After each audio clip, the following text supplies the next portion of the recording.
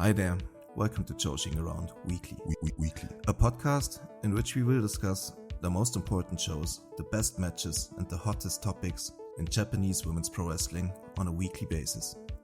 I'm Tim. And I'm Eric. And welcome to the show.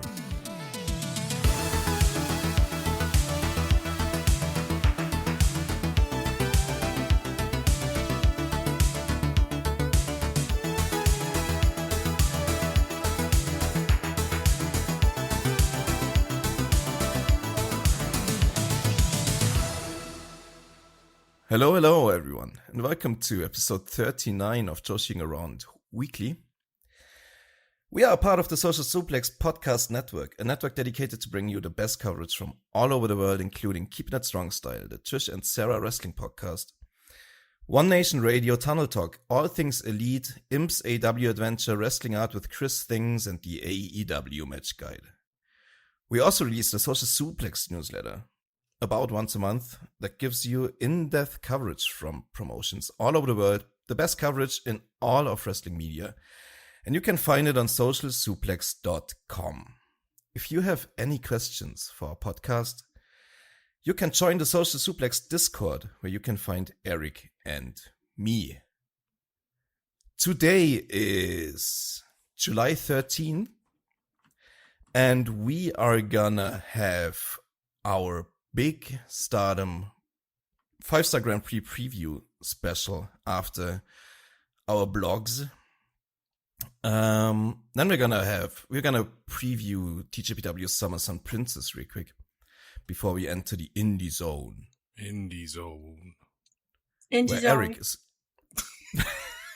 Where Eric is gonna take us through Sendai Girls, Marvelous, Oz Academy, Wave, Actress Girls, Rose Girls, JTO, Ice Ribbon, and Pure J. After that, we're gonna have some previews for the next week and our match of the week discussion. And as you have already just heard, we have a special guest today for our we thought to ourselves, for our big Stardom 5-Star Grand Prix preview, it would be cool to have a third voice on here. Maybe someone who is a very new watcher of Joshi, of Stardom specifically, and Joshi in general. And maybe get their impressions and their first, predictions maybe, how everything's gonna go. She is on her third visit to the podcast, which is great.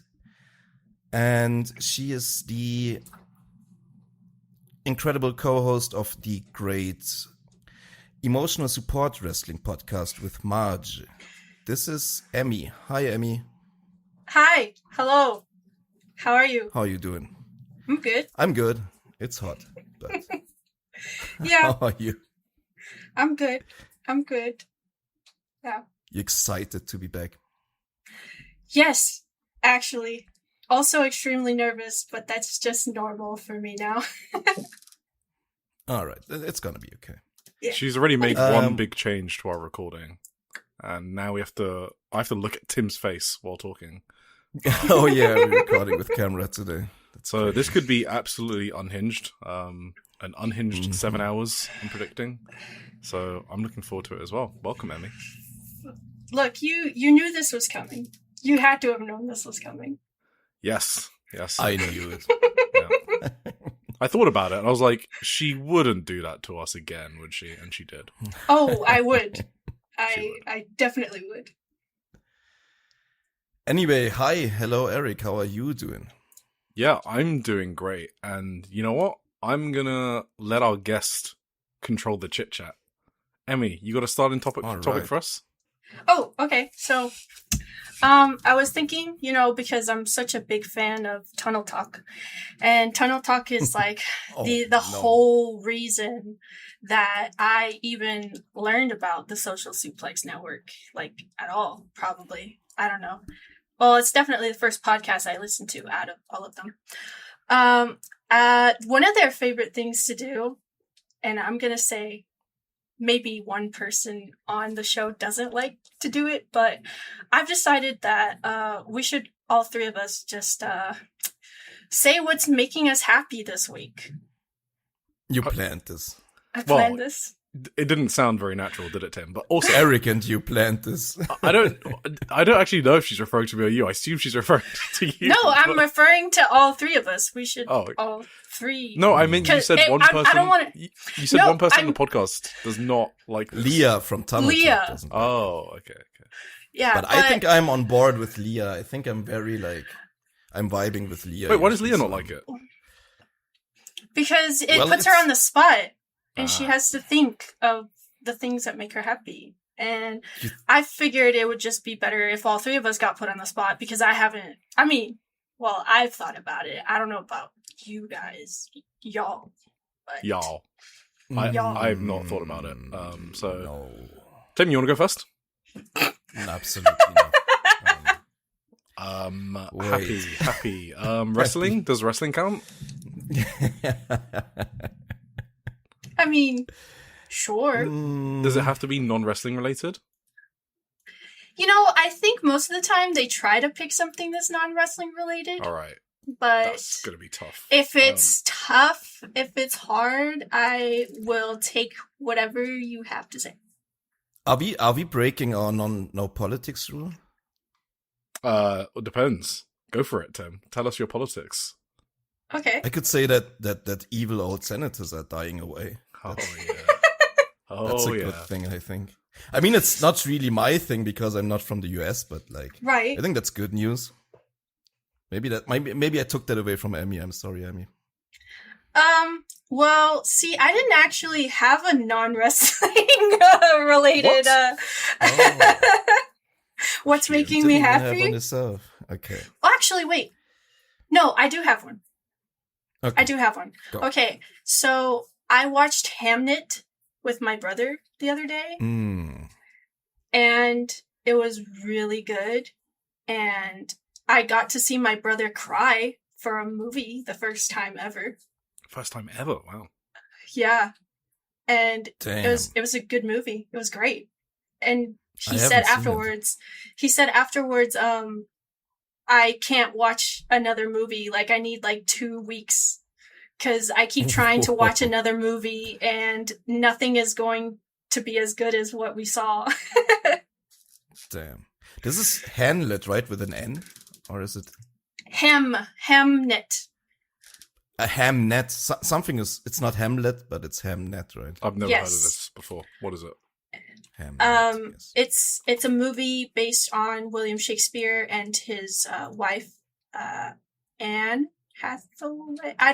They call her something different. It sounds like Agnes in the movie. But they had a son who passed away, and he made a really big impact on their lives. And it was just a very well told story. And Did you say Anne Hathaway? Yes. Like the actress? Yes. As in she played it, or Shakespeare's wife was also called Anne Hathaway? Yes, Shakespeare's wife was also called Anne Hathaway. What a small world. Yeah. So why is it not called Hamlet? Because Hamnet was actually the name of their son, but Hamlet, the titular character of the play Hamlet that William Shakespeare wrote, is based off of their son. That makes a lot of sense now. Yeah. Okay. Yeah, and I definitely recommend that movie. It was very good. You know the first movie I cried to? I told you, Emmy, right? No. What? Wait. Love Actually. You have? Oh, yeah. Yeah, we talked about it on the pod before. Oh, That's did we? right. Okay. I think so. What's the first movie you told cried me to? at some other point. Tim. I don't remember.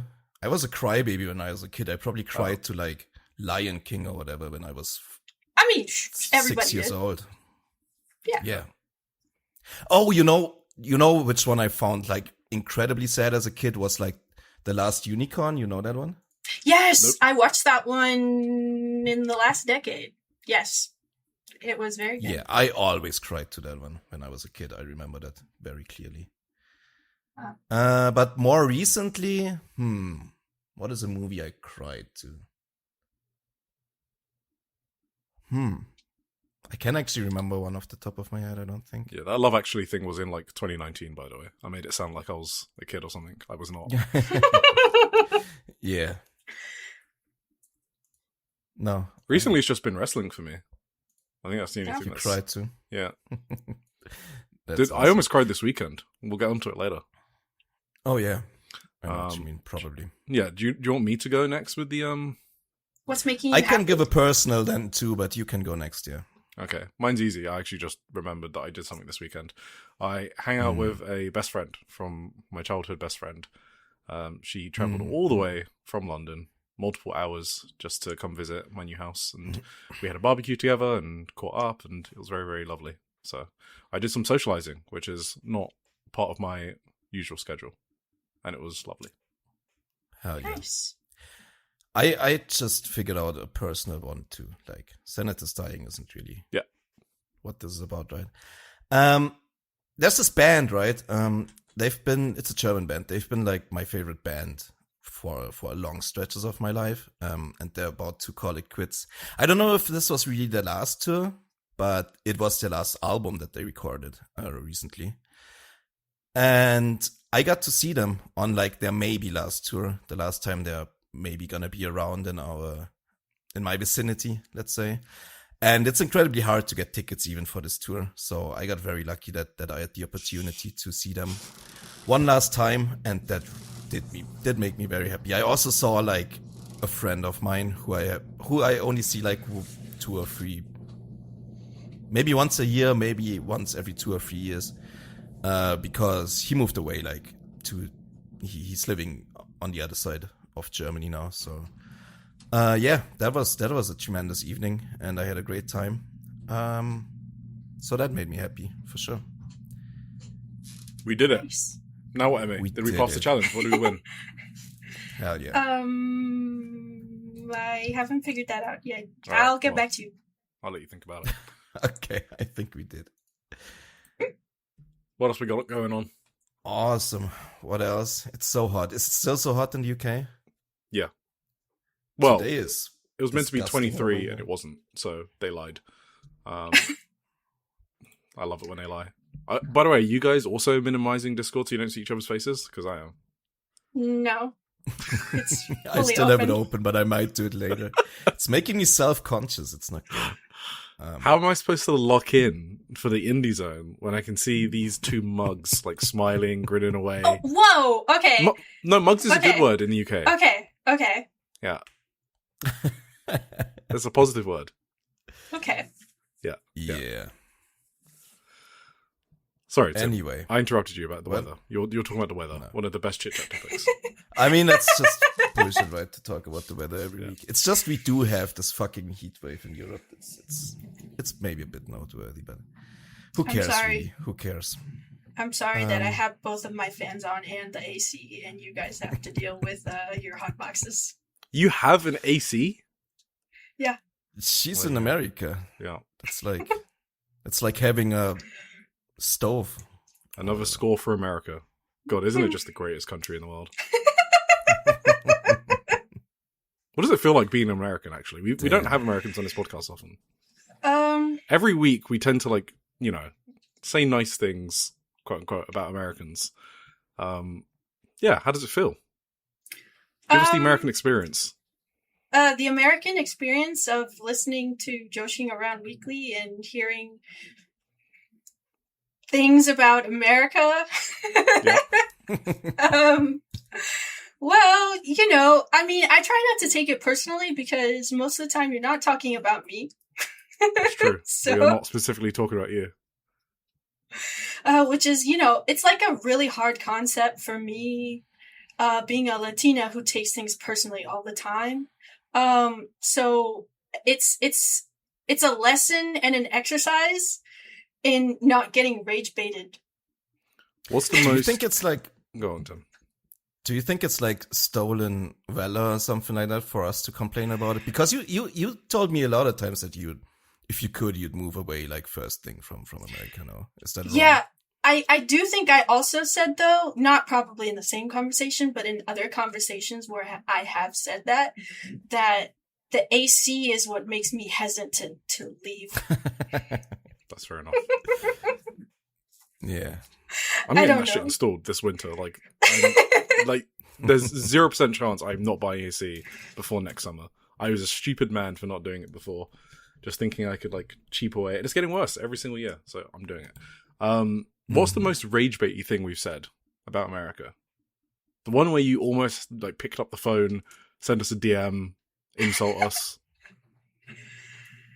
I don't actually think I have any.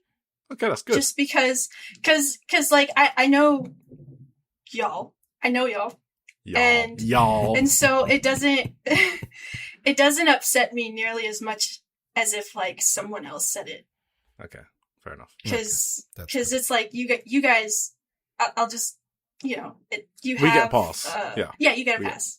Yeah, we get a pass. Yeah. So, what I want to know, Emmy. Oh God. Miliana, is how has it been watching Joshi? And, well, first of all, you can give some background on when you started listening to us. Because to me, it always blows my mind. People listen to us and don't watch Joshi. That must sound like we're fucking mental lunatics talking for 4.5 hours about Joshi every week. It's like, that much happens every single week. And you can't really like put a picture to it or anything like that. So yeah, talk us through starting to listening to it, and then when you started watching it, and then your thoughts about that. Yes, Tim. To be fair, we keep it to a clean 2 hours most of the time. Sorry. Yeah. Correction, 2 hours. Yeah. It's an exception when we go over that, right? Right. So for me, I didn't start like fully like trying to get into it until after All-Star Grand Queendom this year. So I watched All-Star Grand Queendom, and then I started watching Stardom weekly and but before that I was kind of like coming in and watching like maybe like a match or two somewhere.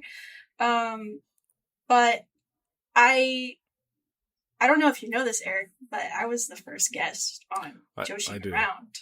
I still haven't listened to the episode because I'm saving it because that's during the that's Tam Natsupoi, right? Yes. And I haven't seen that match yet because I'm saving it for when wrestling gets boring.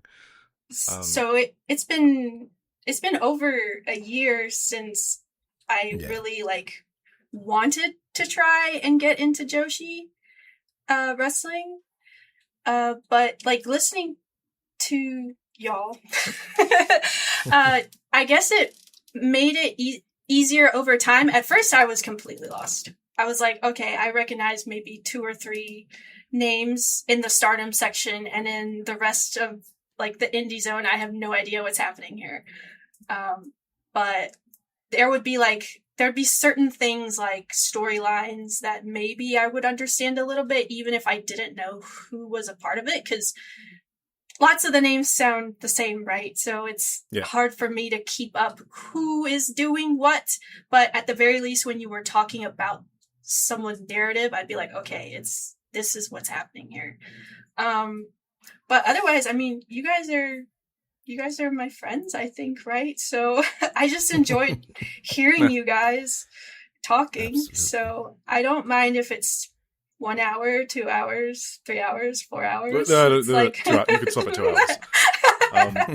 Is there like something that hooked you? Like you heard it and you're like, okay, I want to start watching now. Or did you just jump in and then you start to get your favorites? Or like how has it been getting into it, I guess? Starting to watch. So for me, I was really intrigued with like the whole Saya Tam thing that happened last year, you know, the whole retirement, and I kind of was interested in what was happening after All-Star Grand Queendom in 2025. So when Sayaka started coming up as like the possible person to beat Saya this year, I was very intrigued because I felt like her character was very, very Emmy-coded type of wrestler. Do you want to tell us Which your I favorite feel- wrestler, by the way, so people understand what that is? I was gonna Okay. ask it next, but Well, in case nobody knows this, my favorite wrestler is Hangman Page. Behind me in this frame that nobody can see is a picture of me with Hangman. On the other side of my head is a fan art of Bryan Danielson and Hangman Page. And right next to me are two little Hangman Page stuffed plushies and an action figure. All right. So, yeah, I think it's safe to say that he's my favorite wrestler of all time, who just made his return recently. do you think you're gonna be interested in Stardom and Joshi much longer now that Now that he's AW back, is interesting again? I don't know. I think I am going to still keep enjoying Stardom, especially because I like seeing all the women, and I have a lot of special little guys in Stardom now, and I just I don't think I can pull myself away that quickly, and it doesn't. I mean, you guys heard the promo on Saturday. I don't think he's gonna be fully back for a while now. It doesn't seem like it to me, at least, and I got very depressed when I heard what he had to say, so I need something that will keep, like, my hopes and dreams alive at least for, like, other wrestlers that I care about. So definitely I still think that Stardom is, like, this shining light for me, personally. So, And yeah.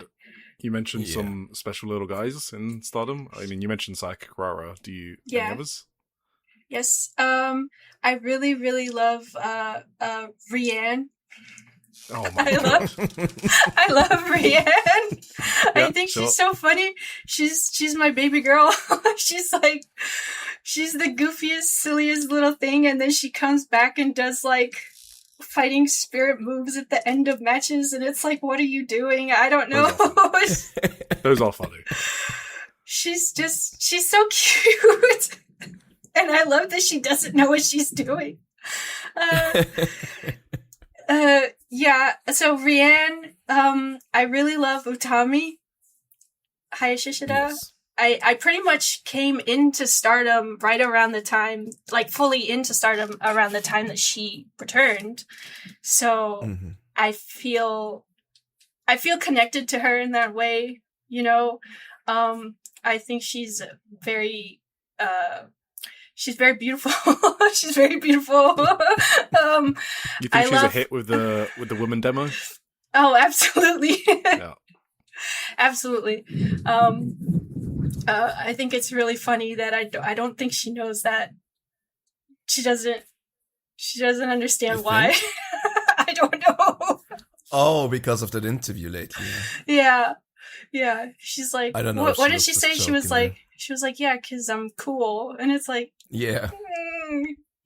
Sure. I mean, she's cool too. She is. That is part of it. It's like a Swerve Strickland type of aura about her. Yeah. But, like, more reserved, obviously. Yeah, no, she's, I don't know. I love her. I love her too. Who else? I like pretty much everyone in Stardom right now. Like, I have different reasons for liking everyone. Like, there's You don't very have an few. anti-SLG? No, not really. Like, there's probably people, like, that I don't really want to see as much, or, like, it's like, okay, they're in a match. But otherwise, everybody, I'm pretty... Oh, you have like, to give I a already... name. Huh? You have to give at least one name. Ruaka. Wow. And Wait, what? Waka. Oh, Raka. Yeah, okay. Oh, okay, yeah. And Waka. And what? They're just like... Okay. They're like, it's okay. Like, okay, I have to see them. It's fine. Excellent. Yeah. You made some But- great gifts too when Utami came back, right? Oh, yeah. Emmy Yeah. is a notorious gift maker on the internet. You've probably seen her gifts without knowing it, but You noticed how he didn't want to say Tumblr? He didn't want to say it. Yeah, why didn't you say Tumblr? He said on the internet. It's an important demographic. Yeah. I mean, yeah, absolutely. It is. That's where all the women-loving women are. Yep. And yeah. Hell yeah. It's an important demo that Stardom really wants to get into, right? I mean, they do, yeah. Well, I don't know how many Japanese women are on Tumblr, but sure. Yeah, and you're probably helping a lot now. I hope so. I hope. Yeah. Doing some numbers on there. I have a favorite faction. Who's your favorite faction? God's Eye. That is crazy. Yeah. I mean, someone has to have. Yes. a favorite section. Someone, I guess, statistically, there has to be at least one God's Eye fan. I love God's Eye. Nah, we've been. They're wonderful. That's fair. I think that's fair. I mean, there's a lot of great wrestlers in God's Eye. Yeah, of course. They're my beautiful elven queens. That's the tag title champs. Artists of Stardom. Yeah. Champs. Yeah. Siri still I mean, has a belt. they're pretty sick, to be honest. I was the other day. I was like going through Rina? my match spreadsheet. Every one of them has belts somehow. They all have belts. I was just thinking, Dream Trine have been doing way better than I give them credit for. Because, like, damn, they've actually had a lot of Yes. So, Yeah, they. Yes, they have actually. Yeah. Mm-hmm. Yeah, it would be a lot crazier if you said like Stars as your favorite faction. Yeah. That would be. That would be illegal. First of all, you need to relax. You need to relax with this star slander because, okay, they're very nice people, okay? As far as I'm aware, I give them that. As far as I'm aware, they're very nice people. No. I mean, yeah, whatever. I mean, I did hear some things because apparently the slander doesn't end, but I mean, I do like Saya Ida. I do like Hanan. It's not like I don't. But Matoi. Mm-hmm. Matoi is awesome for sure. Yeah, you like them all as Utami. Yeah, individuals. Shut the fuck up. What even happened? Anyway, whatever. Well, I'm not big into Momokogo, I gotta be honest, but she's seemed to be. See, I don't even know who Momokogo is because I haven't seen her. I don't know if you've seen her. I don't know if she's injured or if she's just on a hiatus. She's injured. She is? Yeah. Okay, that's too bad. Let's hope the best for Momokogo. I like Momokogo as a person. There, see, you like them all as individuals. What's the big deal? What's the holdup? What is it? I mean, I think it's just a dorky unit. It's just like the fucking vanilla ass babyface unit. Like, that's just they're boring, like the teacher's pets.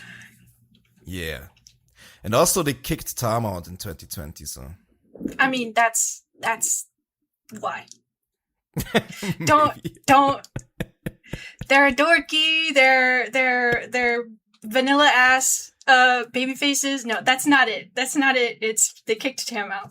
You could have just led with that. You could have led with that part. Maybe I could have done that. Yeah.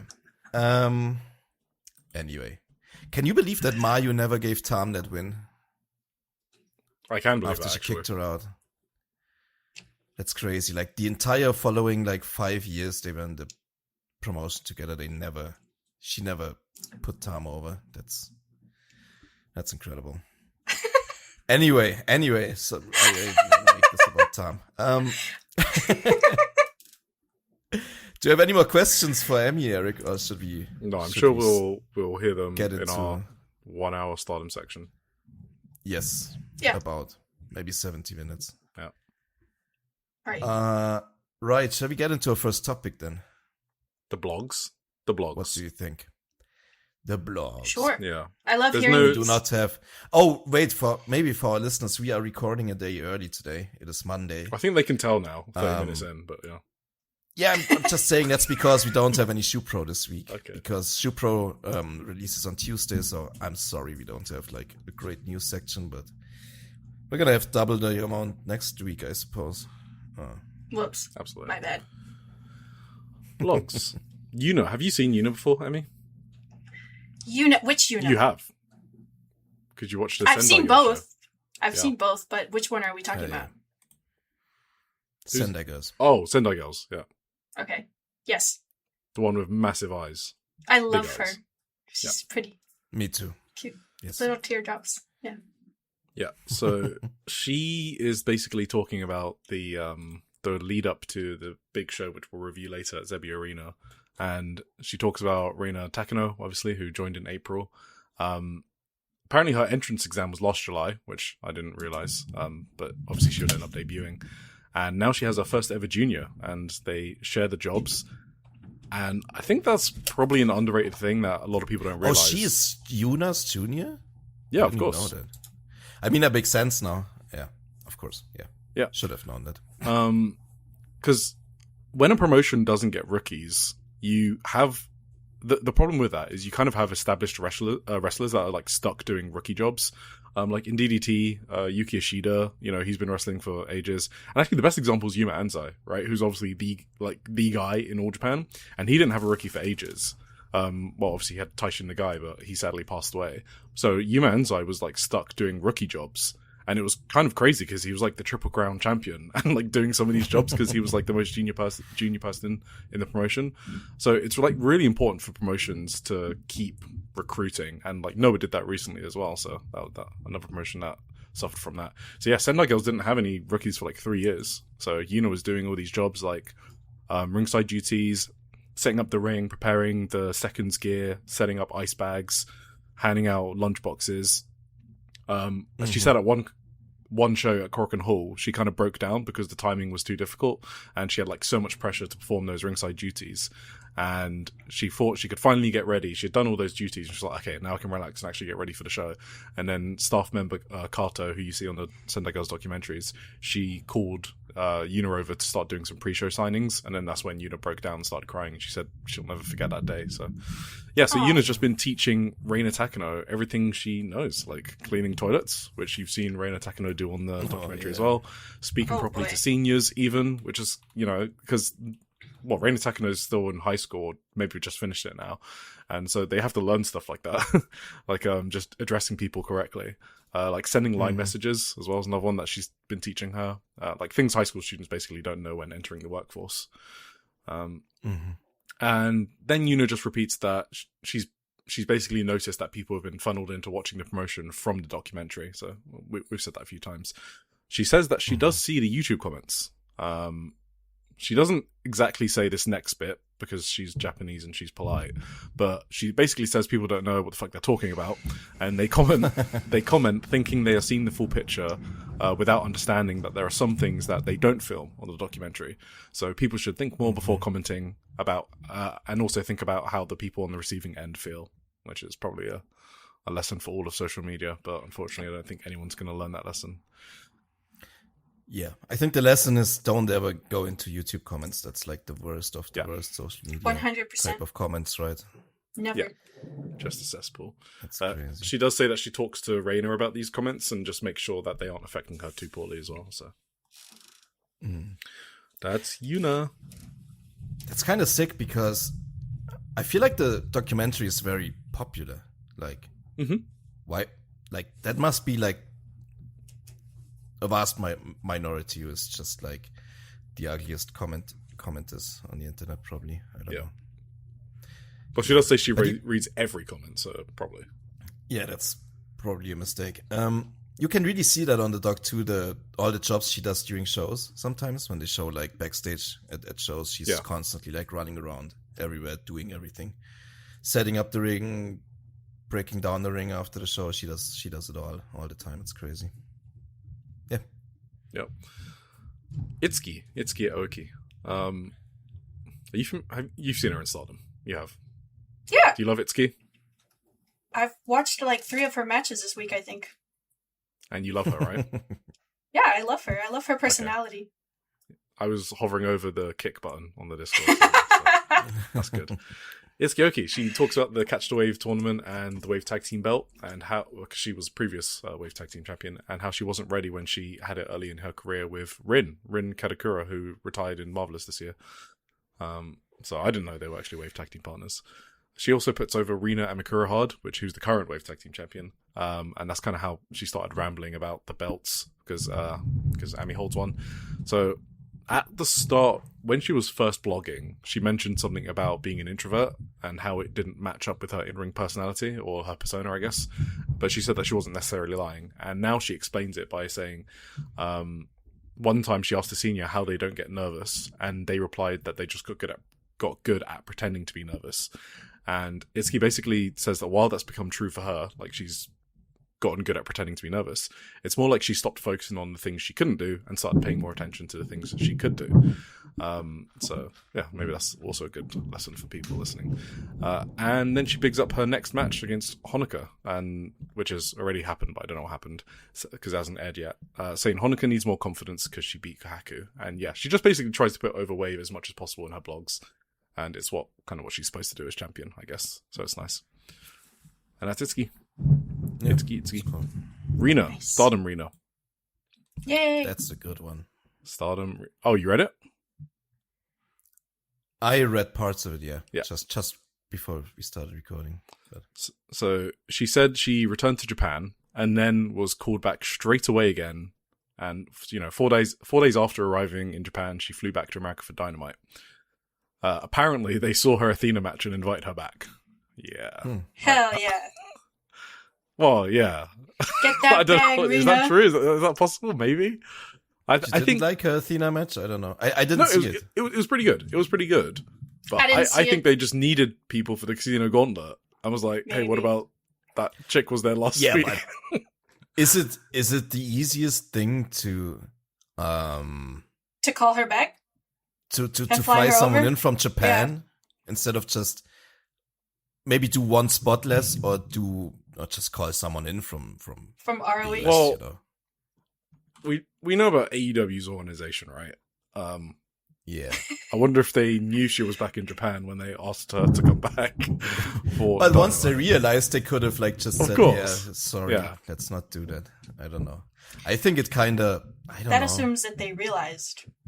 Yeah. Maybe they didn't know. I mean, someone's got to pay for a flight and stuff, right? And do they pay for flights? AEW? I assume they do. I don't actually know. Yeah, sure. Okay. There's no chance Rina paid for those. No, Stardom though. No, I don't think so either.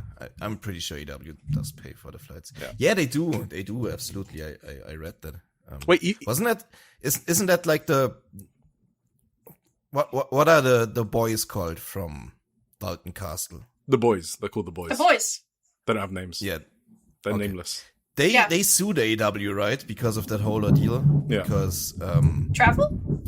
There's some certain travel process where you have to I don't know. They send you the tickets anyway. This is the thing I know about it. And then they had some bad experience with the tickets being sent. Okay. They sent them to the wrong airport, I think, and they couldn't make it in time. And then they were angry at them. And I don't know. It's weird. But the point I'm trying to make is that they do send tickets to the talent, to the wrestlers, so they pay for them. The one thing we know is not great is they could have just planned before she left back to Japan, right? Yes. But yes. Yeah. The question is probably is accommodations and hotels for 1 week cheaper than a flight there and back? I mean, I don't know. That's just annoying. That's 28 hours of extra travel or whatever. I mean, it sucks for Rina probably, but yeah, she's young. She can do that. Yeah, but they're also rich. Just said no. Yeah, they could also afford to just put her up for a week, right? They're kind of. They're not. I mean, it doesn't really matter. Company. Anyway, no. She said that she was surprised that her match got called back. I don't think it is. She looked good in that one. Because she had so much more to give. And I think that's Rina's translation of saying, we barely got any time. It was fine. Have you seen my match against Starlight Kid or Sayaka Kurara? Bitches? I think that's what she meant. She said she got flight connections for the first time ever on her tour, which, on her tour, she would actually just follow people on the same shows. So this was the first time she actually got a flight connection. She's doing English now on Duolingo. Okay, good luck. She said she couldn't find her hotel, which was meant to be directly connected to the airport. But after a while, she finally plucked up the courage to ask someone, and they helped her. But yeah, there's just basically a lot of scenarios she said that she wished she knew English. So that's why she's starting to learn that. She's already smarter than CM Punk, so... She what? What, CM Punk? She's already smarter than CM Punk because she asked for help. So. Oh, to get away from the airport to the hotel? Yeah, that's true. Yeah. That is still a fucking crazy story. He got stuck in Heathrow. Like, is the tube really that confusing? Maybe it is. No, it isn't. I don't think it is. It's even less confusing to just take a cab or an Uber or whatever. Yeah, they exist in the UK as well. The easiest thing. Fucking grown-ass man. What is he, like? He was 50 at that time or something. Yeah, and he could have, for sure, like, just get the money back from the company after. It's like... Expenses. Whatever. Hello? Yeah, hello. Anyway. Yeah, she puts over Mina Shirakawa for settling in America because Rina kind of struggled in her 1 month, which we've gone over on the pod. And she spoke to Mina, obviously, a lot while she was there. Rina says, the women's spots on any given show are only something like 2 matches. Yeah, tell us about it. We know. It's high. Yeah, that's exactly. Yeah, that's kind of. I mean, on Collision, I guess, but on Dynamite, it's never 2 matches, right? It's a 1. Yeah. So apparently, her and Mina basically had a chat about it, and Rina said, "You must have incredible mental strength to keep up with it," and Mina must have incredible endurance. Yes, she must have. Yeah. She said as soon as she landed back in Tokyo after Dynamite, she basically went straight to Korakuen Hall to second for Sayaka Mitani at the JTO show, which we'll talk about later. And then she went back to the family home, ate her mum's food, saw the cat, and now she's ready to win the 5-star Grand Prix. Wait, you left out the most important part. What part did I miss out? She said stepping into rings in various parts of the world and having all those experiences also made me understand how high the level of Stardom's wrestling is. And I came to feel that pro wrestling just hasn't fully reached Japan yet. That doesn't make sense. And that Stardom has so much more room to grow. Wait, that's a contradiction, no? I don't know, is it? She's saying... First she says... She wants to grow Stardom globally, is basically what she's saying, right? That's the gist of it. Yeah, but first it sounds like she says Stardom's wrestling is at a higher level than anywhere she's wrestled now. Yeah. Then she says Stardom has much more room to grow. I don't know. Oh yeah, but that's I only read the first sentence, so take over, like they can take over the world. Yeah, is what she's saying. Oh yeah, she wants to spread it globally because she thinks it's that good that it can make an impact globally. Yeah. Okay, yeah, that makes sense. And she's still a part think, of hate, so yeah, one of the best ways she can do that is tap Tony up for one of those dual contracts, right? Yeah, because then she can appear in America more often. She can make those 15-hour flights weekly. I know, just like Mr. Neck Hurty. Yeah. Mr. Neck Hurty. All right. But like, go. I saw her in the Gauntlet this week. I didn't see her full performance. I only saw her like, she had to take a couple of bumps for Thunder Rose. So I immediately felt bad for her, but yeah. I guess she looked alright in there. I don't know if her like what makes her great in Stardom, if that really translates well to American TV yet. What I saw, she got over in her match with Athena. She definitely did. Okay, so yeah, that's good. Yeah, maybe I'm just coping. Whatever. Nah, that was alright. Okay, she's gonna win the 5-star. What are your opinions? We got a huge preview coming up. I was gonna transition into this. Oh, are we doing the previews before the show reviews? Oh, right. We could do the show reviews first. You're right, I guess. Okay, yeah, I guess. Do you want to take us through those, Timothy? Shall I? Yeah, we had July 8th.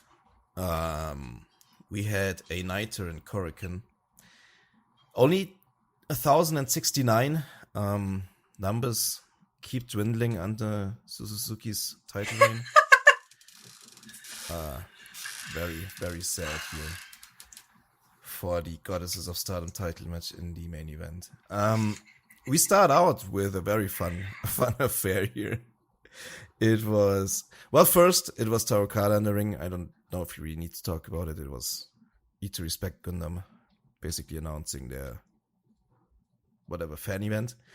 After that, we had a special singles match. Waka Tsukiyama versus Xena in Xena's last match in the promotion for now. Yeah, I thought that was a ton of fun. This was amazing. It was amazing, Yes. actually. I thought so too. It was almost like a retirement match. They understand that going to the Fed is essentially retiring from pro wrestling. So they did all the cool retirement spots with the whole locker room in the ring first, the corner, the running the train in the corner. Then they got all chopped by Xena. It was very fun. There were a lot of like big hugs. Akira gave her a big hug. I don't know what their connection was, but that was cool. Itsuki Aoki just kissed her. That was also cool. Itsuki liked her a lot. I remember that. Yeah, it was beautiful. Itsuki called her mommy at one point, I think. She did. When she teamed for like two matches with her. That was very good. The backstage comments. Yeah, that was very good. And yeah, after they all ran the train on her, they all got they got their asses whooped by her. No, their chests caved in, I guess, with chops, which was also very good. The funniest were definitely like Saori was hella cool. She just walked up to her with her pulling her shirt up. It was so good. Obviously, the big spot of the match was one Taro Okada, president of the company, that was awesome. Entering the ring. That was so funny. He ate 3 chops. It was so funny how Xena first made him flinch. Like she first like pretended, and then Okada was a little wussy and flinched. That was very good. Yeah. What are your thoughts, Emmy? You want to say anything more? I love how happy they were. Like, it was bittersweet, but I don't know. I think it's just really nice to see wrestlers like enjoy each other, which you don't see a lot in American wrestling, and it feels really nice. And I wish that I could see more stuff like that more often. It often feels like it's a struggle to figure out like who's gonna topple who, and then things don't turn out well, and this and that, and you don't really have like these like smaller moments of like joy. So I really, really enjoyed Xena's bye-bye match. And do you want to talk about what happened at the end of the match? You can go through it. It was pretty good, actually. I actually don't remember any of the moves. I just remember who won. She put over Waka. She went out on her Xena back. went out on her back, yeah. Hell yeah. Which is as you should. Yeah. Exactly. That was great. That's fucking crazy, by the way. Didn't she go to a time limit draw with Micah? Yes. Yes. That's very funny, actually. That's right. What are your thoughts, Eric? 2 of your favorite wrestlers? I thought Emmy covered it perfectly. I can't add anything to those lovely words. Goodbye, Xena. Wish you the best in your new career in Mexico. Hell yeah. Waka was crying after the match. They got a big bouquet of flowers. It was very nice. Also, the chop that Ida took from Xena was disgusting. I had to mention that. Hanako was so sad. Oh yeah, I mean they were together in a unit, right? They were probably good friends too. Yeah. What do you mean were together? Like Xena's gun now. Yeah. EXV will never die. No. In our hearts. I mean, Rihanna's still wearing EXV gear, so yes. I know. You know what I think happened with that? I think she wanted to wear Maki Ito's gear going forward, but it didn't fit, so she has to wear her old one until she gets a new one fitted. Yeah, absolutely. Okay, yeah. I just think she doesn't have enough money to get proper gear. Well, is this why she's saying in every promo that her goal is to become popular and get rich? Yeah, I think Probably, so. yeah. Yeah, I think that's definitely the reason. I mean, I think she didn't like it because it didn't fit, you know? Yeah. But I think she would like to get rid of that old EXV gear. I don't know her. Maybe she loves it so much. Maybe. I don't know. No, it's too weird for her to wear something new just for one show. I think she thought it'd be fine and it wasn't, or something. Yeah, probably. It probably annoyed her because, like, isn't it like this, like, off the shoulder? It was an off the shoulder type thing, right? I feel like that's not something she's used to because she doesn't wear anything. I don't think on her arms. Maybe. And it's like a skirt. It's like a skirt. She's not used to a skirt. Yeah, maybe she's not used to it, but she doesn't need to have the exact same thing. She just needs to fit the colors, right? Kikyo doesn't wear the exact same thing as Maki. Kikyo has her own style, but it's like red and black. It needs to be like, it needs to fit better. How much does ring gear cost in Japan? I have no idea. What's her PayPal? You gotta ask her that. I'm gonna ask her. I'll figure it out. Emmy's gonna sponsor. Emmy. Be her first sponsor of Rian, maybe. Yeah. That's a thing people do. They sponsor wrestlers. It's not too uncommon. Yeah. Give them like a monthly allowance, whatever it's called.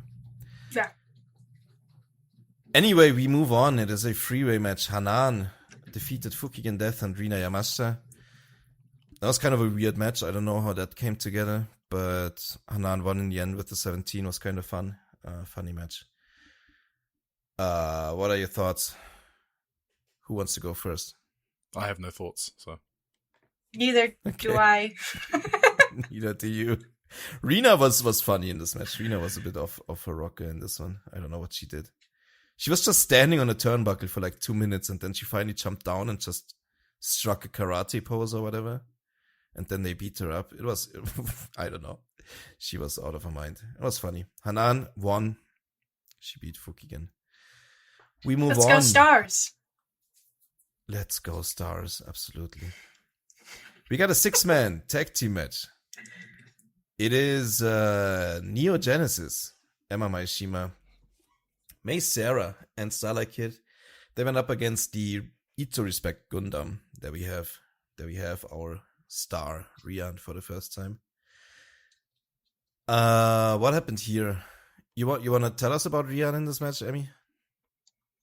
Can I be honest? I don't remember anything that's happened in this match. I didn't take notes. The correct answer. Oh no. Yeah, this was kind of a nothing match. It was true. This Korakuen undercard, except for the Xena match, of course, was kind of not the most notable. I guess. Yeah, I haven't got anything on this one or the next one. Okay, yeah. Same, really. What was the next one? Who even won? Neo Genesis won. Doesn't matter. The next one was... what the hell? It was a 4-way tag team match, right? It was Suzuki and Koguma, FWC, against Fuwa-chan, teaming with Utami Hayashishita for the first time. Oh, yeah. Hate, Konami and Momo Watanabe. And the last team were Matoi Hamabe and Saya Ida. Yeah. You sounded excited. The only thing I remember is when Utami and Fuwa-chan came out. And, oh, yeah, that was funny. And Fuwa-chan was doing Utami's little rose pose next to her. Yeah. And I think at some point during the match, before the match, Fuwa-chan jumped into Utami's arms, right? Yes. And then Utami just dropped her. She seemed a bit surprised. She wasn't used to her affection, I guess. Yeah. This is what Emmy meant when Utami doesn't realize. Maybe that's it, yeah. She doesn't understand that the ladies, they love her. Yeah, it's true. In the end, FWC won. Which is cool, I guess. Did you see Matoi, huh? Utami and Momo? They got a big reaction actually. But oh yeah. I'm pretty sure the Queen's Quest time didn't overlap, right, Tim? Oh, yeah, of course it did. It did? Huh? Yeah, absolutely. Oh, I thought she turned heel before Utami. Wait, what? Momo turned heel in 2022 or something. Utami has been in Queen's Quest for like 3 years at that point. Wait, Eric, I thought you watched the cage match. Didn't you watch him? Well, yeah, but Momo was heel by then, right? Momo was heel by then, yeah. Momo was on the opposite side. That's right. I was specifically asking if they were in Queen's Quest at the same time together. Oh, okay. They were. They were for 3 years, I think. Momo was always the leader. Momo was the leader while Utami was in Queen's Quest, yes. Gotcha, okay. And then when Momo turned, Utami became the leader, yes. Okay, so that's why, okay. And of course, like, Emmy's right. Obviously, they have history even when Momo is a heel, right? Like, the cage match and shit like exactly. that. So that is why the crowd reacted big. Yeah. So that's another big match they can do whenever they want. Oh, yeah. That is another one. I mean, that whole triangle is, like, Saya, Momo, Utami, that's so much history in one thing. It's crazy. Sure. After that, was there anything interesting after the match? Hazuki and Koguma talked to Fuwa-chan a lot. Are they gonna do like a unit or something? I don't know what they said. No. Well, I don't have anything, which means it wasn't anything interesting. All right, then. Not the most... Well, we got a lot to talk about today. We're gonna make this more quick. I hope you guys understand. I mean, the next few matches, I got shit to say. All right, go then. It's a 12-man tag team match between... Well, it's my faction, Cosmic Angels, against Emmy's faction, God's Eye. It's not that's something. A 12-woman tag. It's a big fuck-off tag. It's a big fuck-off tag. That's right. Get it right. Thank you, please. This big fuck-off tag... I'm sorry. Kind of fucking went hard, you know? It did. This is by far my favorite big fuck-off tag. Like, ever. Ever? Well, I mean, how long have they been doing this? These big fuck-off tags, you know? In the era of big fuck-off tags. It feels like a year. Feels like a while, yeah. Yeah, like a year or so. Yeah, this is my favorite one. I mean, I couldn't name you a better one, exactly. But I've liked a lot of them, like, equally. I feel like this is on the same, like, there's, like, probably, like, a dozen of them that I like equally. This one's my one. Okay, you go then. Remember what I said last week? If they keep having Ami Sourei wrestle Ane, then Ami is going to become one of my favorite wrestlers. And they keep doing it, and they're really good together. Yeah. I don't want to be mean. I mean, it sounds really mean to Ami to say that Ane makes Ami look so good. I mean, Ami's probably just good. But I do enjoy her wrestling Ane. And then they had Ai Sakura and Hina again. We spoke about their combination on last week's episode, so that was there. And then there was a fucking Kyoka high kick, you know?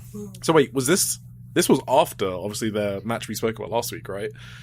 So they ran back some of their interactions. I think the commentator was like, Sugoi high kiku!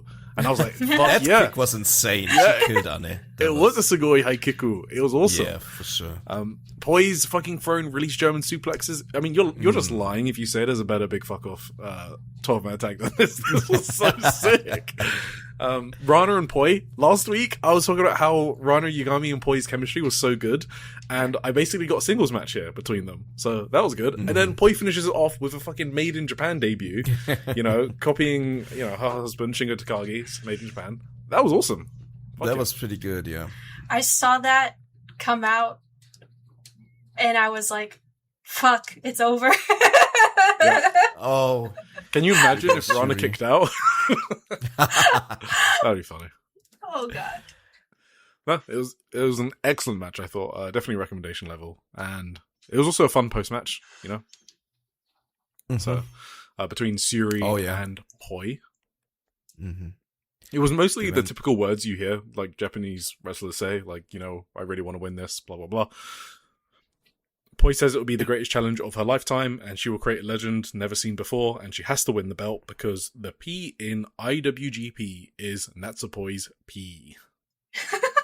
And she did her Poi. I think she said it differently. No, I think she said... No, she actually said that. The P stands for Poi, right? Yeah, but she didn't say that. No. She said Natsupoi. She said Natsupoi's P. I'm not joking. You can go back and listen. She did not say Poi.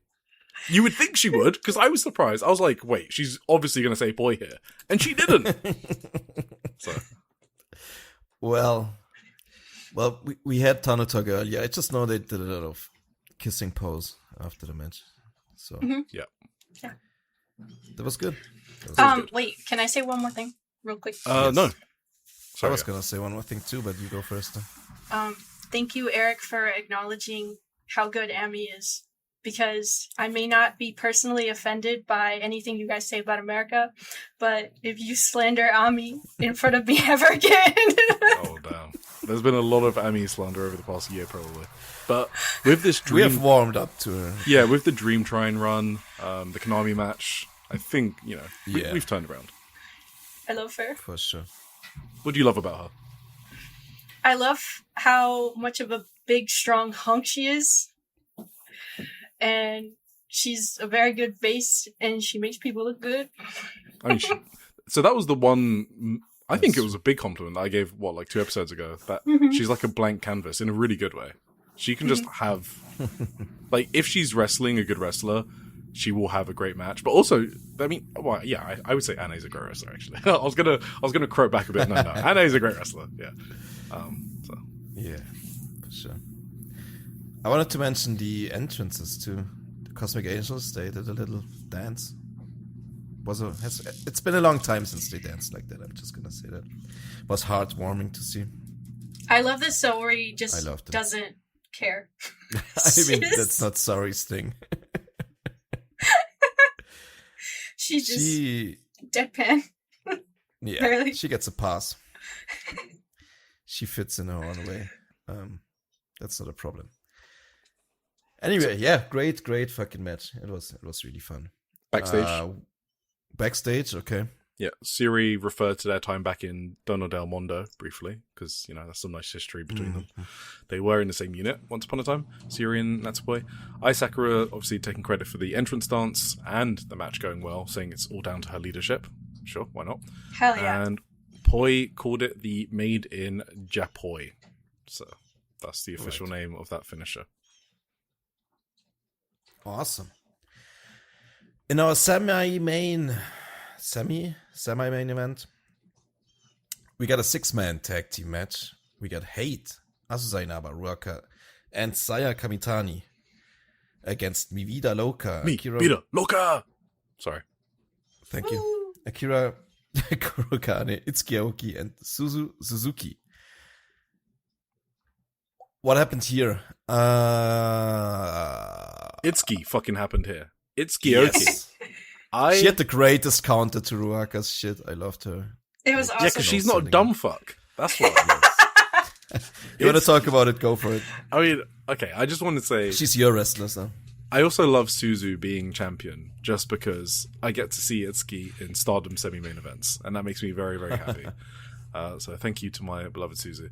And I don't know if you noticed, before the match... Well, as the match was starting, Itsuki was really excited to face Ruaka, and I've mentioned it before because Itsuki in her blog, right. she kind of revealed how she loves Ruaka, and they tweet at each other, and then Ruaka kind of swapped with Azusa, and then Itsuki looked so sad. She was so disappointed she didn't get to face Ruaka until later. She's really over Itsuki. She's getting loads of cheers, and people boo other wrestlers breaking up her spots, so her spots have become very popular as well. She just feels like part of the roster. Go on. You heard the reaction when she got announced for the 5-star? I was gonna mention that later because okay, sorry. Yeah, no, that's okay, she does mention it herself already. Yes, exactly. She mentions it later in her press conference. But yeah, of course, the big thing, the huge spot in this match, the crazy spot. Ruaka tried to trick Itsuki Aoki with the look away punch. So good. And Itsuki was like, "No, don't do that. What are you doing? Stop it." She didn't fall for it, and then Ruaka tried it again later, and then guess what? Itsuki just caught the fucking punch. Because she's a strong-ass smart woman, and that's why she Hell did. Yeah. Hell yeah. And in this match, we also got a Saya Kamitani, Akira Kurigane singles match. That was fun. Yeah. Oh, yeah. That was incredible. It kind of made me realize, this match, in a weird way, got me excited for the 5-star Grand Prix, in the sense that any 2 wrestlers in Stardom can have a banging singles match. Out of nowhere. And it's combinations of wrestlers you don't see very often as well. So, I don't know. Wait, let me scroll down real quick. Let me do a random one. So, there could be let's see. Hanan versus Koguma. right? Just the most random one. It's probably going to be a good match, right? For sure. So, Micah versus Tomoka Inaba? Like, these are just random matches. Oh my God. You'll never see. That sounds They awesome. had a fucking bang at some did point. I remember. Okay. That's probably true. It was during a 5-star too. I loved that match. Yes. That's why I love the 5-star. And seeing Akira and Saya wrestle in this match was like, I can't wait for the bunch of singles matches we're about to get. I think this match, you know what we said last week, where we kind of predicted that Saya might be being set up for a red belt shot? Mm-hmm. This match made me think that more, but I don't know if they're going to do that. But yeah, because Saya demanded for Suzu to hand back the red belt during the match. And if you notice the elbow exchange, the forearm exchange, Saya was like, "Give me back the red belt," and then Suzu said no, like as they were hitting each other. And then Saya said, "It looks better on Saya-sama," and then Suzu said, "If you want it, come back and get it." So they were like playfully talking about the red belt. I don't know if they're actually going to pull the trigger on it, but we'll see. We'll see. Good match, awesome match, loved it. For me, Mi Vida Loca. Thank you. Sure. No, it was really fun. Yeah. You have anything more on this one, Emmy? Don't want to skip you. I don't think so. All right.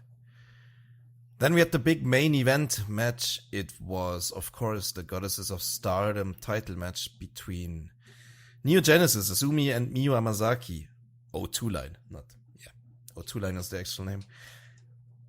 Against High Mate, Hanako, and Maika. EXV. Hell yeah. EXV. If you say so. I'm actually interested in opinions on this match. Mine or Emmy's or both?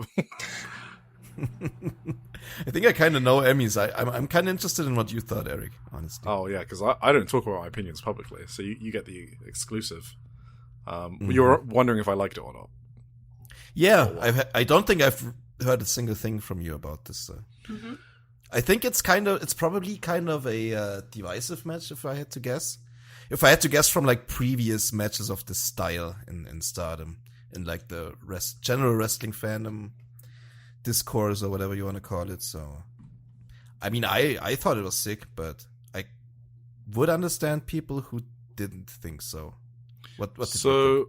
I didn't think it was like sick or like awesome. I did think it was really good. So that's probably exactly what you thought that I would think. Yes, I think that it's So we spoke about it last week, right? Whether we would get Miyu Hanako singles match in this match or like Azumi and Maika. Azumi and Maika kind of played a key role in this match, and we got way more of them than I expected. And that actually probably got me into it a lot more than I was expecting to be into it. There were some crazy spots that Azumi was kind of insane in this match. Yeah, that's the main thing for sure. Yeah, like she did. I think there was like a buzzsaw kick combo into Miyu doing like a head and arm suplex. That was just awesome. The Azumi plancha, right? The crowd went absolutely crazy for that. Yeah, and then obviously she did like the Canadian Destroyer stuff as well. But yeah, Miyu and Hanako were pretty good as well. I think there was a really good build up to that first Tensai DDT, right? And I thought the finish was amazing, to be honest. Yes. Finishes are really important for me. So a finish as good as this, I couldn't say this match was like... I don't know if anyone's saying it's bad. They're probably not, but it has to be a really good match when you finish like this. So, an Avalanche Tensai DDT that actually finished the match. I wasn't expecting it, but when it happened, I was like, fuck yeah, that's awesome. That's kind of exactly what I want to see. So. Yeah. Oh, and a great post-match as well, because my post-matches are included in my match discussions, and I really enjoyed that. Just everyone drinking, good vibes. I enjoyed this main event, but probably not as much as you, I imagine. But still, I liked it a lot. I love this match. All right, take it away, guys. Hell yeah. I love this match. It was like the closest thing I can think of is like watching the Young Bucks have a really good match with another really great team, because it was just like so many near falls that had me on the edge of my seat. Like I was actively like getting up and kicking my feet whenever somebody kicked out, because I was like, what do you mean? What is happening right now? I couldn't tell who it was gonna be. And every time somebody kicked out, I was like, what do you mean that's not the finish? And it was so good. It was so good. Absolutely. Yeah. I love this match. No, I think so too. I thought it was just really cool as fuck wrestling the entire time. This wasn't like your fucking classic storytelling match or whatever. Even though it had like it had parts of that as well. I think like that's always the funny thing when people blame like Azumi for having like these I don't know crazy moves matches or whatever. And when you actually watch what she does a lot of like just working Maika's arms over for like 5 minutes in the opening, and like Maika has to sell her arm for the rest of the match. That's absolutely parts of these matches as well. People are just like to ignore it because Azumi then does like 2 destroyers or whatever, or the plunger to the outside, or I don't know what. That's why I think probably like the typical idiots who can't appreciate Azumi because they have like their preconceived notions about her would maybe say that this was a bad match, but I didn't really read anything. I don't think it had any of those issues. I just assume people are talking about it like that, and it shouldn't really bother me. Like, who cares about idiots? Sorry, making enemies here today, probably. I thought this was like sometimes these crazy high-speed matches where it's just insane, boom, boom, boom, move after move and kick out after kick out in the end. They just rule too. Especially if like it's such a hot Korakuen crowd. It's like people are losing their minds, and it's just going crazy. Everyone's always at exactly the right spot. Everyone has the right timing. Everything works out perfectly. It's just perfect. Great wrestling. I don't know. It's not, it won't make my like top 10 matches of the year, whatever, because I'm like, ultimately I'm more into the great like psychological fucking tearjerker moments, but I love shit like this as well. It was really cool. Yeah, after the match, Xena showed up again. Obviously she is an ex-teammate of Maika and Hanako, so to current teammate to console them. To console them, she brought 5 beers for everyone for O2 line as well, which was a lot of fun. Did you see Emma chugged the fuck out of one of them at the end? Oh yeah, at the end when they walked out, she took Miyu's because Miyu didn't like. She didn't. She took like a sip, I think, and that was it. Yeah, fucking Xena immediately sculled hers, and like. I think Hanako as well. Hanako like drank. Hanako fell down and had to sit at the turnbuckle. She was immediately. I think she was still like fucking done from the match itself. She was she was still selling, but it was I guess that fucking top rope DDT thing sucked a lot to take. So she probably was kind of out of it still, and then she just sculled a beer and fell over. It was funny. It was really good. Yeah. So then they all said goodbyes again to Xena, yes, and left. Huh? And while they left, Emma just drank beer. It was really funny. They mentioned that at one point that Emma is like a big drinker, but I don't remember when that was. Didn't somebody describe to me once that Maika was like somebody's wine mom? Yes, I like to call it her Neo Genesis wine mom, but okay. Maika is a big drinker for sure. That's widely known. But for Emma, she's like the new rookie, right? That's funny that she's like. I think all of Neo Gen, except Miyo Misaki, but Azumi and Meisero, wasn't there like some story where they got shit-faced drunk or something? Yeah, they were like posting about it on Twitter or whatever. Yeah. For sure. Right. Did you have anything more on the post-match or whatever? Nah, you can see what happened. I didn't translate that. Didn't need any translations for sure. Right. Any more thoughts on the show? No. I guess a bit of a skipper on the card, or at least it went by me, but I thought the last 4 matches were all really strong, especially the God's Eye versus Cosmic Angels and the main event as well. So overall, I thought it was a really good Korakuen Hall show. I think you definitely should check out the opener. Even if like forget about reading the name Waka Tsukiyama in a singles match. That's not what it was about. I think the opener is definitely worth a watch. Yeah. Just if you like fun and stuff. Fun and melancholy, I guess.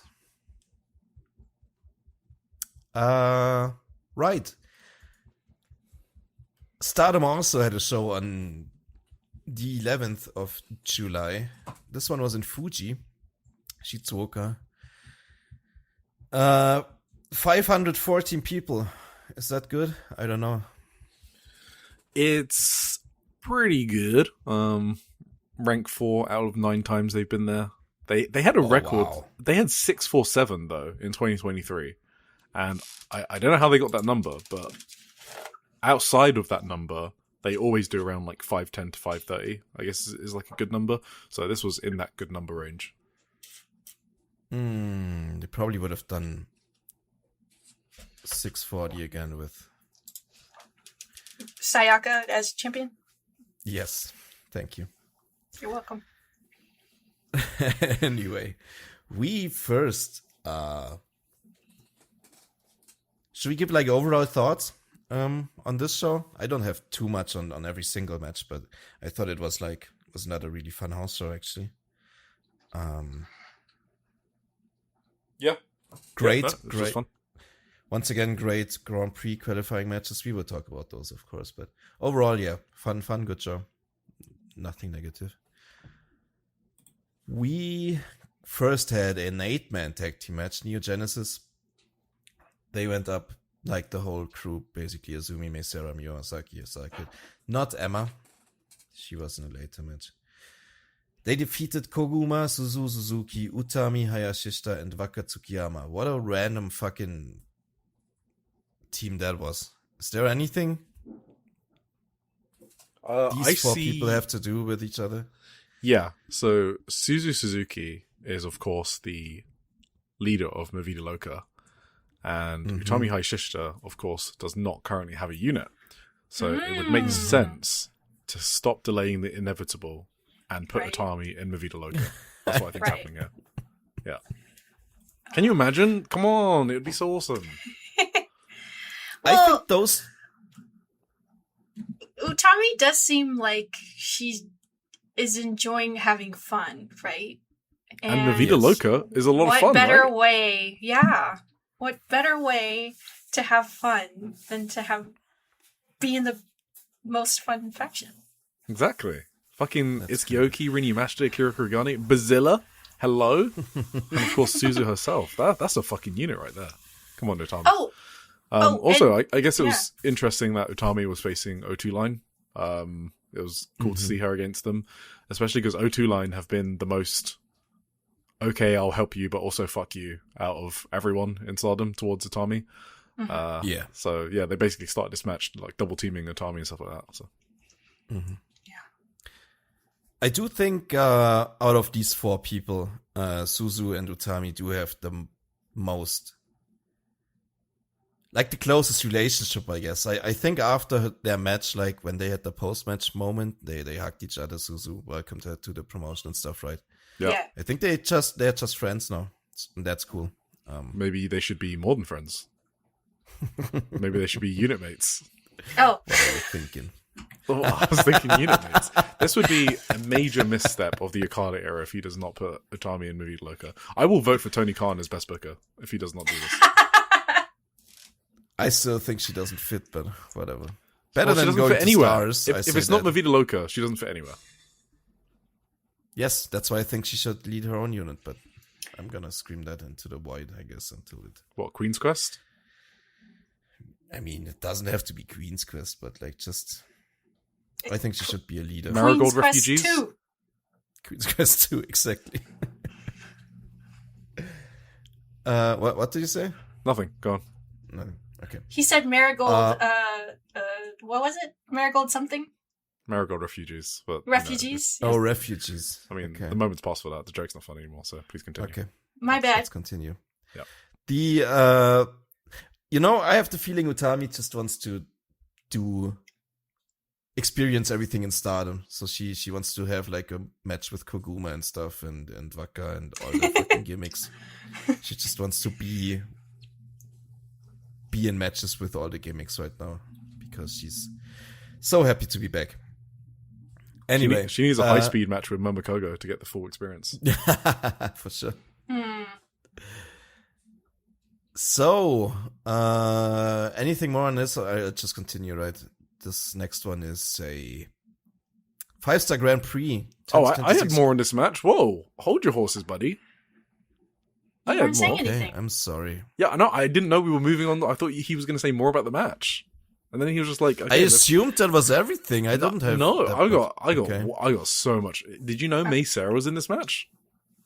Oh, Mei and Suzu were in yeah, this Mei match. and Suzu. I should have mentioned that. Yeah, I just want crazy, Mei and Suzu to wrestle each other until the end of eternity, like forever. Just put them in a ring and they can't leave. Yeah. That's kind of true. I forgot about that. I'm sorry. I'm actually sad that, in a way, because even though we said it, Mei should go after the white belt. I'm still sad about it because I want her to go after the red belt. Like a red belt match at Korakuen with Suzu, between Suzu and Mei, would just hit all the right spots. And Suzu's just kind of teasing everyone with the red belt. She's holding it up with that dumb, beautiful face that she does. I think that's like her new. that's her new yeet. It's so funny. I do love it. It's so funny. It's a good yeet. But yeah, she's teasing everyone. I think she's just being Suzu, but it's really hard to tell what direction they're going to go in with the next defenses, I guess. And then there was a funny Koguma spot. Come on, we don't get those very often. Koguma tells Azumi to like hang on for a second. They're wrestling, and then Koguma's like, "Okay, chotomata." And then Azumi's face is like, "Oh, for fuck's sake," because she knows what's coming next. And it's just, I don't know, little stuff like that. It's fun on the house shows. They pop me. Yeah. And then after the match, I don't know if you saw this, but on the outside of the ring, yes. I don't know. Are you going to say the same thing, Emmy? Are we going to have the same thing? There were two funny things that happened outside the ring. Okay, let's see if we have this one.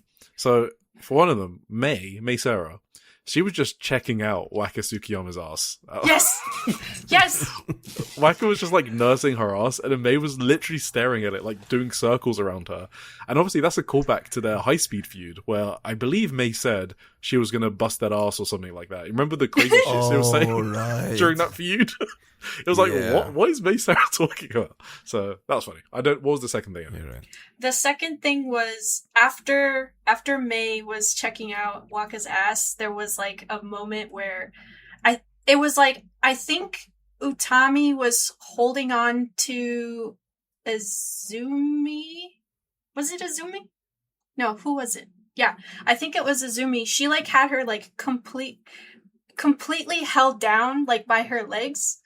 And the match was over. I don't know why she still had her like that. I don't know. It was funny. They do not fuck with Utami, O2 Azumi and Miyu. They are not happy with her. Yeah. Wasn't also like Miyu Amasaki like just sprawled on the outside, like ass over tea kettle or whatever you say. And one of Neo Genesis tried to get the camera to get away from filming Miyu in that position. That was also kind of funny. Wow, there's a lot of maybe that's what I was thinking. Maybe it was Miyu. There was a lot going on. There was also Miyu. When she walked away, they found a Miyu Amasaki fan who was like 3 years old. Oh yeah. And Miyu like took her on her arm and stuff. That was very cute as well. It was very sweet. Did you notice the only person in Neo Genesis who didn't interact with the kid? Starlight Kid? Yeah, Starlight Kid. She just kind of walked off. Azumi, Mei Sarah, and Miyu Amasaki. Yeah, I don't know. Maybe fuck she does them kids. Yeah, fuck them kids. Yeah, it was cool to see Azumi and Koguma doing their old stuff. They used to rest a lot together, so that's always a fun callback when they get in there and do some stuff. All right, sorry. Anyways. This was a random house show match. We spoke so much about it. Sorry. 5-star qualifiers. It's cool now. I was in the wrong. I should have talked about Suzu and Mei at least. That was awesome. 5-star Grand Prix qualifying match. First one was Akira Kurogane against Now I make the mistake. Kyoka Kotatsu. Akira is awesome. I love Akira. She has such an amazing aura. She's over the crowd loves her. It's just like, hell yeah, she fucking rules. She has such a cool demeanor. I don't know how to explain it. She's great. Yeah, this was good. I liked it a lot. Like, if you imagine these two having a match, it was just exactly what that was. It was Kyoka Kotatsu with the big kicks and the big ankle locks, whatever, all that stuff, and then Akira selling, great for scrambling for the ropes. Akira kicked out of a great Northern Lights suplex at one point, which I was actually surprised by, but I did expect Akira to win, so I was also very relieved. And then she did an amazing running knee to finish off with. Was that new? Did she win with that before? I don't know. I also noted it down, and I'm not good at remembering if people have done things before.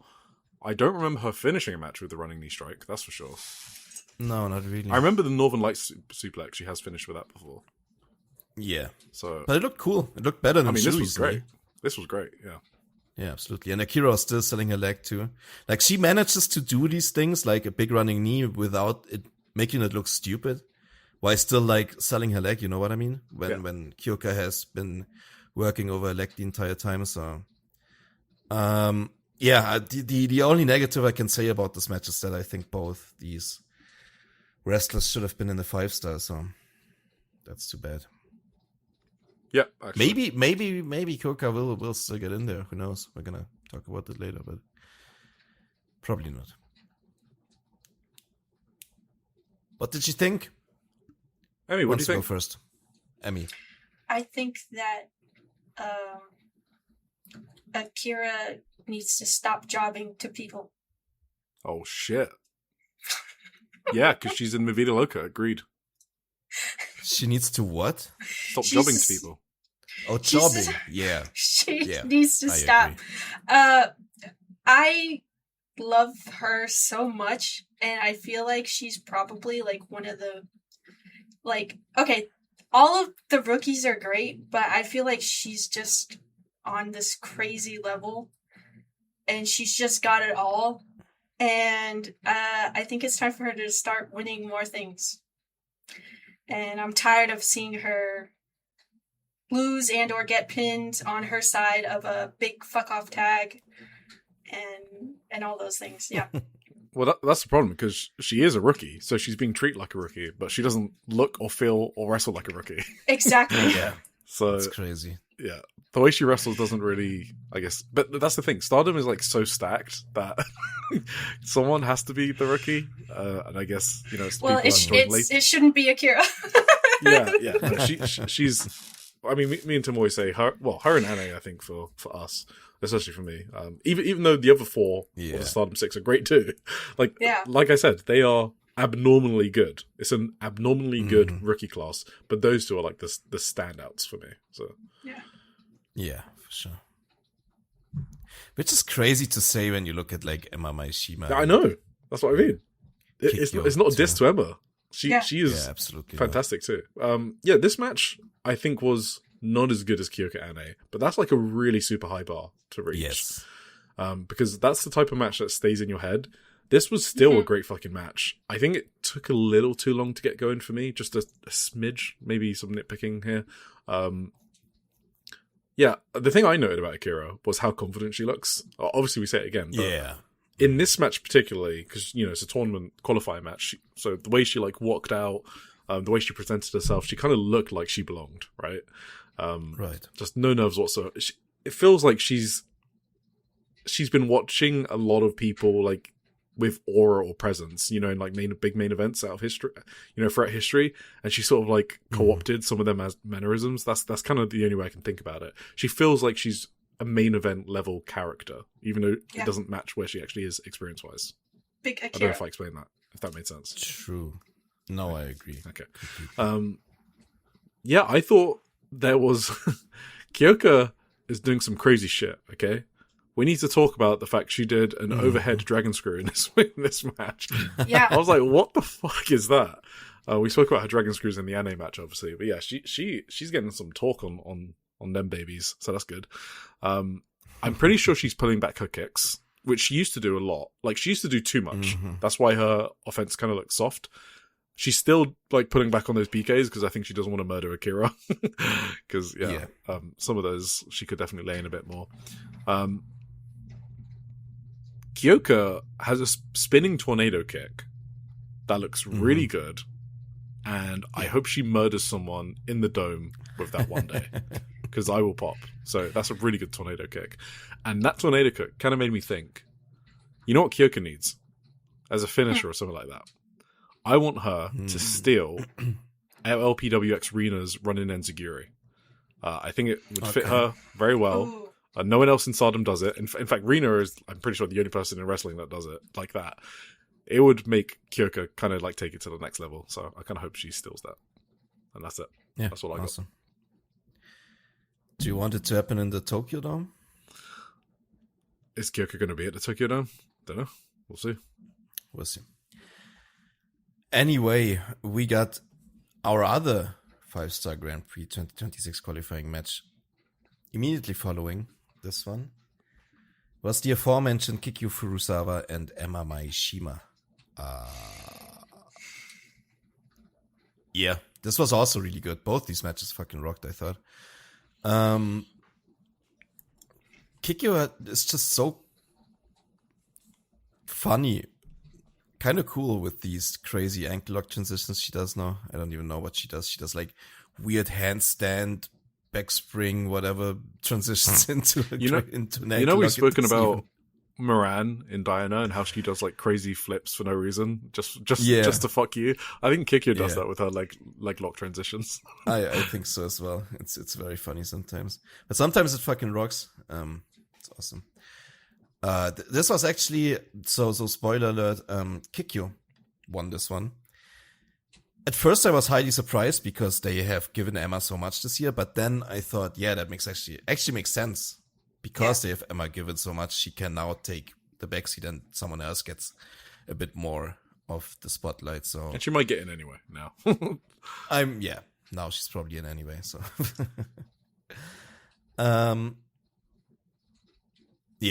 this is. There was some great near falls in this match. There was the sling blade. I didn't expect anyone to like another rookie to kick out of the sling blade at this point, but that happened. There was a ripcord sling blade, no? Did I make that up? I think it looked really crazy. Yeah, I didn't really know how to describe it. It was a ripcord.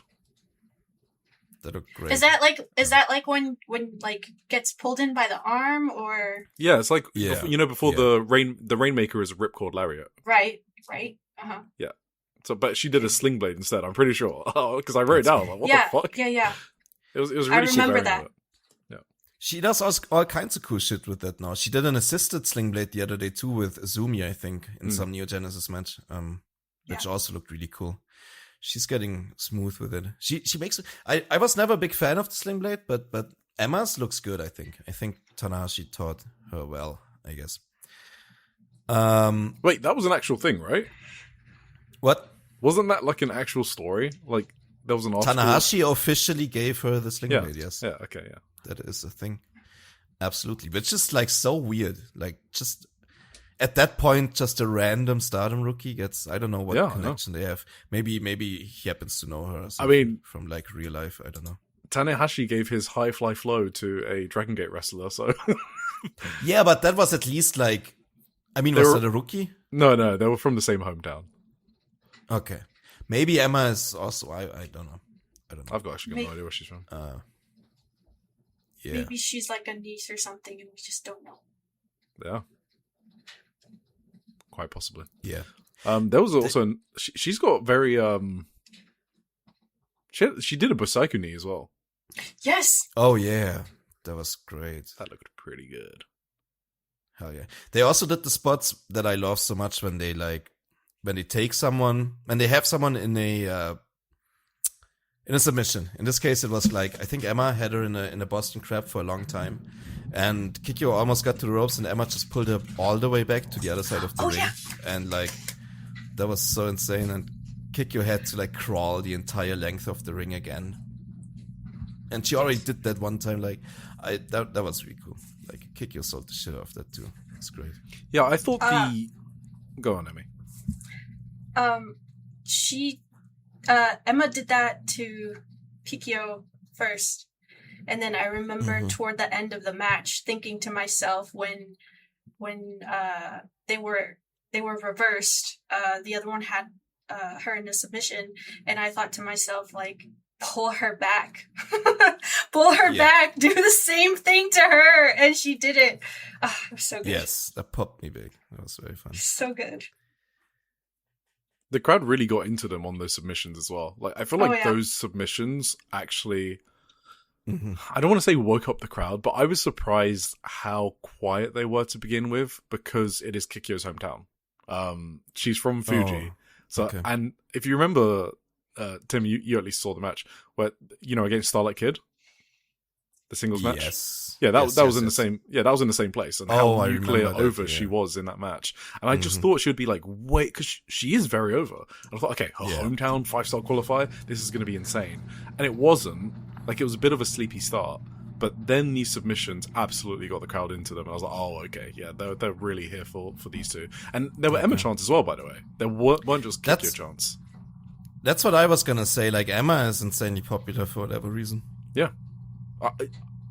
I feel like it happened around the Rookie of the Year tournament, like when she won it. I don't remember her being that over before that. So it's good, like when you give people a mini push. We talk about it a lot with the Okada era, right? When you give people a mini push, it works. They kind of become fans of the wrestler, and then they kind of stick with them. So yeah, no, I agree. But it kind of came so sneakily. All of a sudden, Emma is like the most over person. Oh, isn't this the one where I saw a poster, some like when Emma came out, there was a hand drawn poster of Emma doing her pose, and it was so good, and I just couldn't believe for some reason that like someone took the time to make this drawing of her like doing her little pose. It was so cute, and it's like that's how popular she is as a rookie. Yeah, that's great. Oh. I haven't seen that, but cool. I heard about it. Yeah. That's cool. For sure. So, we got Akira Kurogane and Kikyo Furusawa advancing to the 2026 5-Star Grand Prix. Congrats to them, and we will see if one of the others also gets in now. Anyway, anything more on that? I would continue otherwise with 6. Well, quick shout out to the stretch muffler suplex, I think we have to call it. Oh, yeah. Into an inverted dragon screw, into a leg lock. That was so fucking... I mean, okay, Kikyo, why not? That's what crazy. Hell yeah. Absolutely. Great. Up next, we had a 6-man tag team match with Emi's favorite guys. It was Ami Sourei, Hina, and Tomo Kainaba. Her first match back in Stardom. Yeah. In like a month, maybe? Something like that. Apparently what I read is that she may have been concussed in a match with Taka Michinoku and had to take time off. Classic. For that reason. Classic. They went up against Hate, which was Fukigen Death Konami and Momo Watanabe. This was fun. I have nothing to say fun about action. this. I don't have much either. I know that Ami and Konami ran it back. Ami Sourei and Konami, who had a great, in my opinion, maybe underrated, in my opinion, white belt match early in the year. And they had a great time together in there, I think. Emmy, do you have any thoughts? No, not really. I thought it was strange that God's Eye was up against Hate. I don't know. It just seemed like a strange matchup at the moment. I don't know. They just do random stuff on house shows mainly. Yeah. Yeah. It's just which people are over after we made all the matches and put them in the match together. That's pretty much it, yeah. And to end the night. No, that's not true. In the summer event, we had another Hate 6-man tag match. That's why I was confused.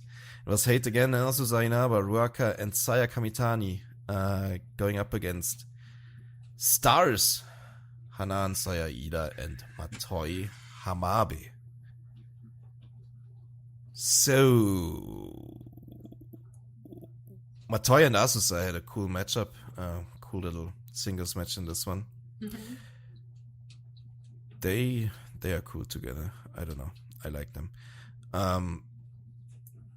This is like I don't know. This is kind of a thing we haven't really seen before. I don't remember them going against each other, Azusa and Matoi, but they really looked like they had something going on between each other. I don't know. They were very, very. Was a very heated fight, I thought, and it looked very great. I don't know. But in the end, the most protected and strongest wrestler in the world, Ruaka, had to get the pin on Matoi Hamabe. That would have been cool if Azusa pinned her in the end. That would have been sick. But at least she got to kick out of the big fisherman buster or whatever before she lost to the choke bomb. Yeah. Saya and Saya were up against each other once again. I think they started the match again, like they did last time when they were in in a match together, because they have they were on the TV show together. What's it called? Love It? No, the other one. What's the other one? Athletics one. Oh yeah. Oni Renchan. Yes, exactly. Size. And after Sorry. after the match, they were just bumping chests outside of the ring. That was very funny. Yes. Sorry, I thought you were going to mention they have the same name. I That said is also a thing Saya that is squared? true. Yes, Saya squared. That is very true. Yeah, because the crowd were chanting Saya, and then Saya Kamitani looked so happy. I mean, that was actually my takeaway from this match, by the way. I started thinking, this hate civil war potentially, blah blah blah, depending on what swerves they throw at us. Oh, do you want Saya Kamitani to go to Stars? Is that what you're saying? No, what? No, that is no. That is not. That is not where I was going with that, Emmy. No, bad Emmy. No. But no she's so happy. Yeah, okay. She but seems so happy. That's why maybe she's like the babyface part of Hate, like her. And did you see Ruaka? Okay, maybe in what context? I don't know. Ruaka? I saw Ruaka, yes, but I don't know what specifically. I didn't pay attention to Ruaka. She looked happy, and she looked less evil. Okay. Ruaka. She didn't look like a violent Frieza. She looked like a gentle, cuddly Frieza. Like she was making like cute kawaii facial expressions. After the match as well, she was doing that with Saya Kamitani. I don't know. These two were like way too babyfacey for me. I mean, didn't she even cut a promo after the match? I don't know if I've ever heard Ruaka cut a promo. That's what she I'm saying. did. She just looked kind of. Maybe this was their test run for their babyface run. I don't know. Do you want to see babyface Ruaka? That was the weirdest sounding promo as well. I mean, maybe she can turn it around for me when she's a babyface. Yeah. Maybe that works better for her. Maybe that's why Itsuki loves her so much, because she's such a cutie in person. Maybe that's why she doesn't really work in Hate. Is because deep down she's just a really, really good babyface, and nobody's let her tap into that. Yeah. She's unhappy. I mean, yeah. She wants to be her true self, which is a babyface, and we have to hear her out. So I just wanted to point that out. Also, she fucking slammed the fuck out of Matoi on that choke bomb. That was absolutely. Oh yeah, that landing looked rough. Oh my god, that was so scary. Yes. But that promo's only. No, I agree that Saya very much wants to be adored and cheered. I agree with that. Kamitani, that is. Do you have any thoughts, Emmy? No. Other than that. No, right. Eric brought up the chest bumps. That's it. That was very fun, yeah. Anyway, shall we move on to the main event? Which was another big fuck off 10-man tag match. This was by accident, though. Was it? Because Poi was ill. So because Poi wasn't there, yeah. Yeah, so That's they right, bumped up Yeah, they removed the match and then bumped everyone into the main event. Oh, okay. I wonder how they made that work, but yeah, that makes sense now with the constellations too, because it's kind of a weird team for the non-Cosmic Angels. It was Hi Mate, Maki Ito, Rian, and Shuri, which is like a hodgepodge of different people. Big match, Rian. Big match, Rian. Big main event, Rian. Hell yeah. Big main. Crazy. Rian. Yes, they went up against Ane Kanaya, Aya Sakura, Saori Anu, Sayaka Kurara, and Yuna Mitsumori. Yuna won. That was a fun match, I thought. Yeah. Obviously the main thing that was fun is. Do you want to talk about it, Emmy? Can I be honest? I didn't take notes, so I can't remember. Just sounded like that. I'm sorry. I don't want to like take away your points either. You know. No, the main thing was Yuna Mitsumori replacing Natsupoi, like spiritually and in person. I guess she tried to do the Natsupoi mannerisms and stuff, and that was very funny. And obviously she went up against Shuri too, which I don't know if she didn't regret her decision after that. But that was cool. I liked it a lot.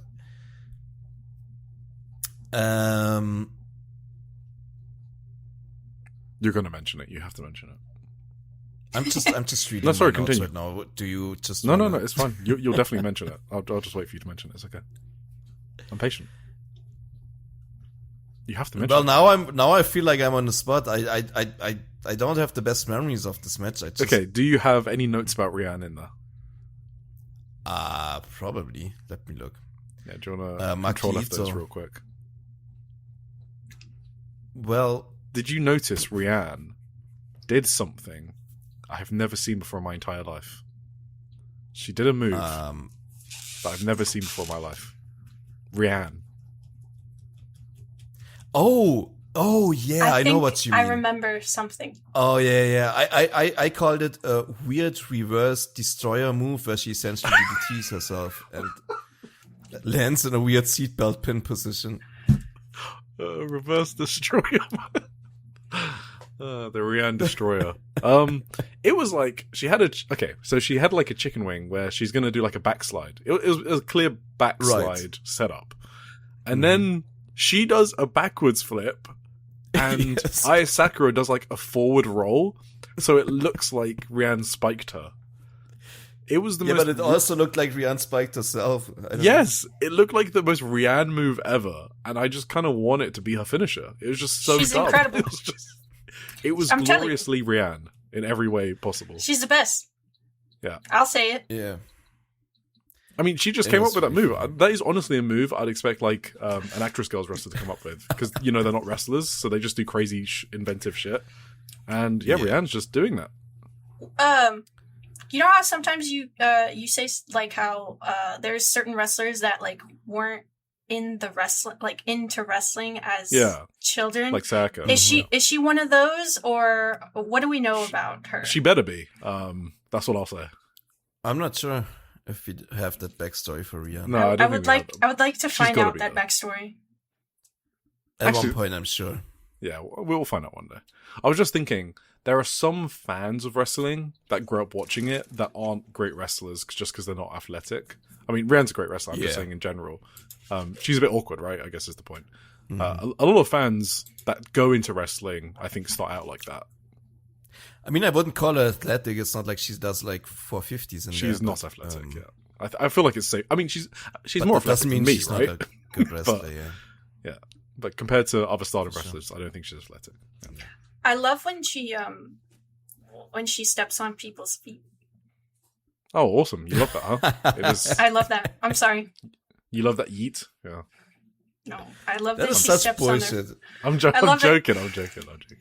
No. I don't mean the foot stomping. I like it as well. I think calling it a yeet is bullshit. No, I was joking. Yeah. Now there was a lot of good stuff in this match. So Ane and Maika had a good section, I thought. Maika sold surprisingly much for Ane in there. That was cool. Kurara had like a couple of highlight moments. She cleaned up 1v2 with the Respect Gundam at one point. Looked great. And in the end, Aya Sakura actually got the win. The captain. Hell yeah. My captain. She... that German suplex she put Rian through, that was kind of... Speaking of Rian not being the most athletic, they like collapsed in the air. It was crazy. It looked like it could have been really bad for Aya Sakura's knees. It kind of reminded me of the... Did you see when Kyle Fletcher got injured? I don't remember. Recently, his most recent injury. That was also on a German suplex. He bumped into Mark Davis's ass while doing with his knee. Oh, which the dunk. Was, oh no. Yes. Which is obviously lethal in any situation. This dump truck ass. Yeah. But in general, the way Kyle Fletcher landed because of that looked scarily close to how Aya Sakura landed on this German suplex. So I guess everything's good. I didn't hear anything of the opposite. So yeah, looks okay. You mentioned Rian's fighting spirit, right? The fighting spirit slot. Yeah, of course. Did I? Perhaps I assume. Well, Emmy said you did, so you did. Oh, I thought you were saying did it happen? And oh yeah, no, it happened. I know it happened. that was a big pop. Like Sakura does a head kick and Rian does a fighting spirit. That's my caps lock spot of the fucking match. Yeah, that is what I love Rian for. I love Rian for her fighting spirit spots and her press conferences. That's the Rian I love. Oh yeah, and that's great. And her little foot stomp. And her little foot stomp, yeah, sure. And her entrance, I love her entrance. And her little entrance. She's clueless. Not knowing what to do. That's great for the Ito song. All right, let's go at this post match. Okay, you go through it, please. I mean, they just did the fucking Cosmic Angels thing, and I'm pretty sure. Oh yeah, that was awesome. The roll call. For sure. The roll call. So they did the roll call at Korakuen, right? When when Aya got announced as the captain. That made me very happy. Anne is so excited at the Cosmic Angels roll call. She's like, she's giddy with excitement. She's like, yeah, call my name next. But I got legit goosebumps when they did the delicious thing. Because I think they haven't done that since Tam retirement. Maybe I made that stat up. I don't think I've seen it since Tam. I couldn't tell you honestly. I think I missed the delicious thing. What is the delicious thing? So it's Tim can do. It's a Tam thing, right? Like it's how she used to close out the Cosmic Angels thing. Yeah. Yeah, it's basically her old closeout. That's what she said. Like, and when she closed out the show, that was just like her last thing. She said, "We are delicious. We are Cosmic Angels, and we are delicious." And she always did like a thing with her hand, like this sort of gesture where she like frames her face or whatever. Oh. And something. And like that. So I think this is the first time I've seen it done. Because last time I think I saw it done was you by might Tam. be right, yeah. So that's so it got me. I was like, fuck yeah. I was so pumped up for this post match. Hashtag noticing. Yeah, hashtag noticing. Yeah, maybe Tam's coming back. Deep down, you're still a Cosmic Angels fan, I think. Huh? Yes, and what I loved about it too is obviously Tam used to do the whole thing.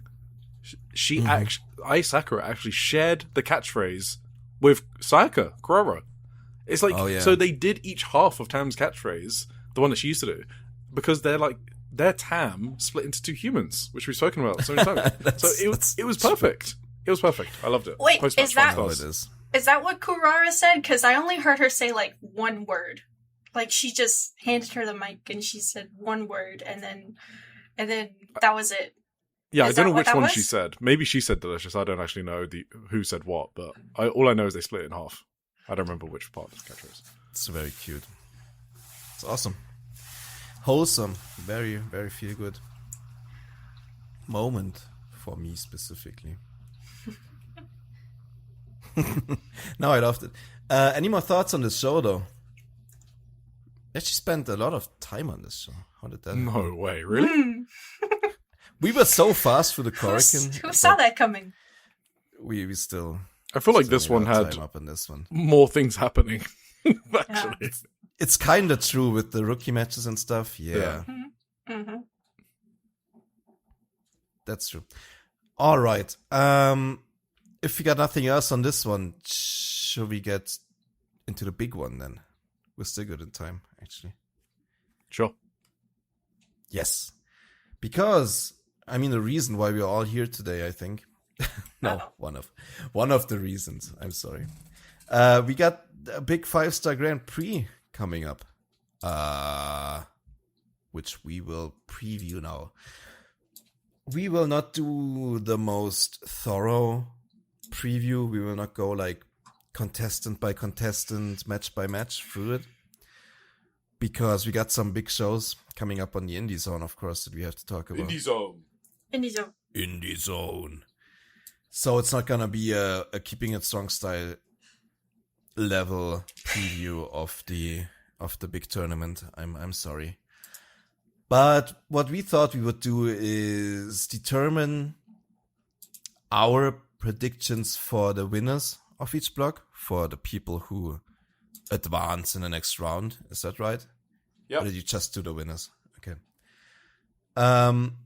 And then the finals, how they're gonna play out and who we predict to win the entire thing. There was a big press conference on Sunday. We got the translations for it. It wasn't really that much happening in there, right? No, I think we just go through the blocks, talk about the press conference for each block. Okay. Because that's how it's split out anyway. And then we could talk about the winners of each block. That sounds And then once we do good 4 to blocks, me. then we talk about the knockouts, I think, and the winner. All right. By the way, can I just say, this was... I have no confidence in my predictions. That makes two of us. Yeah, I've got no... Because they always do... Like, would I have ever predicted a Zumi Momo final last year? No. Not in like a million years. So they always throw some wild shit out there, and it's really hard to predict. So I just kind of went with my gut. But yeah, not confident in anything I picked, for sure. We'll see. All right. Should we start with Red Stars A? Sure. Okay, wait. First, we should say the rules. So the rules are obviously the top 3 in each block advance to the final tournament. Okay. Oh. Uh-oh. Have you got 3 winners in each block, Emmy? All right, you only have the one winner? I tried to use the little pick'em thing that I got the website I sent you? Yeah. Okay. And I don't know, I was just kind of like going through and I was like, I don't know, who would win each match? And I just kind of started picking shit. So, I don't know. I mean, I have but you like got results then, right? Below I got, that, tell you it does. 1, it 2, and 3? Yeah. Okay, yeah. we're fine then. Okay. Yeah, top 3 in each, and then the winner gets a bye. And then, so that's the second and third in each block. They face off against each other, and then face off the person who got the bye, the winner of the block, and then Red Stars finalist against Blue Stars finalist in the final. Mm-hmm. Yeah. Okay. Red Stars A. Should we just go through the part? Wait, Tim, do you want to do this, or do you want me to do it? I don't care. I didn't really plan on doing this, so I don't have like any notes overall on Red Block A. I can go through the names, but I don't have I read through all the translations, but I didn't have really much standing out from them. Do you want me to do it then? You can just interrupt when you got something to say. You can do it, yeah, for sure. Okay. So Red Stars A, we got Maika, Sayaka Kurara, Rina, Tomoka Inaba, Itsuki Aoki, Izumi, Natsukatora, and Akira Kurigane. And I just wanted to say, this is my favorite block. Yeah. I think I maybe it's a strong take. I think it's by far the strongest, in the sense that there's not a combination of any match that I'm not excited to see, like any match. And I think that's kind of rare. Yeah, I can agree. Yeah, in the 5-star, that's kind of rare because you normally have like one person block you're not keen about or you don't really care about. I care about everyone in this block, and I didn't even realize until the press conference when Natsuko said it that 5 of these people were in the same block last year. It was... Oh, I didn't realize. Yeah, it was Sayaka, Rina, Izumi, Tomoka, and Natsuko. Oh, Natsuko. right. No, Yeah. I remember that. So block they've now. replaced Poi, Starlight Kid, and Rianne with Maika, Itsuki, and Akira. And obviously, Akira is an upgrade for me from Rianne. But I mean, Poi and Starlight Kid were in this block last year, so they've just replaced them with Maika and Itsuki. So anyway, strong block. Yes. Press conference. So, for sure. Do you want to say what you think about the block actually overall? I think it's definitely a really strong block. I don't think it's the most stacked block. Like in people who could even win the tournament, I think Blue Stars B is like crazy. Sure, of That's course. like 4 or 5 people in there. But you're right, when it comes to like the wrestling level and the matchups it has in there, yeah, that looks like a very good block. Like there's not a single match which is gonna be bad. So Yep. yeah, I mean wrestling wise, yeah. Blue Stars B has like 3, maybe 4 potential 5-star GP winners. So. Yeah. Yeah. Emmy, thoughts on the block? People you like? I like the whole block, I think. I struggled trying to figure out who was gonna win what, but I think I have a pretty good top 3 on here. All right. Think. Okay. Well, you want to start? No, let me go for the presser first, and then we do. Go ahead. Okay, so Sayaka said she wants to be the center of Cosmic Angels, blah, blah, blah, Stardom and the universe, obviously. Tomoka and Izumi basically said, very basic, I want to win the 5-star GP statements. Itsuki referenced the huge pop she got when she got announced. Yeah, that was cool. And that made me so happy. Not only the pop, but the fact that she's happy about the pop as well made me happy. Because like she's been toiling away on the indies for like 7 fucking years now. 8 years, I think, something like that. And she's finally getting the appreciation she deserves. We've spoken about her blog posts, right, when she was at the bottom of her life, following the university. It's not rejection. It's when she got taken away from her, basically, right? So yeah, after Saya, Momo, and Utami, I'm pretty sure Itsuki got the biggest pop out of the announcements. So very happy for her. Natsuko, yeah, I already mentioned that.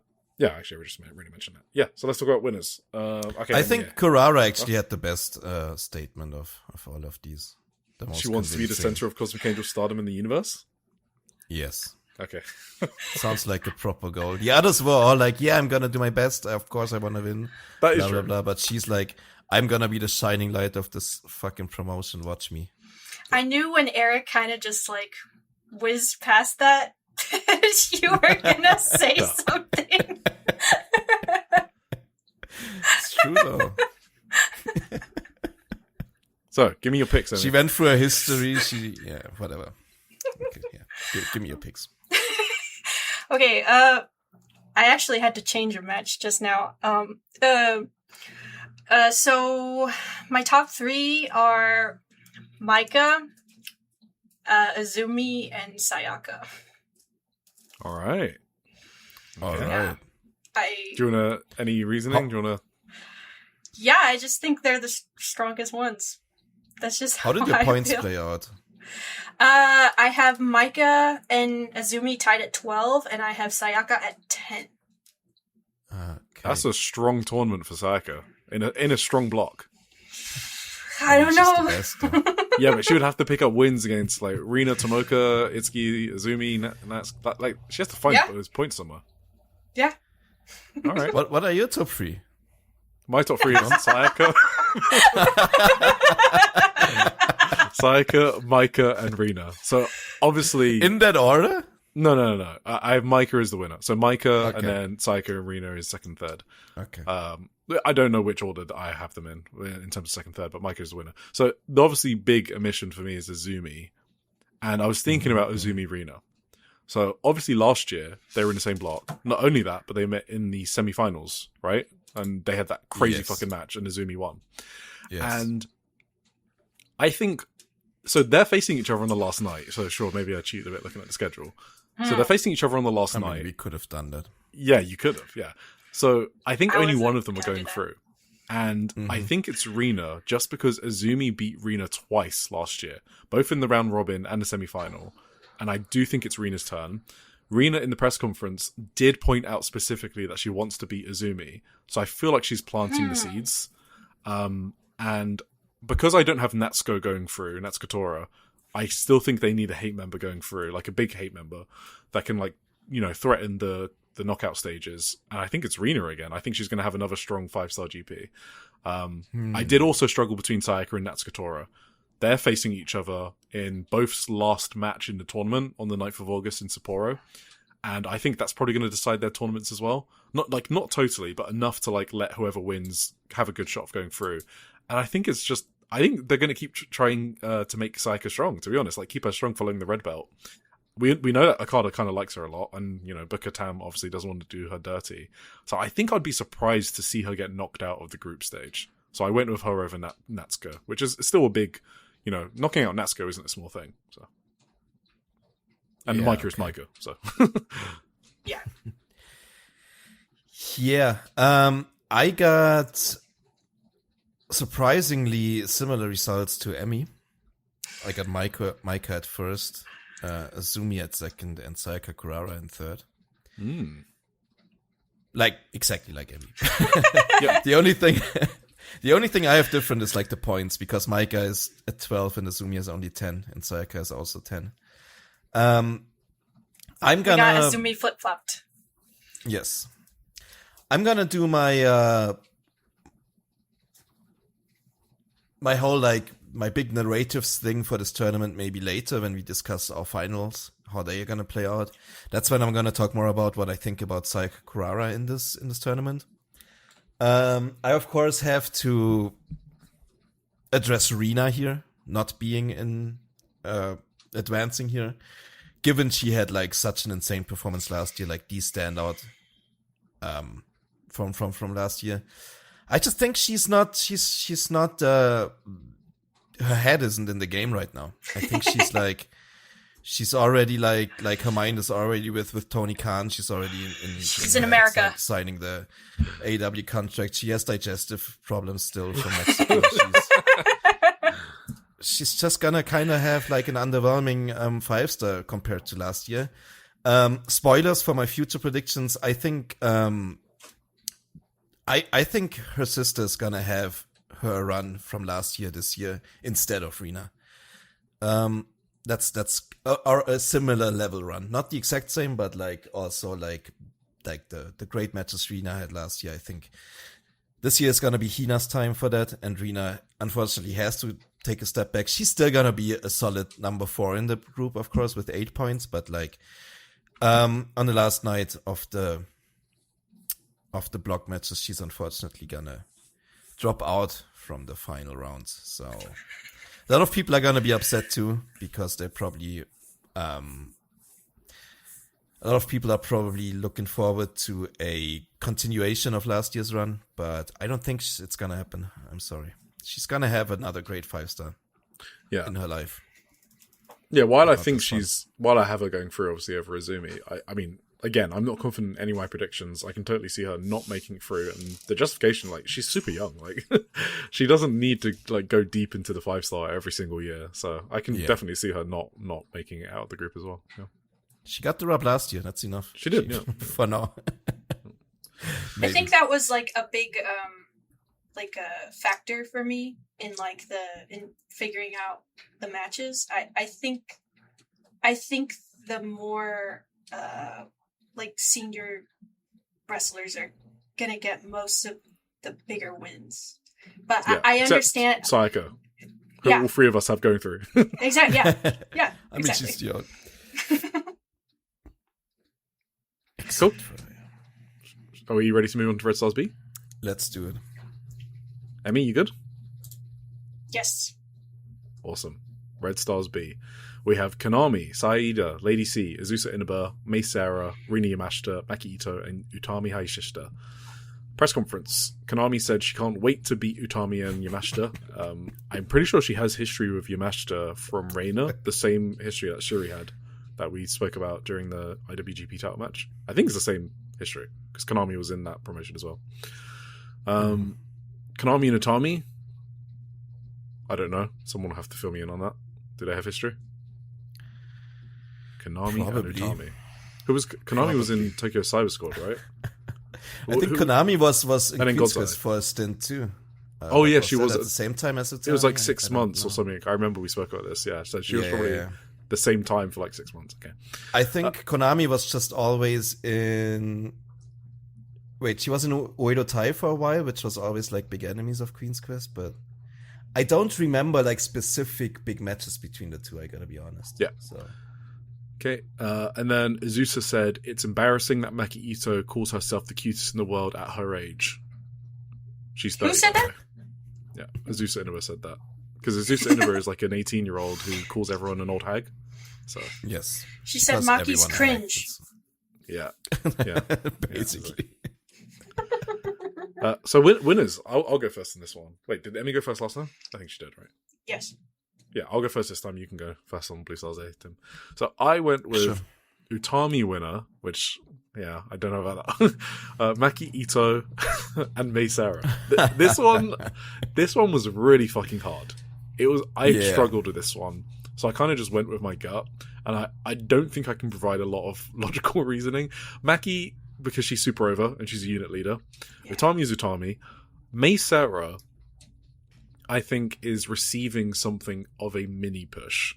Like, if she's getting a white belt shot, I think, you know, we've spoken about these Okada era mini pushes. They focus on someone for a bit of time just to make sure they don't fall too far behind, basically. And it feels like Mei Sarah's is coming up. And I don't think she's had, like, a strong 5-star performance before. So I think she's due one. But maybe it's just me. And if it's not Mei Sarah, I can see it being Saida, even though she's kind of already had one. That's kind of why maybe they want to sustain her at a particular level and Saida goes through, but I just went with Mei Sarah in the end. I can see Ida going through just because Mei is against Utami on the last night. So I can see Mei getting knocked out in that match, to be honest. Maki Ito, I think, is going to upset, quote-unquote, Konami on the last night because they're against each other.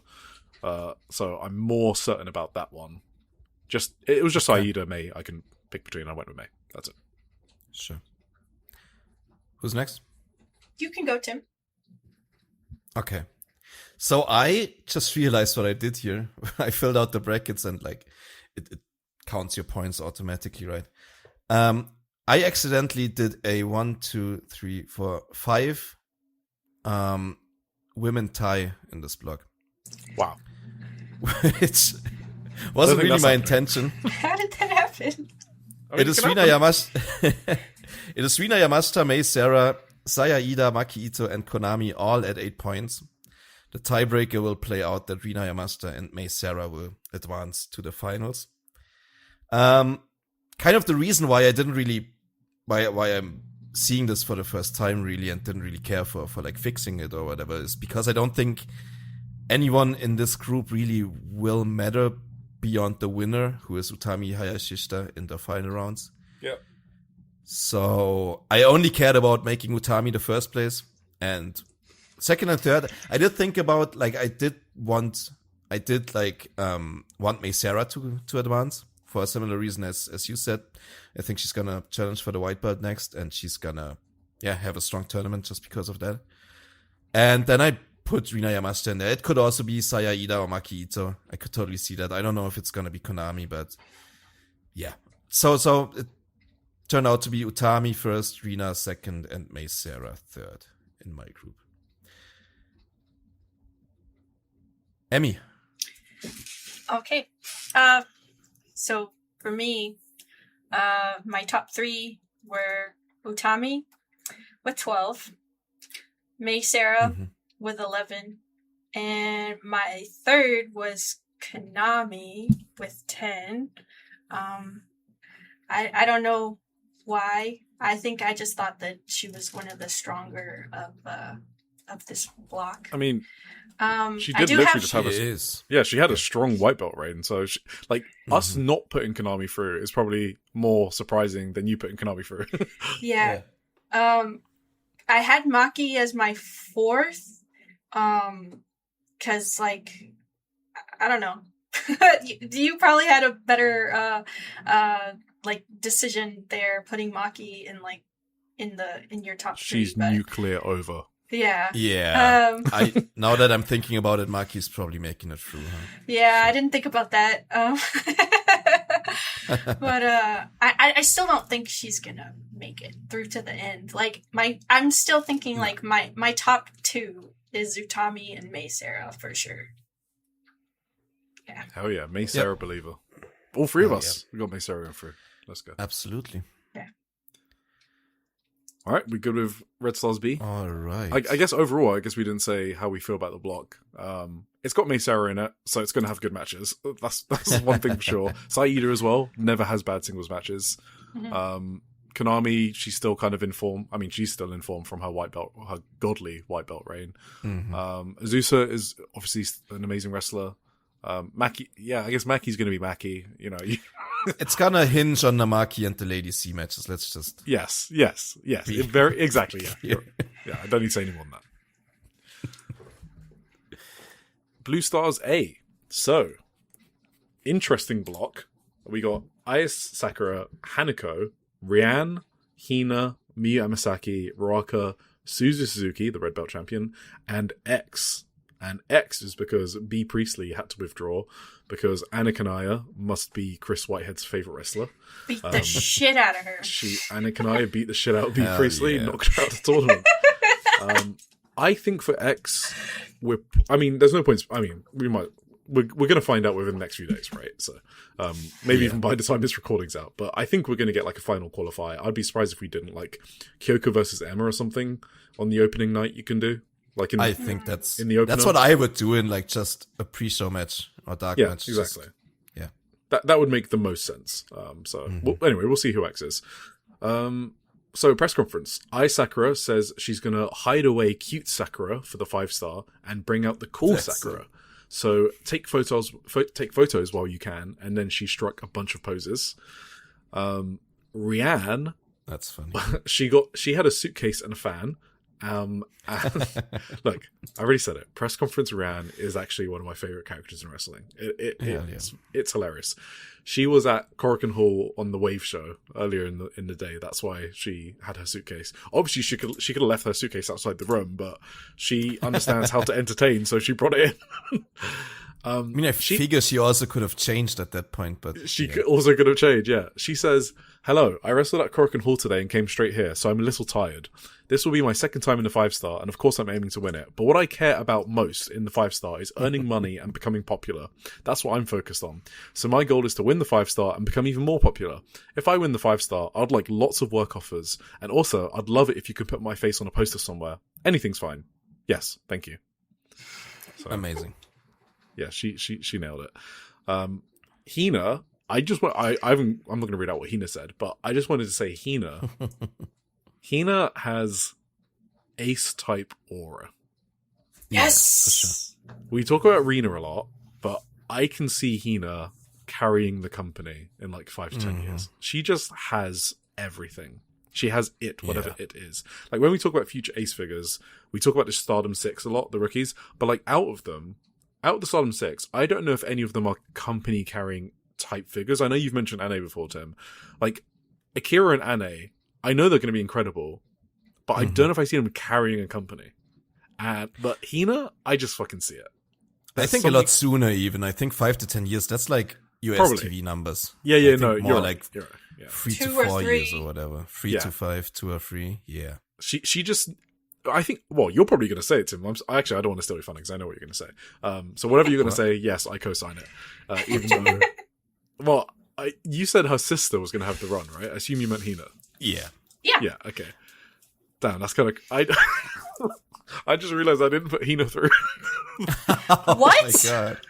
I'll explain I didn't have a first place or anything, but she's definitely making it through. See, the thing is, I just don't think they're going to push her like that. I can see it. I just don't. But I'm looking at this.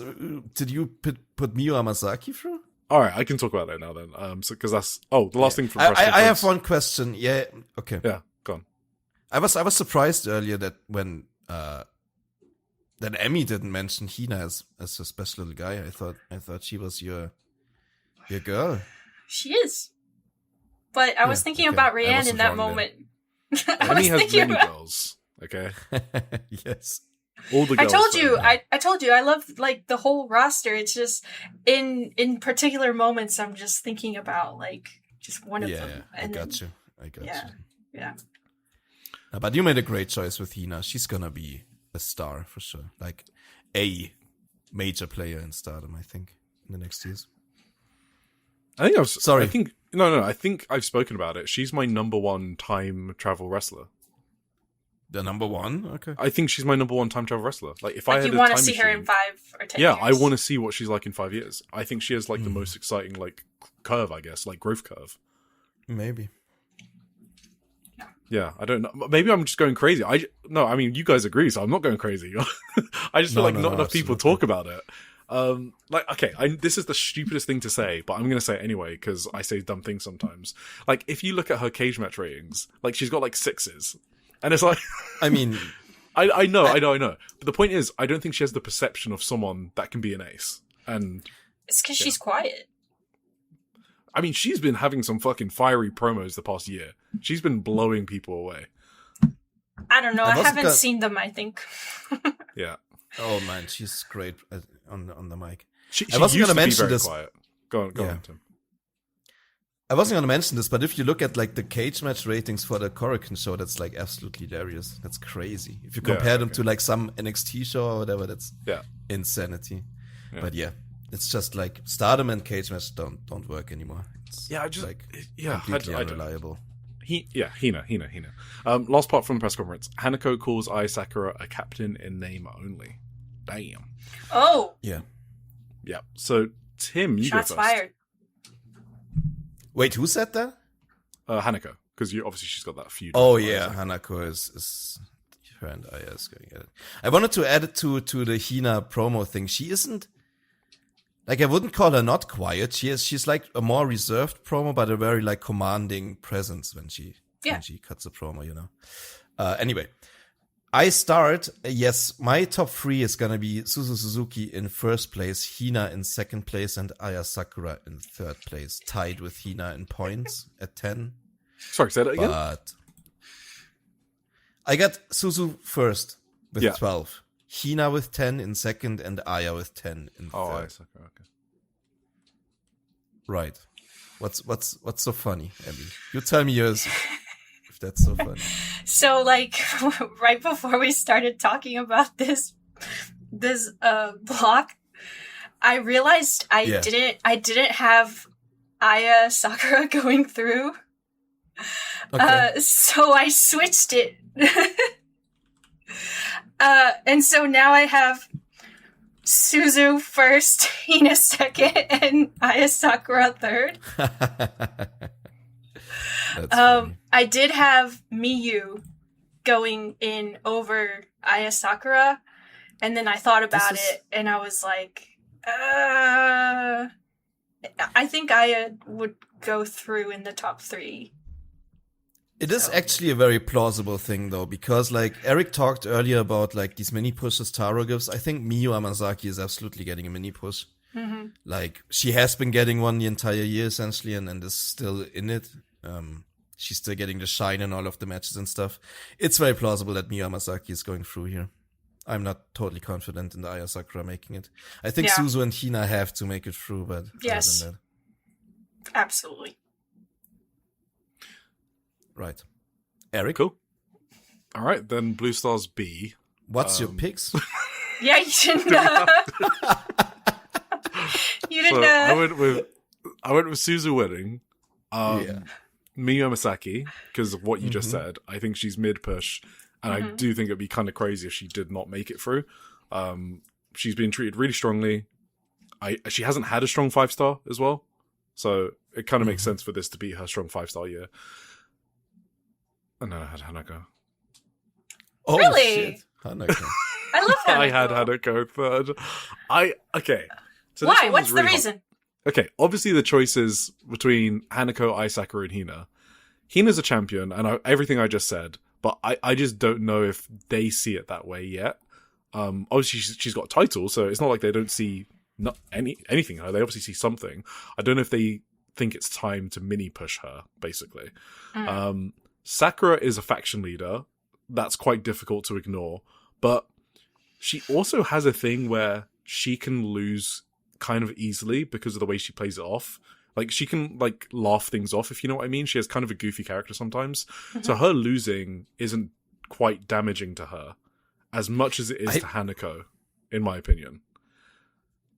And it feels like Hanako's post-future title mini push is coming up as well. Like I mentioned, like, a lot of the people I'm picking is because they've been out of the periphery they've been in the periphery for a while and they haven't been highlighted as much. And the 5-star is a good place to do that.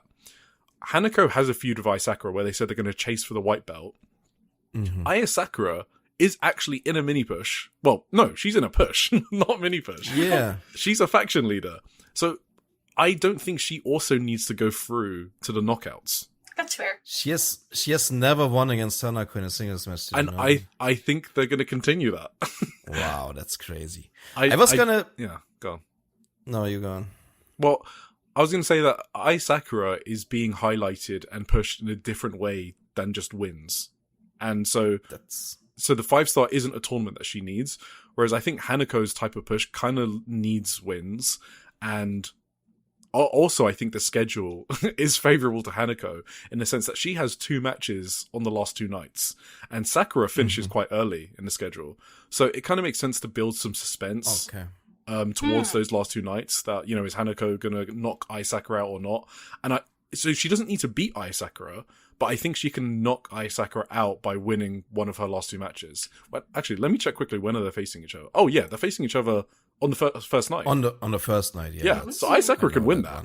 But by the time the tournament's over, Hanako can lock Ai Sakura out of that 3rd spot. That's my reasoning. I do have to disagree with you on one thing.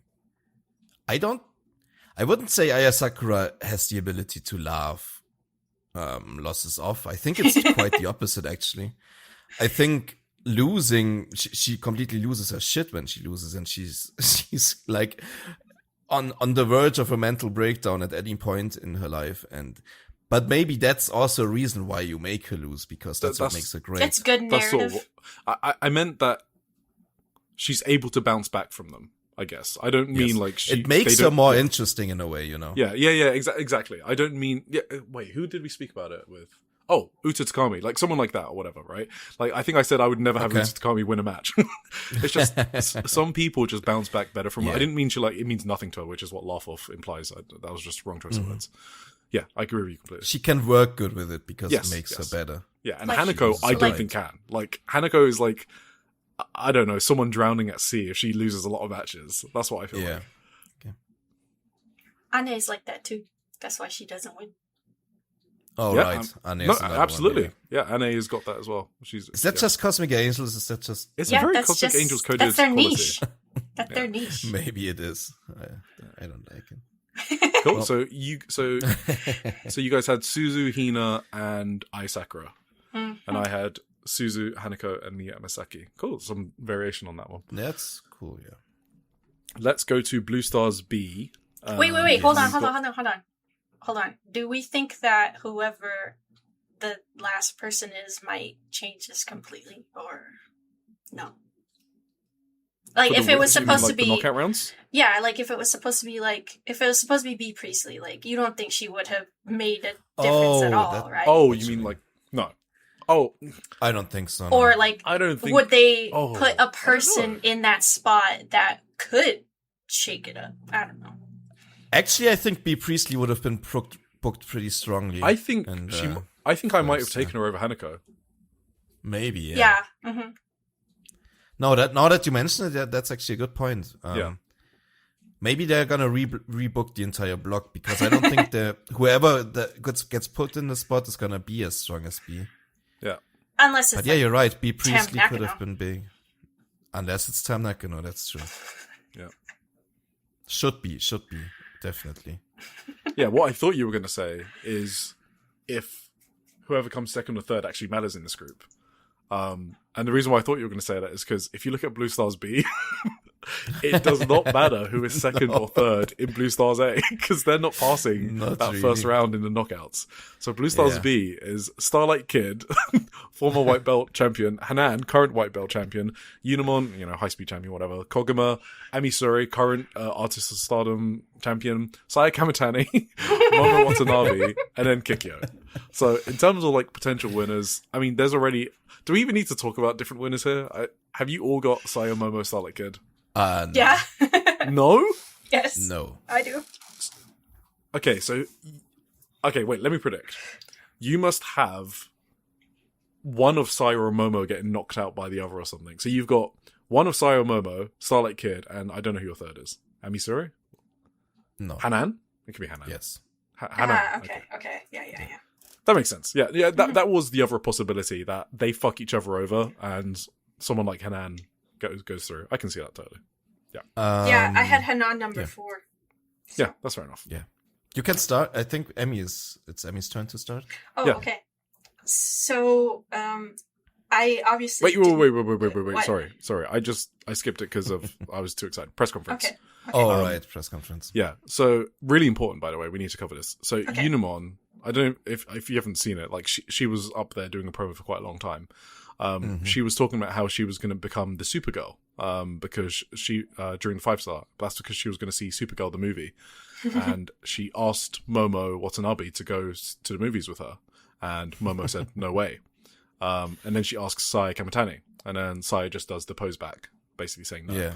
And then Unamon asks Koguma. And Koguma says she's got plans. She asks Starlight Kid. And Starlight Kid says, I don't know what that is. She asks Amisuri. Amisuri says she's going to watch Toy Story instead.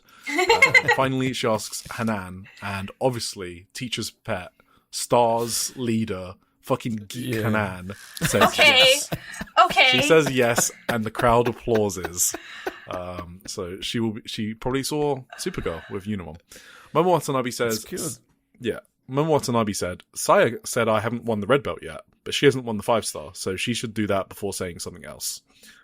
Saya Kamitani said that she's going to beat Momo Watanabe, blah, blah, blah. And she also said she was looking forward to the Starlight Kid rematch from February. Because if you remember, in the post-match of that incredible match, she was like, we need to do this again.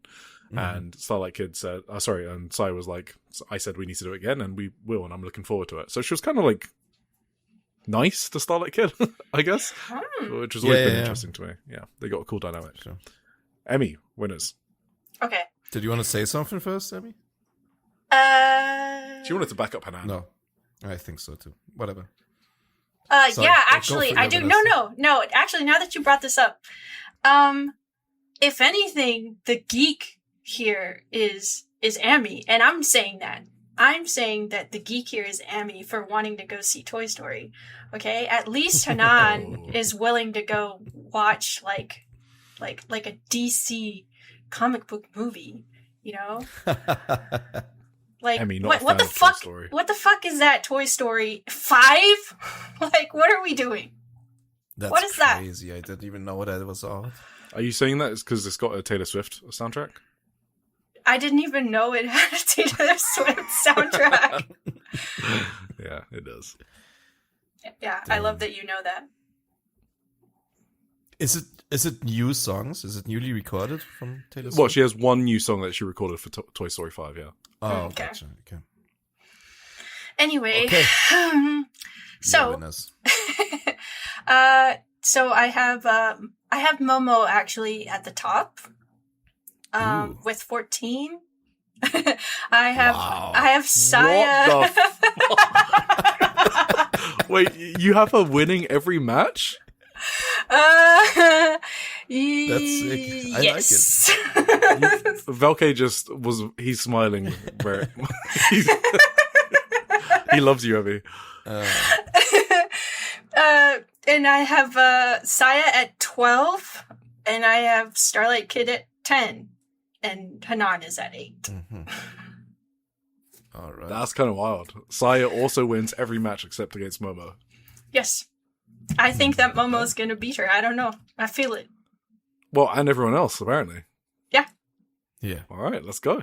I don't think that anybody could beat her. I don't know. I have a feeling. That's awesome. Tim? I'm second. I can go, actually, because I was last time. Yeah, exactly. Yeah, Saya, Momo, Starlight Kid. This one was easy for me, I guess. It's unfortunate for Ami and Hanan. I would be surprised if these three don't make it through, even with what Tim's about to say. I think Starlight Kid beats Ami Suri on the last night, and that's how she goes through. And I think Saya Kamitani beats Hanan on the last night. What could happen is Momo fucks it up for Saya, and Hanan beats Saya in the last night. I can see that happening, and then Saya loses out of the knockouts, and then it's Momo, SLK, and Hanan. That kind of makes sense as well. But when I think about this tournament as an overall, and this is why I made this decision, is because I was thinking about who is the winner. Like, that's what I thought about when it comes to Blue Stars Beat, because there's like multiple 5-star winners in here. So who does Stardom want on the cover of Shupro? On the 5-star edition of the magazine. And I've just feel it's Saya. I just think Saya Kamitani is winning the whole thing. I have her winning at like 75% odds. She's my clear favorite at the moment, at least. But maybe that's not happening. We'll see. Yeah. I think I'm going to talk about this in the finals round. Or should I do it now? It's like the last block anyway, right? Yeah, we're going to talk about the knockout rounds next. You can just talk about it, and then we can transition into knockout round, right? So. Yep. Maybe to explain the outcome of this block. So you're absolutely right. I have Starlight Kid first with 12 points. Saya Kamitani second with 12 points, and Hanan with 10. I predict that first of all, Starlight Kid will get her win back over Saya Kamitani here in the group stages to win the tiebreaker. They're both at 12 points. And I think Saya Kamitani is gonna beat Momo Watanabe. And Momo Watanabe is not gonna make it out of groups. And she's gonna blame Saya Kamitani for that. I think generally, I was saving this kind of for the finals round, which we're gonna discuss next. I think there are like 4 big narrative strings, I guess, for me going on in this tournament, throughout this tournament, that I was thinking about mainly. One thing is the whole triangle Utami, Saya, Momo, how that's gonna play out. And I think none of them is gonna make it into the finals or win the tournament. I think first Saya is gonna kick out Momo in the group stages. And my other thought was they need to sell tickets. They want to put 6,000 people in the Ryogoku Kokugikan, right? That's the plan. I think if Saya Kamitani and Utami, what's the biggest drawing match they have right now, in your guys' opinion? I actually don't. Saya Momo? Saya Momo or Saya Utami? I don't know which one. Okay. Yeah, either of those. Okay, I agree. I think it's Utami and Saya. And that's why I think they will not be in the finals. I think they want to sell tickets to the Kokugikan. If both of them are in the semifinals, they cannot advertise the match. They can't tell the people that this is going to be the finals, right? I think they're going to have the last matches each. Saya Kamitani is going to lose in the main event. And Utami will have lost earlier in the quarterfinals on the same show. And Utami is going to come out after Saya Kamitani's match in the main event. It's going to be Suzu and Saya Kamitani in the quarterfinals. Suzu is going to beat Saya Kamitani, get her win back from February 2025. And after Saya Kamitani is like destroyed that she flew out of the 5-star, Utami is going to come out and challenge her for a special singles match on the finals show before the finals. And that's gonna be like the big, draw for the show as well. My other like narrative string that I was thinking about is Starlight Kid. I have been fantasy booking Starlight Kid as the next 5-star winner for the last 6 months, maybe 8 months, 12 months, I don't know. If you listen to the podcast, you probably know that I have mentioned this a lot of times. And I decided to just keep on to that belief. For the aforementioned reasons, I don't think either Saya or Utami are going to be in the finals. So Starlight Kid is my pick for the winner this year, still. And whatever happens after that, I don't know. But I think you got a lot of things to do for Saya in the meantime. They got the Utami their first singles match set up for the final show. They have the Momo match already set up for Saya Kamitani. So she with them kicking each other out of the, like Saya kicking Momo out of the tournament and stuff.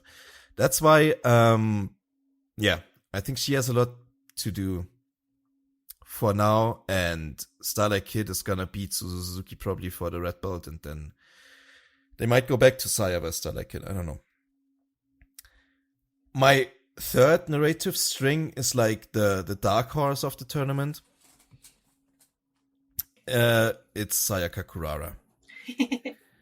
I think the way they booked her lately made me very confident that they have not dropped their hope in Sayaka Kurara.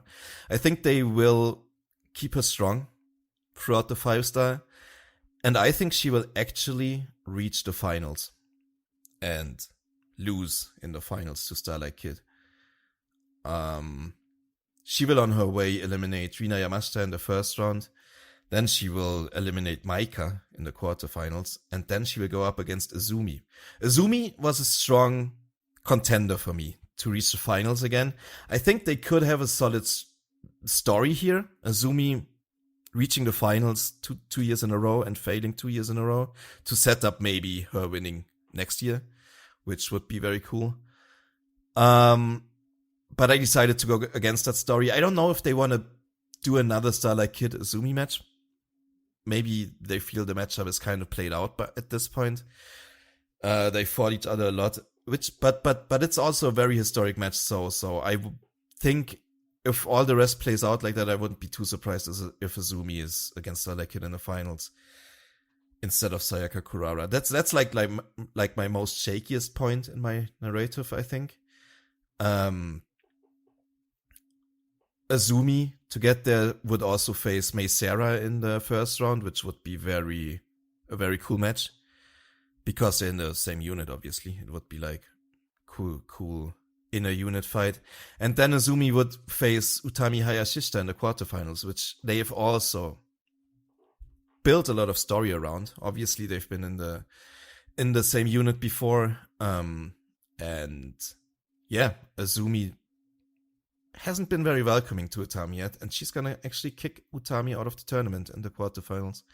Makes a lot of sense to me. In the upper bracket, I forgot to talk about this. Obviously, Hina is gonna make it to the quarterfinals. Rina last year made it to the semifinals, which was obviously one step further, but I still think Hina is gonna make a tremendous run. She's gonna have the same like treatment with like, I don't know, Fighting Spirit Awards and shit like that. She's gonna face her sister Hanan in the first round of the finals, which also makes a lot of sense, obviously. And gonna kick her out, and then she's gonna lose to Starlight Kid.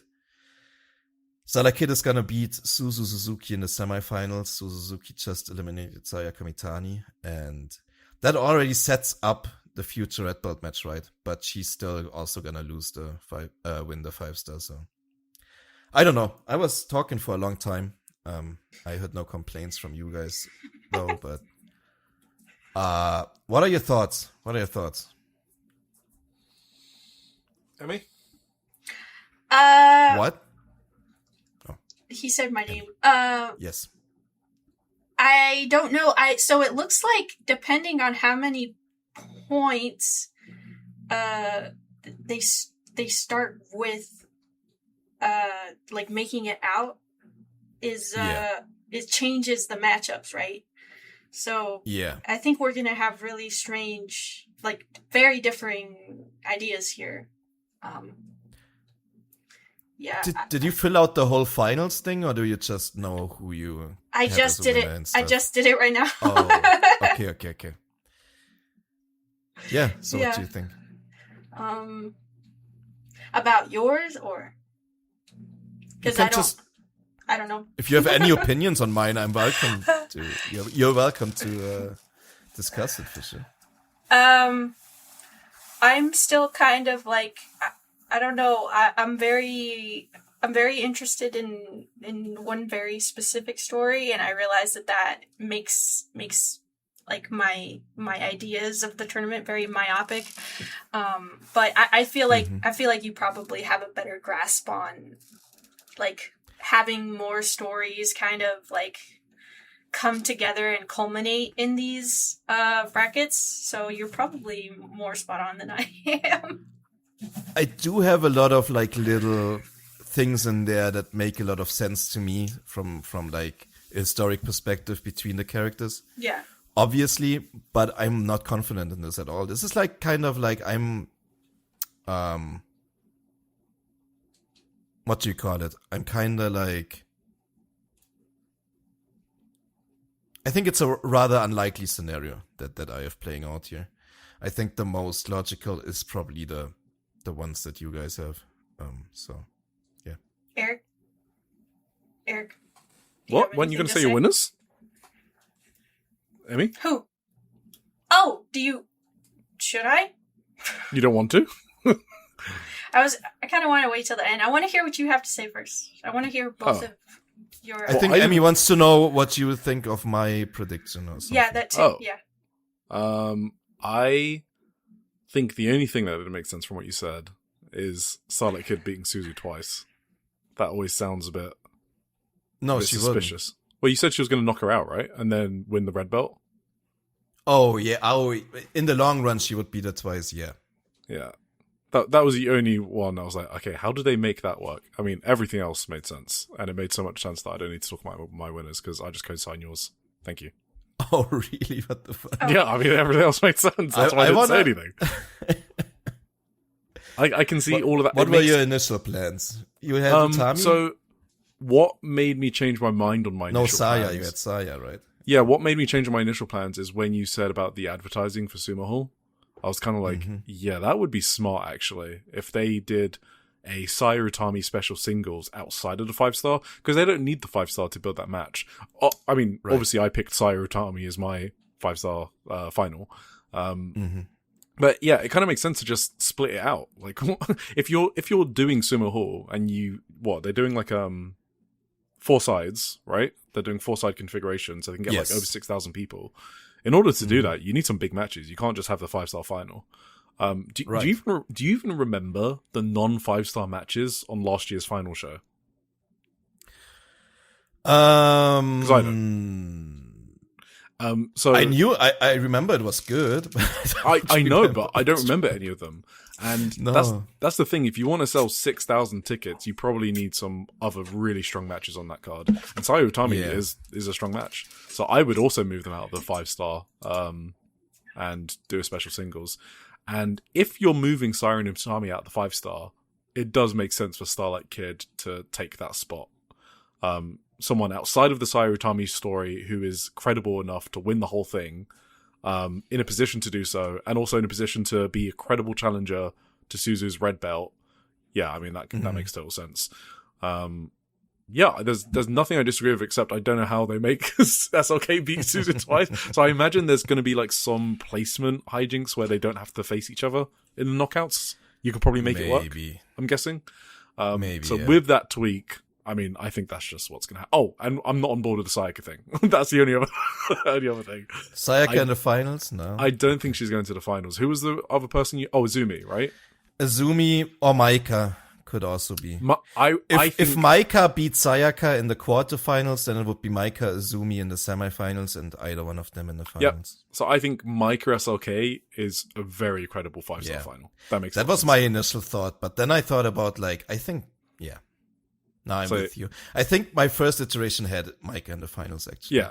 So with those two tweaks, making SLK not face Suzu in the knockout and Maika going through to the finals, I think that is the best plan they can do. Right. And then build Saya Utami for the 5-star final. Sure. Sure. Okay, Emmy, you wanted to hear my thoughts. Okay. What are yours? You don't have to go through every match Mine if it's seems overwhelming. embarrassing. It seems embarrassing. Who have you got in the final? That's easier. I have Momo and Utami. Hey, that's cool. Fuck it. That works. For sure. I think that's one of the more likely predictions. I do want to talk about my semifinals, which is, I realized that like at that moment that I wanted those, that the first round and the quarterfinals were kind of insane. And I was like, oh. So I have on the blue side, I had Saya versus Momo. And then and then on the red side, I got the match that I want to see, which is Sayaka versus Utami. So, but that would mean that Sayaka beat Mei Sarah and Micah. Yeah, when you lost me with Sayaka, Tim, was Micah was losing. Beating Micah. Yeah, that would be very crazy. Yeah. No, I agree. I don't I know. had to hold on hope to for Look, big Carrara, you don't know. True. Yeah, for sure. But I do want to see that match though. I do love those semifinals you got, Emmy, for sure. No, Utami vs Sayaka is a match that needs to happen. Oh, for sure. For sure. It's that crazy. That would be great. But with Sayaka Kurara, the reason why I don't think she's beating anyone on that scale, like on like the red belt level, is because the whole story of her losing to Suzu was she's not quite ready for that, and it kind of seems like it's going to be a long build for her to be on that level. Like that's the storyline they're giving her, and I think it would be too quick of a payoff if it happens the first 5-star GP that she's in. I think she still has to go through some trials and tribulations, and maybe next 5-star GP she takes a big scalp, or even the Dream Queendom or something like that. I also do feel like at this point, if they push her through to the finals again, that might like result in like people kind of pushing back on the Sayaka push. You know, that's also it just doesn't go with the story. I guess like her beating Sayaka Mitani, I think did go with the story. This one I don't think would. Yeah, I mean, you got anything else on your winners? Nope. Yeah, you had Momo Utami. Who wins that? Oh. Shit. Who's your 5-star Grand Prix winner? I don't know. Go with your heart. My heart says you Utami. had Momo go 7-0 in one of the most stacked blocks. Yeah, and that's why I think she should lose then. Oh, okay. Yeah. Okay. Okay. Yeah. Momo won it last year. That would be also something that I find plausible. Momo back to back. Not really. Maybe. I don't know. I think she should make it to the end and then not win. Yeah, that would be kind of a good story too, but a tragic one. For the record, I did have Saya, and then Tim did his whole thing, and I completely switched. So I'm on the SLK 5-star GP winner train. Hell yeah. Yeah, that probably makes more sense. Yeah. All right. So I think I'm SLK now. Because I switched. I'm not taking credit for this. I'm SLK Micah final. Tim, are you still Sayaka? That's okay. I'm gonna leave it. Yeah. Okay, and then Emmy, you're Utami, Momo, and who wins? Sorry, was it Utami or Momo? Utami.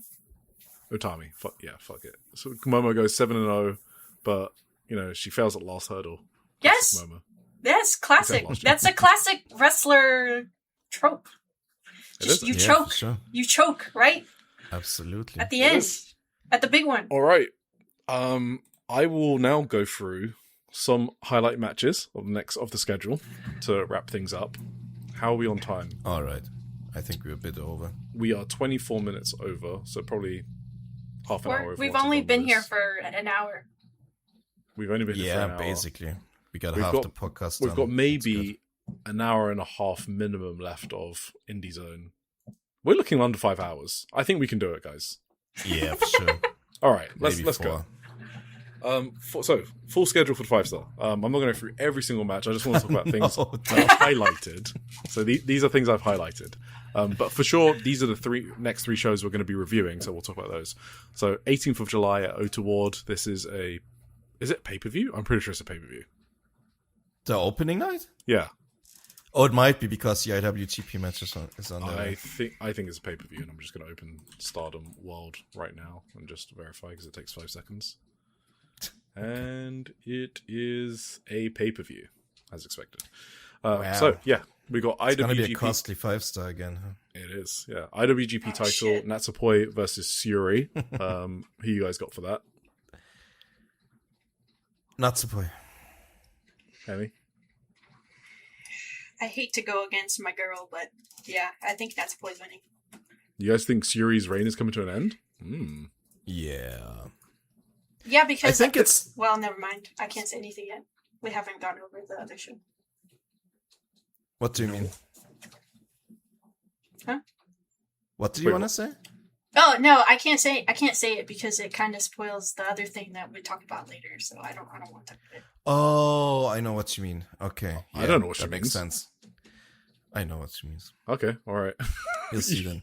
Okay, I'll see later. We get there when we get there. Okay. No, I just think Natsupoi made it too much of a story. Like that, there's too much like plausible. Like she actually like put thought into it and debuted a new finisher and everything. And She actually tried, so that must mean She she's actually winning. tried. She did a lot of like training videos and stuff, like Rocky fucking montages, and I think it's inevitable. Also, I think that's the reason why she's not in the 5-star Grand Prix is that she's gonna take the IWGP and do stuff with that instead. And also, she's gonna lure Sari back for a rematch with that belt. She wants a rematch against Sari. Did she lose? She did, right? Yes. Damn, you think Sari would be willing to lose on the IW? I mean, she would. I don't know, but Natsupoi gets another try, maybe. I mean, it's her best friend. Surely she'll lie down for her. It's just because she really One wants time, to. sorry. Yeah. Yeah, okay. Didn't Nyla Rose recently choke her out or whatever? So she can lay down for On an untaped show, which Yeah, she knew wasn't going to get taped. I'm actually, now that you guys have said it, I'm also with Poi, just because she has made a story out of it. Damn. I'm And convincing also, today, huh? That's crazy. it is the IWGP title, you know, it's a New Japan belt. So, you know, maybe she gets to do some dates in Shingo Takagi's company. Eric, know? you don't have to feel peer pressured into changing your answer. No, it actually makes sense. If anyone's going to beat Syuri, why not Poi? She's not doing anything else. Shuri she also can had a long time now with the belt, right? Yeah, she's had a long It's time time. with it, and Natsupoi can defend it on New Japan shows. Easy. Yeah. So, okay, Red Stars A. They've got Akira Kurigane versus Sayaka Kurara, which I'm looking forward to. Oh, I wanted to ask you one last thing. Was Natsupoi legit ill? Oh, yeah, I think so, right? Or They did changed she the have card have a little vacation in Chicago or something? Huh? No. What? Did she? Oh. Oh, was she there with Takagi? Oh, I see. She went with Takagi and just phoned in. Oh, I'm so ill. I actually Meanwhile, didn't she was in like the Windy City, fucking I didn't read the wording, sightseeing. so maybe they just said she would be absent. I didn't read the wording, so maybe. I don't know. Okay. Yes, Akira versus Sayaka. Looking forward to that. Itsuki Aoki versus Tomoka Inaba. Meisera versus Rina Yamashita. I mean, those are good matches for 18th of July. Azusa Inaba versus Saida. Ai Sakura versus Hanako. Obviously, that's a big feud one. Miya Masaki versus Raka. Koguma versus Kiki Furusawa. Momo Watanabe versus Yuna Mizumori. That is the first night. We do go through every match. Just for these three, because we're reviewing them next week. Oh, that's for next week. Okay, yeah. Oh, okay. 19th of July. Toyohashi, which is Sayaka Kurara's hometown. And in her hometown, she is facing Rina, which is obviously a repeat of their Cinderella match, which lives rent-free in our minds. The leg... Wait, no, that wasn't the leg work match. That was just the sick match. The Tomoka one was the leg work match. Yeah. Yeah, so that would be cool. What else we got here? We got Rina Yamashita versus Tommy Hayashishita. I mean, they're just going to throw a lot of lariats. A lot of fun. Hina versus Suzu Suzuki. They also faced each other on the 5-star GP opening night last year. So that would be cool. Mm-hmm. Nice. And yeah, that's it. Hey, you guys, you know what else is on this show? Rianne versus Ruaka. Oh, Let's hell yeah. Well, Big go. Rianne is obviously gonna win that one. Big Battle Rianne. of the Giants. Hell yeah. And then the 20th of July, they're in Osaka. There's actually a lot of good matches on this show. We got Sayaka Kurara versus Tomoka Inaba. That's the legwork match. From Cinderella.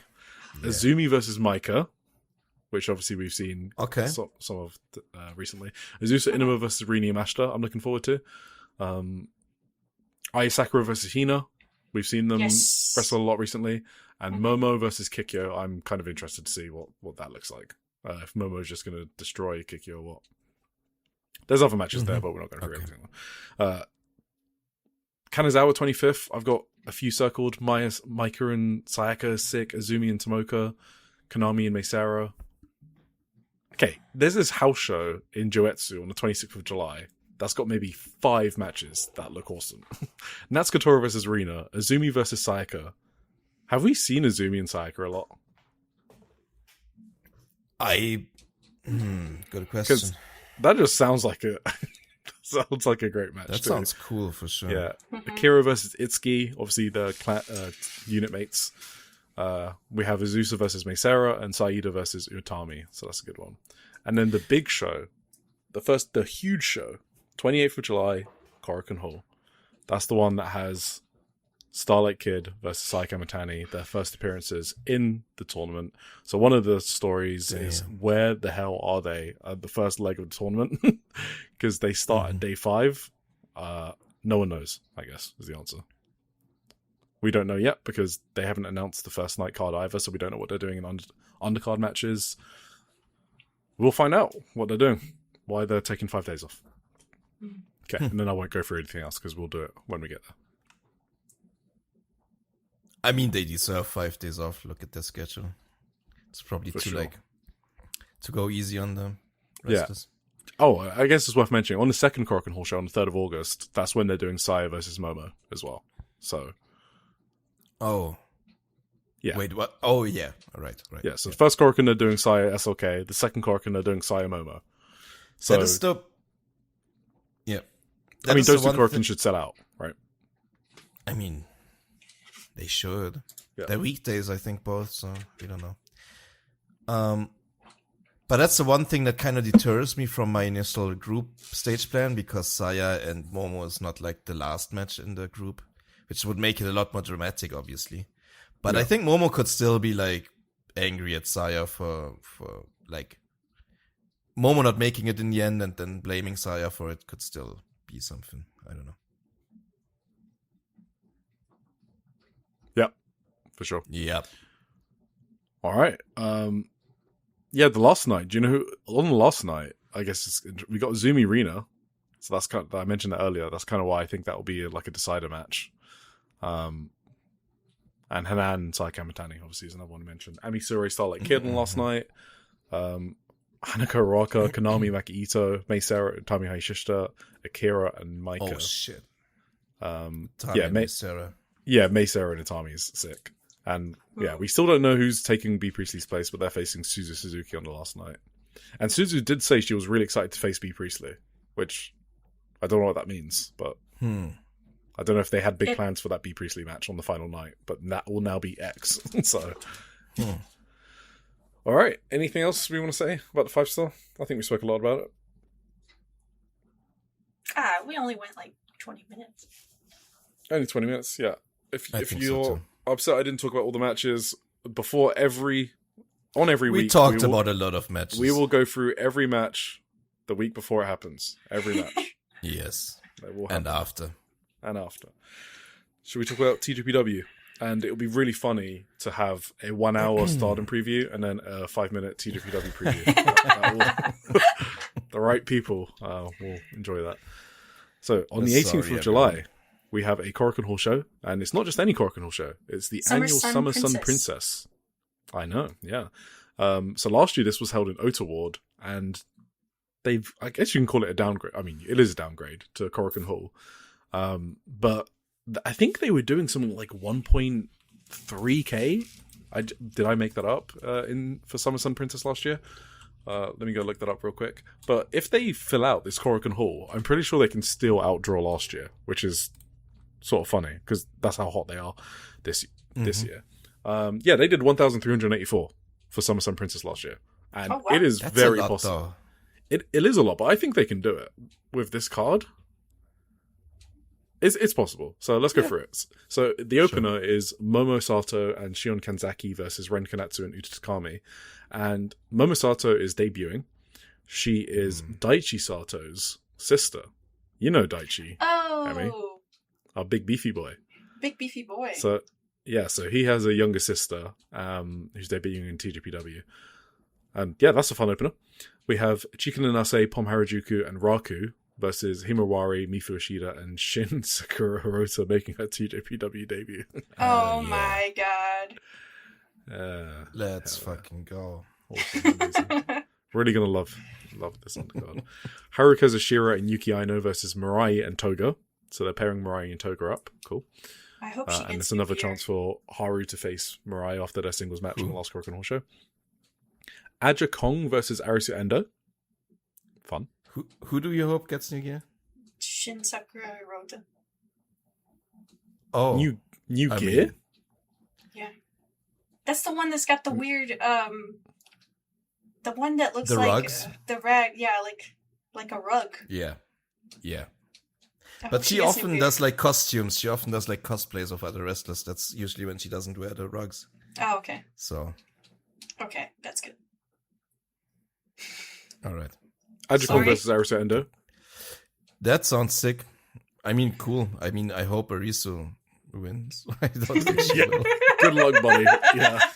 Actually, now that I think about it, I would have hoped for a better match for Arisu on this show. Yeah, exactly. Yeah, this is going to be Aja Kong no selling Arisu Endo. Yeah, that's kind of true. Back fist pin. Yeah. Yep. Arisu Endo just feels like she should be at a different level, basically, out of everyone on the roster. Yeah, she is legitimately like one of the best in the world. So, we have Kumidori, Sakura Hattori, and Yuki Kamifuku versus Mihiro Kiyo, Sanshiro Takagi, and Yumehito Imanari. A lot of men in this match. Kumidori is a break dancer / rap guy that appears in DDT from time to time. He is familiar with Kamifuku, so that's why he's on this card, and he's going to be on her retirement show, I believe. And Sanshiro Takagi is obviously DDT co-founder. And Yumehito Imanari is a Gambari pro guy who also knows Kamiyu. So this is basically like Kamiyu getting a pre-retirement match, even though she's not retiring until November, whatever it is. Yeah.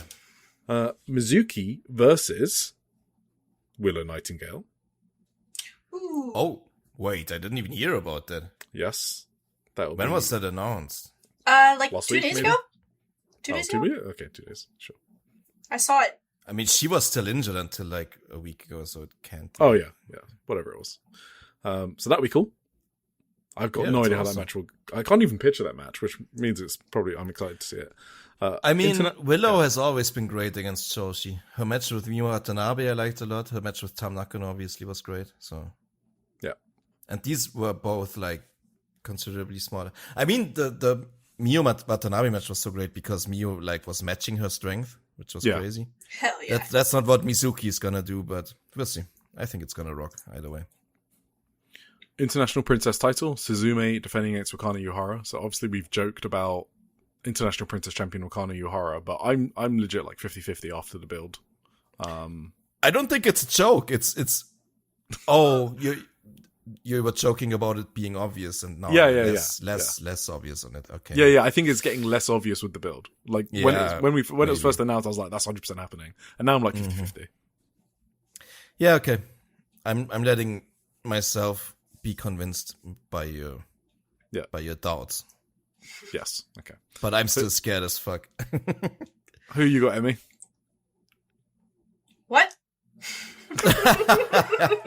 You got Big Wakana winning the International Princess title? Who's the champion again? Suzume. Little B girl. Oh. I think Wakana's gonna get it. All right. Oh, fuck. There we go. Okay. Princess Tag Team title. We got Hogan. Hiroki Kiyome, Hyper Misao, and Shoko Nakajima versus Daydream, Miya Watanabe, and Rika Tatsumi, who are defending. Okay. I don't know. I'm just going to go with Daydream. Maybe that's just because I want it. I think the match is going to be good as well. Yeah. Miyu is part of Daydream, right? Yeah, Miya Watanabe and Rika Tatsumi, yeah. If you're wondering how I know this, it's because I just read your TJPW stuff this morning. Ah, that would do it, yeah. I did write about that, And then the main event. Agree, yeah. Daydream. Yeah. I also have Daydream. Cool. Main event. Yes. Princess title. Miyu Yamashita versus Yuki Arai. Big Mio. Miyu. Miyu Yamashita. Yeah. Getting In a the title match. back. It's got to be the first title match she's had in I don't even know when. It's got to be like over a year. Something like that. 16 months, 18 months, something. Yeah. Yeah. She's been out of the title scene for a while, and yeah, now she's come back to put over Yuki Arai. I think there's like zero chance of her winning. I would be shocked if Yuki Arai drops her. No, it's true. They're gonna establish Yuki Arai. Yeah. Okay. For sure. And they should. They should. Yuki Arai. I mean, Yuki Arai is probably responsible for their best ever business, to be honest. Oh. Yeah, no. Okay. I mean, business-wise, no, absolutely. Like, the smarter decision would 100% be Yuki Arai. And I think this will be a good match. Not as good as the Miyu Watanabe one that I obviously enjoyed quite a lot. But, I mean, Miyu Yamashita just doesn't have bad matches. So, worst case, even if Yuki Arai is having a bad day, which she can sometimes, I think Miyu Yamashita will just push through with sheer force of will. So, Sure. right, so that is Summer Sun Princess on the 18th of July. So, looks like a good card, to be honest. Yeah, looking forward to that. And then on the 20th, only 2 days after, the Tokyo Princess Cup kicks off, which is it's not a round-robin tournament, it's a single elimination knockout tournament. I think, like, some of them have some buys, so it's a bit of a weird format. And they also do random draws. So when I read out some of this, you're going to laugh, Tim, from some of these. So Okay. we got Miyu Yamashita versus Uta Takami, and the winner faces Oh. Rika Tatsumi, because they're all random draws. So Mizuki versus Raku, and the winner faces Hyper Masao. Arisu Endo and Sakura Hitori, and the winner faces Chika Nanase. That was a hilarious one. Yeah. Mifu Ishida versus Wakana Yuhara, and the winner faces Himawari. Momosato versus Toga, and the winner faces Mihiro Keiyu. Miyu Watanabe versus Ren Kanatsu. That's a match. That's a me match. I'm very much looking forward to that. Winner faces Yuki Aino. Shion Kanzaki versus Suzume. What? Nothing. Okay. Winner faces Pom Harajuku.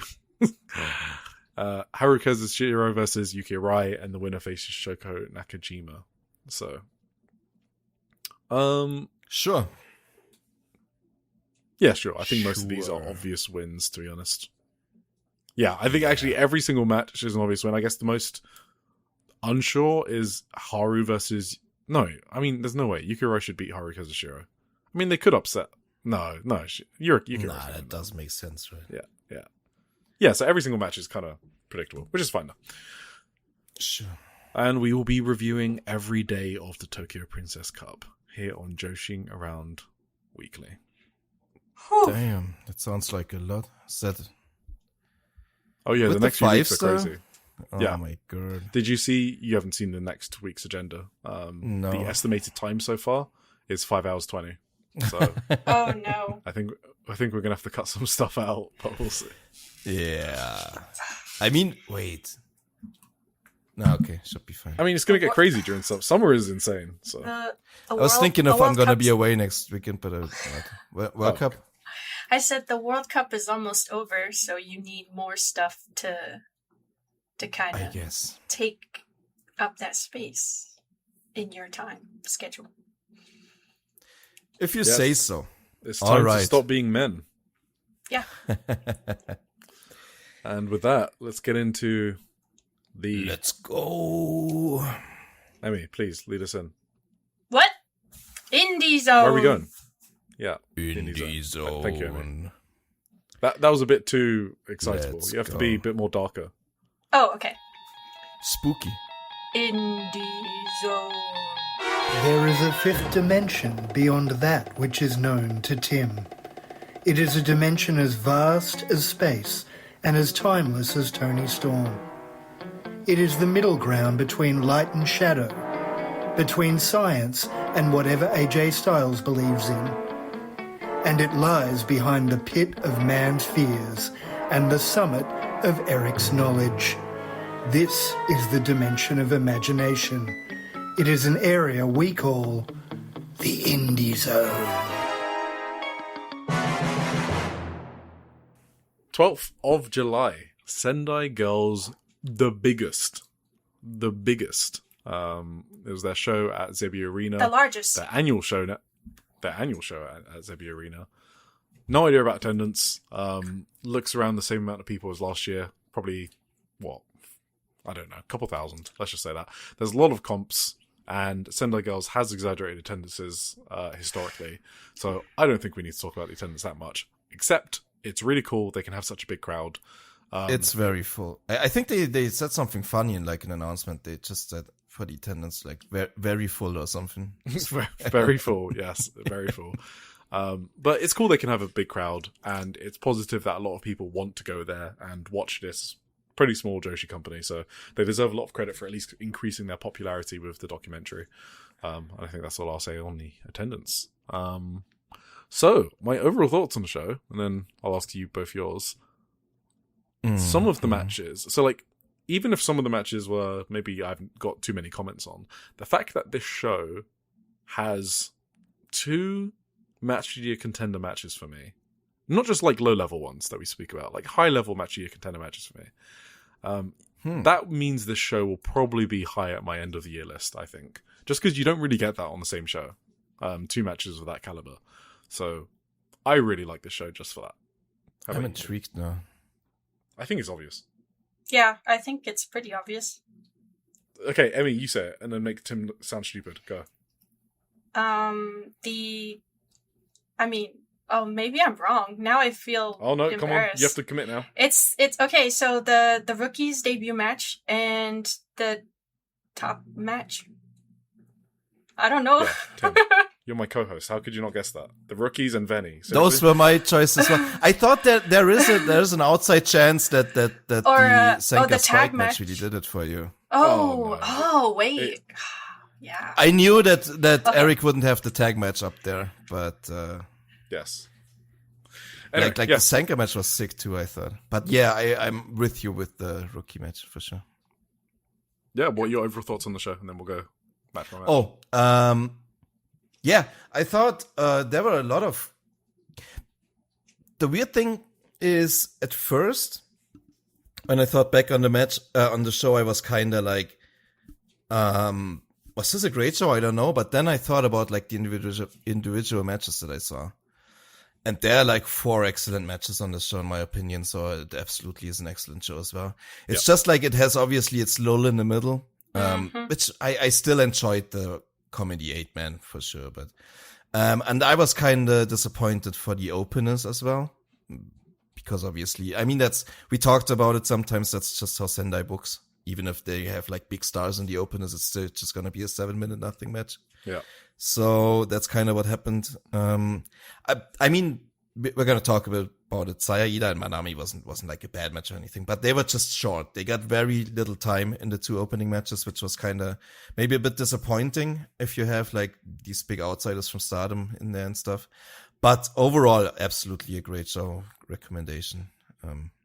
Fantastic matches. Emmy, is it your first Sendai Girl show?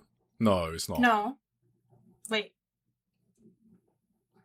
I've watched Sendai Girl shows before. I don't think I've watched them all the way through. Yeah. So what were your thoughts on this one? I didn't watch this one all the way through. I skipped one match. But it's your first big Sendai Girl show. Yeah. I mean, yeah. Whatever. But I really enjoyed it a lot, especially like once we were going further up, like towards the end. But I did find a lot of the matches very enjoyable, like in a vacuum. I enjoyed the certain matches a lot. Yeah.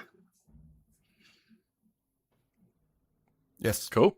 All right. Well, let's get into it. Hiroyu Matsumoto and Yuri Suzuki versus Ryu Mizunami and Saori Ano. I guess the main highlight of this match for me was the entrance when Saori Ano was not fucking with Ryu Mizunami's party energy. Saori was really channeling some Tim energy in this one. It's kind of funny because they actually used to be in the same unit in Oz Academy before Saori went back to Sekigun. And another little tidbit is Haruhi Matsumoto and Mizunami are in the same unit in Oz Academy, so they were facing off in this match against each other. Yes, I don't have much notes on this. It was a fine opener. Mizunami decapitated Yuri Suzuki at one point, which I thought was funny. That's the only highlight spot I've got. Big lariat. Mm-hmm. You got anything, Tim? Emmy? I got nearly nothing. I also got the big lariat, obviously. Like, half the match essentially were the chops because the match only went 7 minutes. So, yeah. Honestly, that sounds like an exaggeration, and it might actually be true. Yeah. Because obviously what was the big show, so she had to do extra many chops. So, it is what it is. I don't know if Saori even was ever in the match. I don't think so. I don't remember anything she did. No. So for that reason, I was obviously disappointed by it. Yeah. But yeah, whatever. I have nothing to add. To add. Manami versus Saida. I think I just echo what you said. Like, it's just the Sendai Girl special. You got two amazing wrestlers, but because it's lower on the card, they're limited on time, and they just have to wrestle a certain way. It's like a certain style they have to do. It's almost like they wrestle the first 7 minutes of a great match, but then the match actually just ends before it gets to being a great match. So, yeah, there was some cool stuff. I mean, I guess we shout out to Manami's new gear and her haircut. She looks fucking awesome. And yeah, Saya had like a nasty reverse sleeper at some point, which I thought was cool. But yeah, it was a good match, but I feel like Manami specifically should be getting more than this on Sendai Girl's biggest show. I think she's like really underrated, to be honest. I know she does the woos and it's kind of annoying, but she's like a legit good wrestler. And we saw that in the Hashimoto match, right, earlier in the year. So. Yeah, absolutely. What are your thoughts, Amy? You like Manami? I don't really think I have a strong opinion either way. I did like that it felt like she was holding her own against Saida, and I think very highly of Saida, so that's good. So yeah, for sure. No, I enjoyed this definitely more than the opener. Was a good little match. As you said, it was like the first 7 minutes of a great match, and then it ended. And it was kind of, it's also like not only Manami second on this card is a bad spot for her.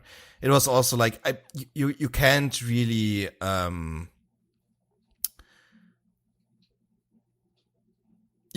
assume that you're gonna beat Saida on a show or whatever. But it's like another case of should one of your most talented people lose to an outsider on the second on the card is also like kind of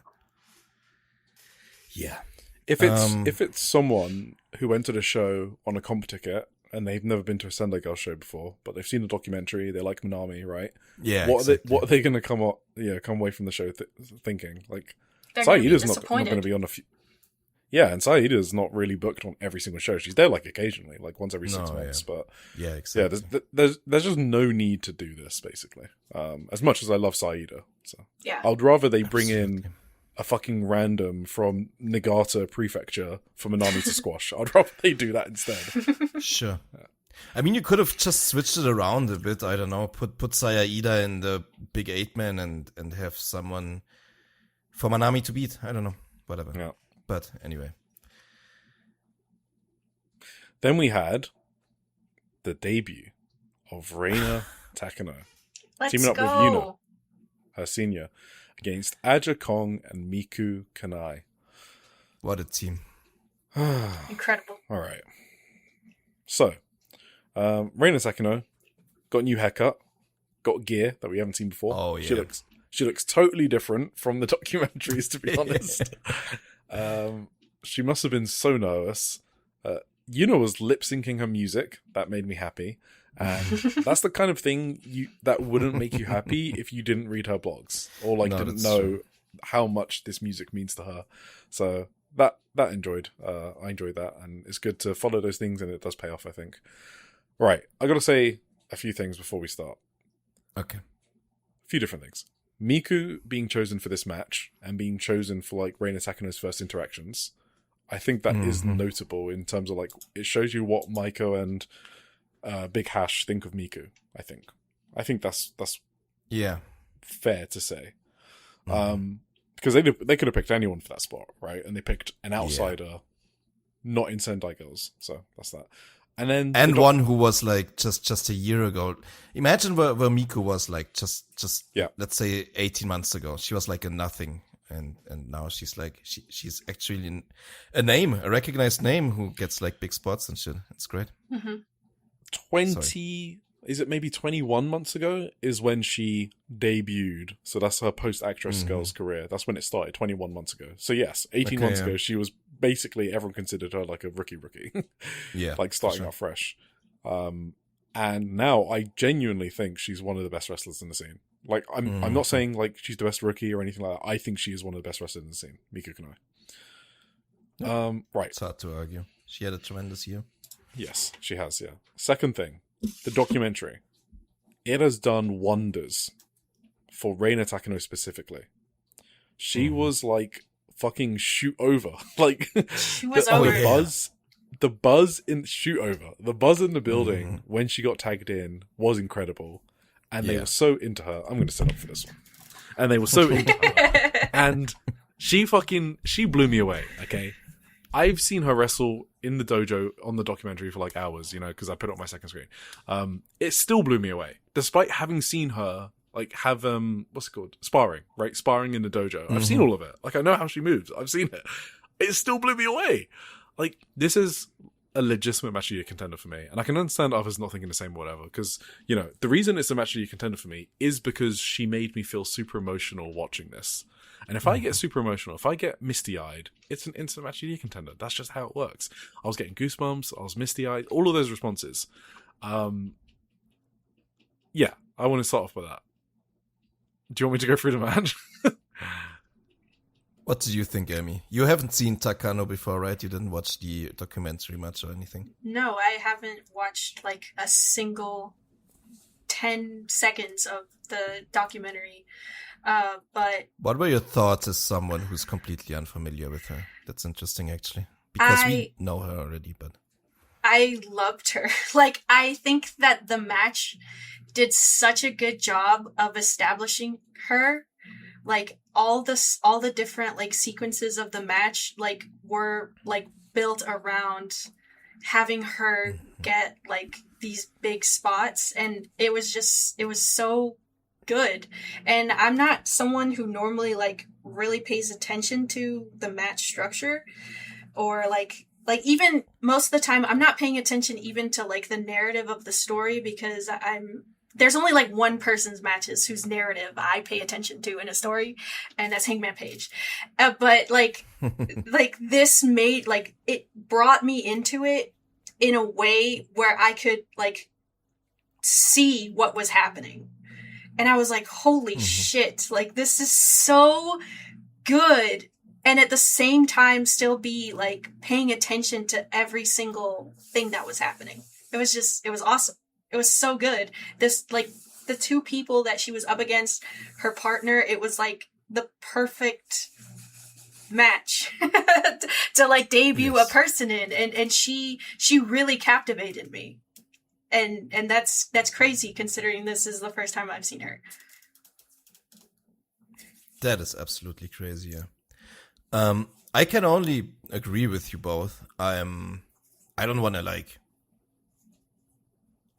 toot my own horn too much or whatever, but I mean, I've bought her stocks like 3 episodes ago when I saw her first training in the Sendai documentary. So I was like on the first train, I guess, but no, I'm joking. This was absolutely like an incredible performance overall from her. I thought it, like, blew my expectations way out of the water. And I think captivating is like an incredible word it fits perfectly to describe her performance here. Like, she just blew me away. Like, the emotions she brought into it, the selling, like just her the struggle and just I don't know. I loved it. I thought it was I absolutely agree with Eric too. It is it is probably the match that I think most about from this show. Obviously, we're going to talk about the main event later, but if I had to name a match of the show that I would put on my match of the year contender list first, it would maybe even be this one. This might be my match of the night. I'm not quite sure. The main event was absolutely incredible, but like this was like a different thing for me. Like just like it's the old question, right? It's like, is an incredibly wrestled match? That's also plenty emotional. I don't want to take that away from anyone. But against like this pure like emotional struggle that I loved watching so much and that like really burned itself into my brain for the next few days, is that I usually rate that above. You know? That's kind of it's hard to say. Yeah. Anyway, that's like my overall thoughts. It goes back to discussion where, I guess maybe, obviously, some people, if you're not in the Discord channel, then maybe you missed out on this discussion. But obviously, after the discussion last week about, or the week before, I don't fucking remember anymore, about Forbidden Door and Swerve versus Will and all that. I think David Hayter and Cine Martial Arts, one of our other listeners, they made the point that you can still feel things from watching things being technically executed well. And I think I agree with that. Like, it made me change my mind on that slightly, because that is a thing in other arts, you know, like if you're a movie nerd, right, and you like see a cool visual effect or whatever, that can move you, because you're like, oh shit, that's so cool that I saw that thing. So things being done technically well. Yeah, go on. No, finish your point. I'm sorry. Well, no, I was just saying, yeah, technical execution is also a thing that can make people move a certain way. I don't think most of the people do think like that, but it is possible that you can, and some people do it. So, but I don't think that's like the dominant discourse, I guess.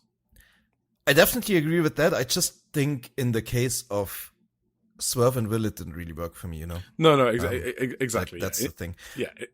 In that specific case, I don't think it applies, but in general, it can. So, I mean, we talked about it earlier, right? I talked about it earlier with the Maika and Hanako versus Azumi and Miya Masaki match, right?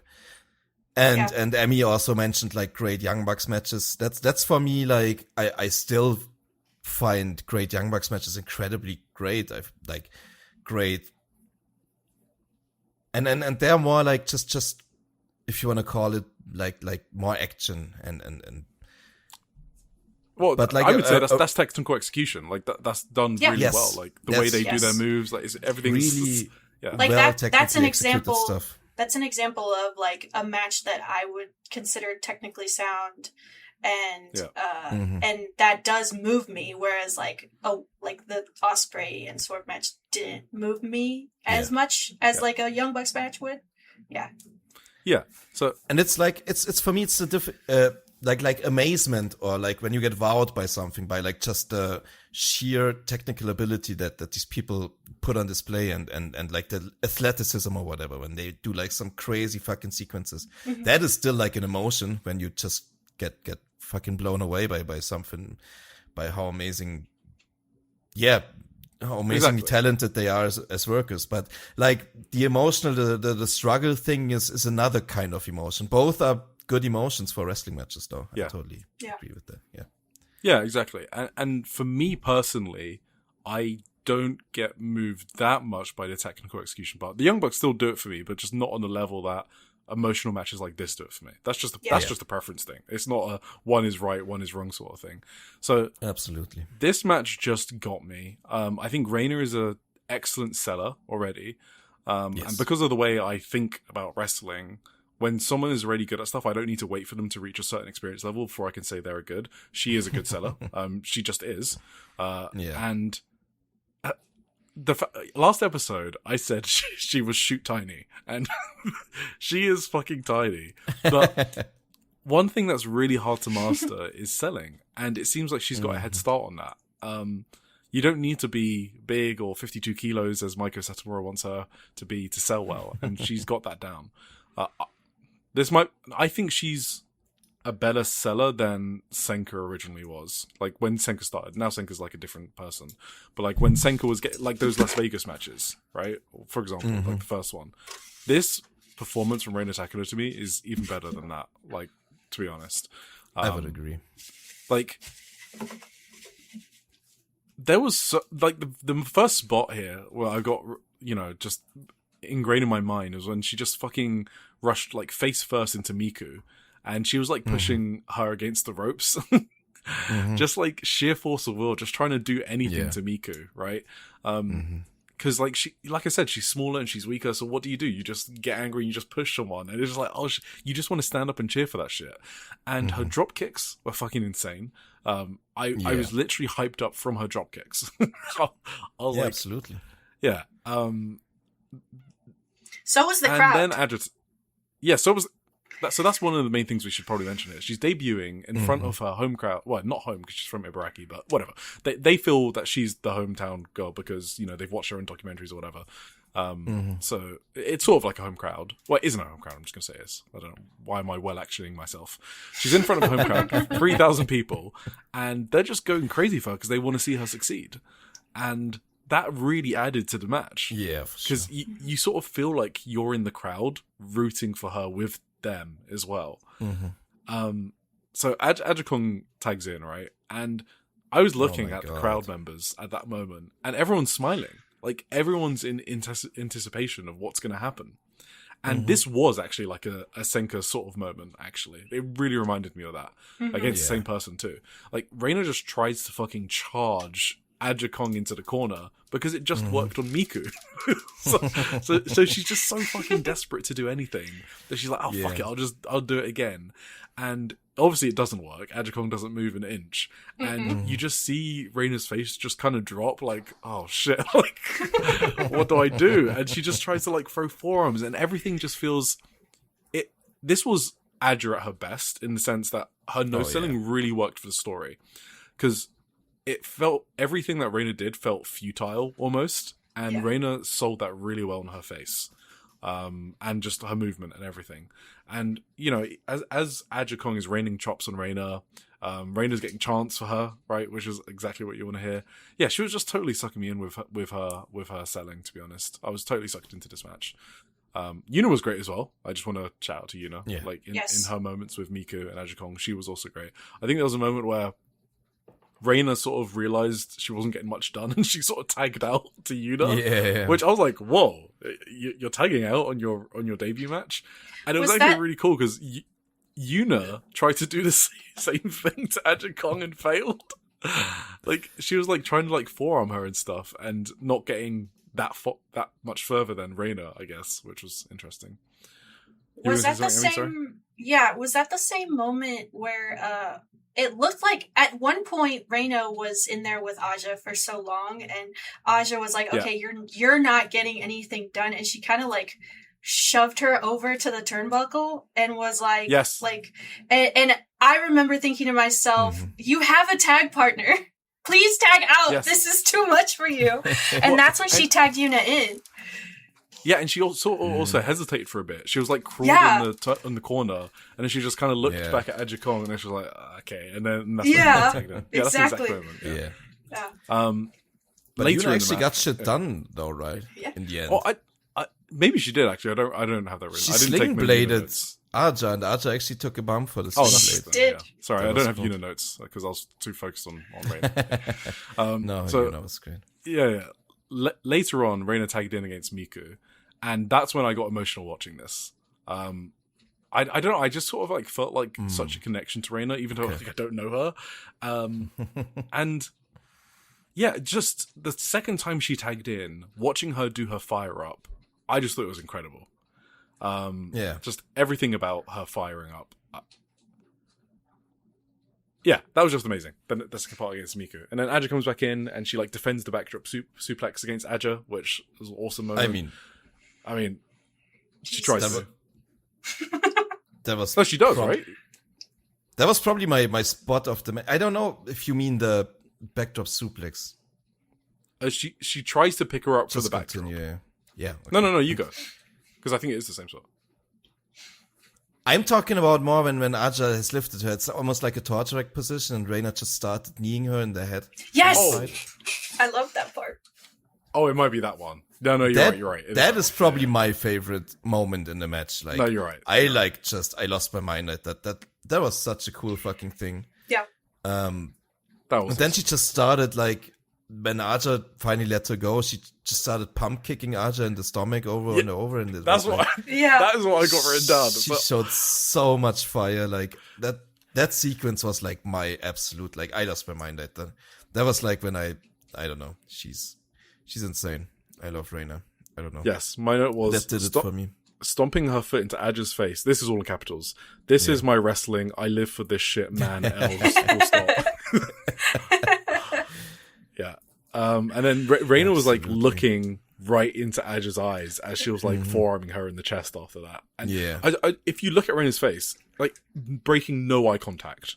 Like normally you might see them like looking at the ground or looking at the opponent's chest to make sure they don't miss. Rina fully fucking laser focused on Aja Kong's eyes. That is incredible. That was amazing. And then there was obviously a really cool spot with, well, I thought it was actually awesome, with Aja Kong just sitting on top of Rina, who was trying to do like a roll through. Because she's probably learned that spot like so many times and practiced it in the dojo so many times. I was like, okay, it's muscle memory. And Aja Kong's obviously huge, and Aja Kong just sits on her. It's fucking awesome. That was also my favorite spot of the match, I think. It's so... That whole sequence, it was like basically still in that sequence, like that whole back and forth between Aja. When she sat down, and then she fucking did a head bridge out of that. Yeah. Sorry, you go. No. Like, say it. It was so good. Okay. Yeah, I fully expected when Aja just sat the fuck down on her. I thought, okay, it's over. That's the end. And then she did a fucking neck bridge out of that pin. Like, she somehow lifted Aja up. I mean, at the same time, I think YUNA attacked from behind too, right? To help her. But, like, she almost got out of it by herself. That was, like, my Aja Senka moment, right? Where Senka refused to get pinned. That was it here. I do want to maybe add that people who were live at Aja Senka most probably have a different opinion. Oh, of course. But for me, this was at least on the same level. This was insane. Oh, I have it better, but yeah, I have it too. Yeah, I'm the same. No, I love this shit. No, I think that those are my last notes on that. And obviously, she does not. Oh, win. she bridged out of another pin. Like then Aja Kong gave her another huge chop, and I thought, okay, now it's over. And then she bridged out again, and I'm losing my mind at this point. I was screaming. It was great. It was crazy. And then the finish? Yes, came the finish. It was Aja Kong screaming to Maiko Satomura, watch this. And then she fucking lariats Reina Takano. I mean, this has got to be... Yeah, this is one of my favorite Aja Kong performances, actually, to be honest. Yeah. We have to kind of talk about Aja too, right? I mean, it's not a coincidence. She was incredible. It's not a coincidence at this point, no. She was in the... Yeah. She was in a Marvelous Rookie debut as well, right? Yes, she was great in that match as well. She was great in that as well. I mean, I think she's purposefully getting booked in these rookie matches, like, because she's just... So, I mean, something about that matchup just works like a crazy fighting spirit underdog rookie against Aja Kong. It's just I mean, not only that, but Maiko Satomura said at the start of the show when she opened the show with the promo, she was like, I don't know if she said something about. She said that she faced Maiko in her retirement, but was she in her? Did she debut against her? She can't. I don't know if she said that. That might be wrong. Aja? Yeah, Aja and Maiko. I know they had title matches. I don't know if she debuted against her. Yeah, they had generally Yeah, but anyway, Maiko was like, with each other. Yeah, I faced you early on in my career, whatever it is, and then I faced you in my retirement, and now you'll face my debuting rookie, and it was like kind of full circle, so that was kind of cute. Yeah. After the match, Rina obviously looks like she wants to cry. Like, I don't know, her setting's just incredible. That was still, I was still like, her face after the match, like, I was about to cry. Like, seriously. This is just she got carried out on somebody's back. Oh yeah, that's true. Yeah, one of the best matches I've seen this year, to be honest. Might be in my top 5. I'll think about it. It's somewhere there. It's just... I may have to go that high, yeah. It's crazy. I mean, how can you not? This is like a perfect debut match. Yeah. It was amazing. It's a perfect debut match. You wouldn't change anything about this match. No. And I every agree. single person in this match played their role perfectly. Miku and YUNA as well, which we haven't spoken a lot. They were perfect. They did everything they were meant to do in this match. Absolutely. You can't trim YUNA was any so fat good off also. this. No, Yeah, no, it was absolutely Perfect. Yes, perfect. incredible match. Definitely watch that one. Even if you're not into rookies, you will be if you watch this match. You will understand what we Yes. find Okay, yes. so fascinating in it. Yeah. If you're not into rookies, you watch this, you'll at least understand why we like it. You will get it. Yeah, you will at least get it. And if this doesn't do it for you, nothing will, to be honest. Like, Just stop watching. This Just is it. stop listening. just Just stop listening. Go and watch it. go and watch it. All right. Speaking of getting it, that's also like I think she just gets it, you know. This is I mean, why I want... that's like an overused phrase or whatever, but you could really tell like she knows what she has to do, you know, how she has to react. That's why I kind of want to change how I'm talking about rookies. Like, who gives a shit if it's like her first match? Like, she nailed like some of the things she needed to do. Like, maybe selling should be one of those technical execution things. Like, it is hard to convey emotion, and she did it perfectly in this match. Mm-hmm. Yeah, Absolutely. Anyway. Sorry. Yeah, let's continue.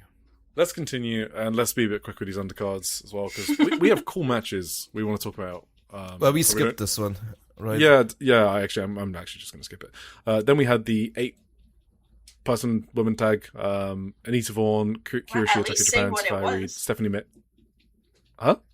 At least It was Daisuke Sekimoto vs Super Sasarago But they're men. Machine, but we're not talking about men on this podcast. Yeah, I'm just. Ew, stinky. Yeah, I'm just stinky saying, men, Emmy. Why do you want us to talk about men? Say what it was, but you can skip it. That's fine. Yeah. Daisuke won. Yeah. There you go. Do you know? Sorry, okay, I have a question, Eric. Did you watch it? Yeah. Do you know if like the unmasking was an accident or was it on purpose? Oh no, it's on purpose. Okay. He's unmasked like all the time, and everyone knows his alter ego, Muscle Sakai. Yeah, it's just the whole bit. Okay. It looked like it was an accident, but okay. That's why it's funny. Yeah. Yeah, maybe.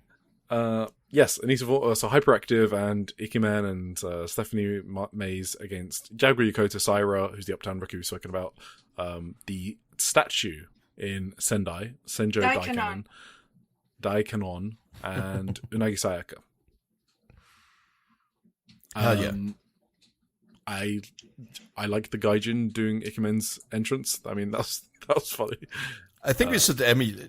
I want to hear Emmy's thoughts. Yeah, okay, Emmy, you take it. It's the first time she saw Kuroshio Tokyo. Yeah, I don't need to talk anything about this. Emmy, go. Yeah, so this guy came out, and at first I was very confused because I was like, what's going on here? And then he just starts hugging all these people in the arena. He just goes around and starts like hugging fans and showing them his abs, I guess. I don't know. He was like pulling out his, it was very Jay White, like just pulling his jacket, showing his abs for like photos and stuff. And he's what? A lot of people will like this comparison, probably. I don't know. I've just never heard of it as showing his abs. I just never thought about it. I couldn't. He technically is. I couldn't think of like I was thinking in my head, like, what is he doing? Like, he's pulling open his jacket, right? And He's showing off his jacket. okay, see, in my head, I wasn't thinking that. It reminded me too much of like the Jay White thing, where who is definitely showing his abs every time he does White that. No, Ikemen is very proud of his jacket and Okay. uses it in his offense sometimes, and never takes it off when he wrestles. Yeah, okay. Yeah, and then he like at one point he was on the floor saying hi to all the people on the floor, and then all of a sudden he's up in like the second tier. I'm like, how did you climb up there? Like, what are you doing? And he's just hugging more people, and then he comes back, and at first I was like, okay, this has got to end at some point. Like, and so he goes back to the ramp, and I'm like, oh, okay, so he's not in this match. I'm thinking, okay, you just did that, and now you're leaving. Okay, like, I can understand that as a goofy gimmick, right? But he goes up the ramp, and he's leaving, and And then he comes back, and I'm like, what's going on here? I don't know what's happening, but I love him, I guess. Like, I don't know. Yeah, and so he was in the match with on Hyperactive side, and then the other side was all women. So I was confused. I was like, okay, so this is an intergender match. He's gonna be on their side. And, yeah, apparently the rookie, the Uptown rookie, is his mentee. Like, he trains her? Yeah. Or how does that work? Yeah. Yeah. She wrestles in his promotion. Yeah. Okay. It's his promotion? Oh, okay. Yeah. Yes. Okay, I didn't know that. It's called Uptown. It's like, yeah, he is the founder and owner. It's like his little indie. It's called Uptown. And Okay. she's the rookie in that promotion, yeah. Oh. I mean, I enjoyed it. It's a fun gimmick. Yeah. Yeah, I mean, good call, Tim, for getting Emmy to describe her first. I did not think it would be that funny. I mean, showing abs, I don't know why I've never thought about that. You get used to someone. Yeah, I just heard that Emmy really liked Ikemen, so I wanted to. Yeah, and I never thought what it looks. That one. Yeah, I never thought what it looks like for someone to watch him just go back to the curtain as if he's not coming in the match and do it all again. Yeah. I mean, the thing about the intergender, we don't really... Is Daikanon, is it a man? It's a statue of a woman. It's a statue of a woman, that's what I thought. Okay. Okay, then it's yeah, one man and... But I'm pretty sure it's a women, man playing the statue. Yeah, maybe. Yeah. Because that's a big motherfucker. Like, it looks like Shuji Ishikawa. Shoot tall. Didn't you say last week who was underneath? No, I don't know who's underneath. Oh, I thought it might be Super Sasa Dango Machine, but I don't think it is. Oh, no, I don't think he did Kinda that right after shorter. his match. Yeah. Yeah, also he just had a match. I don't think he has the capacities to do that back to back. Yeah, good point. Emmy, did you see Ikemen's? He's called Ikemen. He's got load of nicknames. Let's go with Jiro. Did you see Jiro's facial expressions in this match? Yes. He was mean-mugging Jaguar, right? Yeah. Well, he was very scared of Jaguar. I don't know if he got told off at one point, and he is one of the best told off faces I've ever seen in the history of the planet. He just looks like a sad puppy. He was being really mean to her though. Like there was one point where he like tagged in and he immediately ran to the other corner and just like cheap shotted her. Yeah, like he took cheap shots, but he was scared of facing her like face to face. You know, that's his gimmick. He basically acts really confident when he thinks he's up. And then he's a total fucking coward when facing actual punishment. I think I gave the example last week where it was his two rookies against Minoru Suzuki. And he's like teaching them how to slap him. And then Minoru gets upset at him and he's like immediately sorry and runs away and then gets Minoru to attack his own rookies. He's a total coward and only cares about his own safety. Yeah, it's funny. This was also the first time you saw Unagi Sayaka, right? What was your impression of her? She seemed nice. I liked her get up, her outfit, very very vibrant. Yes. I think she was doing a lot of shenanigans in the match, which was very funny. Rubber bands. Yeah, that was funny. Sure. Yeah. Mm-hmm. One of them broke by accident, I'm pretty sure. But they played that off so well. Yeah. Because then Toyota was like, that's her name, right? No. Yokota. Yokota was like, no, just come back and redo it. And then they did it. And they did it again, but then she let go and hit Yokota in the face. Yes. I think Yokota got hit like 3 times on accident, but it was obviously. Yeah, she ate a lot of shit in this. Actually, Yokota was funny. But yeah, we also got Saira, of course, the rookie, the aforementioned. She's she's awesome. She's very athletic. Yeah, I liked her. Landed her shooting star press too. Yes. before, in the end, she ended the shooting star, right? Then the statue chokeslammed Ikemen or Chiro, and then Chagaya Yokota did her rolling kick and pinned him off the second rope. I think she did. I thought it was fun. Yes. Yeah. And then after the match, obviously the big news is Hyperactive has signed with Sendai Girls, just like Spike. So they will be contracted. So there'll be 3 Gaijin in Sendai Girls. Nice. Yep, cool. Pretty much permanently. Huh? Yeah, Maiko Satsumura has been very aggressive with these signings. When usually, probably in the past, they've been quite conservative. So I kind of wonder if this is like a new thing in the scene where maybe companies are recovering from COVID. They're doing best business ever. You know, a lot of companies in the scene right now are doing record business. And maybe companies want to expand a bit more. So, she's making that YouTube money now. She's making that YouTube money. It's over. She's gonna ticket sales money. Yeah.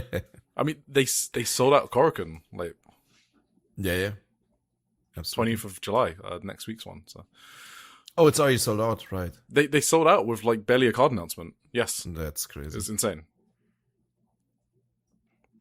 Great. What do you think that? Nah, should we speculate about that shit? No, I can't be bothered, but you can. Okay, no, not really. I don't really have an opinion, but I don't know. Neither. I don't think it matters. That was Sendai Girls now. Yes. Anything else, whatever. Fuck the Fed. I want one guess of those if jackets. people are confused, then they went for tryouts with WWE, so it was kind of expected they might sign with WWE. Clearly, they haven't. So there you go. Good for us. Good for us. Junior title match: Senka Akatsuki defending against Spike Nishimura. And spoilers, but you should be listening if you care about spoilers. Spike Nishimura is the new Watch the champion. match. Yes. Watch the match. I mean, this is what we expected, right? So, yeah, we predicted this one for sure. You talk about this one, Tim. I talk about this one. I thought one of your 4 favorite matches on the show. Yeah, I'm apparently higher than you in it. I haven't said what I think yet. I mean, that's the impression I got from our early exchanges, okay. From our overall thoughts on the show. I don't know. Yeah, I thought this kind of ruled. I thought this was very like hard hitting, rough in a good way, you know. Just fucking. They were just beating a shit out of each other for like. It was pretty short. It was only like barely 10 minutes, 9 minutes 51 seconds. But like it felt every second of that. Like I don't know if I wasn't never sure if Senka's lip got busted open or if I just imagined that in my mind. But yeah, Senka at several points just looked like she got hit by a truck. She went through it in this one. Yeah, Spike did not go easy on her at all. It was brutal at times. She did like her big springboard dropkick. Of course, it always looks sick. Then she did this awesome. Well, first she did like a random Michinoku driver as like just a transition move where she spiked. Pun not intended. Or maybe it is. I don't know. Senka right on her head, and that looked sick. I she think could have she's just won matches finished with her that with before. that. Yeah, I think so too. But this one was just like this was right at the start, pretty much, like just randomly, and yeah, that's when Senka looked like she got hit by a truck for the first time. Then Senka came back with a big lariat at some point. So Spike had to roll to the outside to calm down. And another big lariat from Senka back in the ring, but Spike countered it with a big kick to the arm, which was cool. And then she did her big springboard drop kicks. She did like a really cool submission, I thought, in like what's it called when it's like a backpack position, almost like a pink devil position, kind of. And she like choked Senka over her shoulder, like bended her over. That looked sick before she actually did the. I think Emma's done that move before. Emma Maeshua. That's the only other time I've seen it. Yeah. Yeah, that's really sick now. And then a crazy big boot at the end into the Angel's wings, like it looked pretty dominant by the end, the way Spike just finished her off. But I thought it was sick. I thought it was just a really physical, really rough going match. I don't know. What are your thoughts, Amy? So, I like this type of match. This is my favorite kind of match. I like when two people beat the shit out of each other and everything just like it starts rolling and it's just amazing. It's like, hate to bring it up, but just a hangman coded match. Like they were beating the shit out of each other. Like they were brawling. Absolutely. And I love those that. Lariats, absolutely. I love that. Spike, I just have to say one thing. Spike came in looking like the biggest fuckboy alive. I love her energy. It's just, it's so good. Like my temperature rose. She's amazing. And then, Senka came in looking extremely serious, obviously, as she does. And it was just this interesting, like the emotions that were played out on their faces. Like Spike seemed very, very confident, which I really loved seeing here. And Senka, there was one point like where it felt like I wasn't sure what was gonna happen because she was serious, but like she was maybe a little bit like she didn't know what was gonna happen here. And broken almost. Yeah. Right? Her confidence was kind of broken at one point. Yeah, like something like that. Toward the end, especially after the match, like it was like I think I saw tears. and she looked destroyed. She was it was incredible like facial expressions from both of them. I loved it so much. Does anybody want to talk about the post match? You can. Okay. Yeah. Spike spoke in Japanese, and it was so cute because she was speaking very slowly and trying not to fuck it up, which I loved so much. I loved this match. It was good. Yeah, I liked it a lot too. And YUNA is next. YUNA challenged her after the match too, right? Yes. Yeah. I mean, I've had my opinion on Sendai Girls titles. I think outside of the world title, they kind of devalue them a lot with their booking. Like YUNA was already a junior champion. This match happens next week. I mean, it's cool that Yuna's getting a title match, but I'm not like excited for it in terms of like outcomes. I guess it's going to be a good match, but I don't know about the outcome. I don't think it matters that much, basically, because I don't know if anyone's moving up or down the card based on the title or the result. If you know what I mean. Yeah. So sure. But cool to see YUNA in that spot though, so that's good. All right. Yeah. What are your thoughts? You didn't like it? You liked it? I liked it. I thought this match was... The thing I liked about this match was Spike kind of showing she has that sinker in her in terms of getting the most out of easy or basic moves, which it kind of clicked for me in this match about that's kind of like Spike's thing in terms of like basic shoulder blocks, elbows, Spike is kind of in the same lane as Senka in terms of that, and I don't know if she's seen as in that way, but she's like a great seller. She's very expressive. She's very raw. And I think we knew that about Senka, but I like that Spike showed that a lot here as well. So then I don't want to repeat everything else you guys said. So. Hey, Eric, I have a question. Yeah. Was the beginning of Senka's music different? Did you notice that? I don't know. I didn't notice if it was. I'd have to go back and listen. Felt like it had a new hype intro. I don't know, before regular music started, but yeah, maybe. I never noticed these things. So because it I'd sounded. have to go back and listen. Yeah. At first, I couldn't tell who was coming out, and then it went into what her music normally is. So I was like, oh wait, no, it's Senka, but it just it sounded different at the beginning. I don't know. Yeah, maybe possible. I wasn't sure either. I felt like it was new. I couldn't tell. Okay. The only other thing I wanted to mention was Senka debuted a new move. Did you guys see what it was? Oh wait, I think no. wait, You got did it? I note this down? I thought it in the moment that she's never done it before, but I can't remember now, and I don't think I wrote it. Wait. It's a Zack Sabre Jr. move. Huh.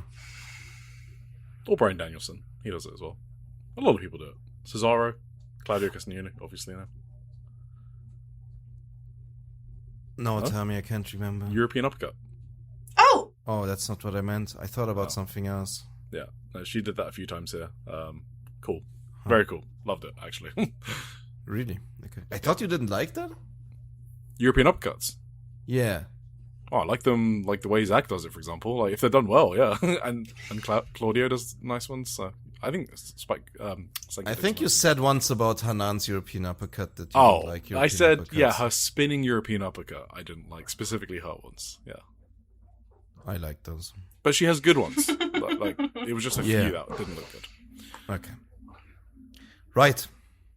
So much for this. Happy for Spike. Congrats. Yeah, I think we said something like it'd be booking terrorism for Spike not to win here. So Absolutely. tag title match. We had Red Energy, Mika Wata, and Miyuka Takase versus Miya Momono and Yurika Oka. I mean, should I just say what I say every time? I don't want to repeat myself. Oh, yeah. I think everyone Probably knows. low man on this.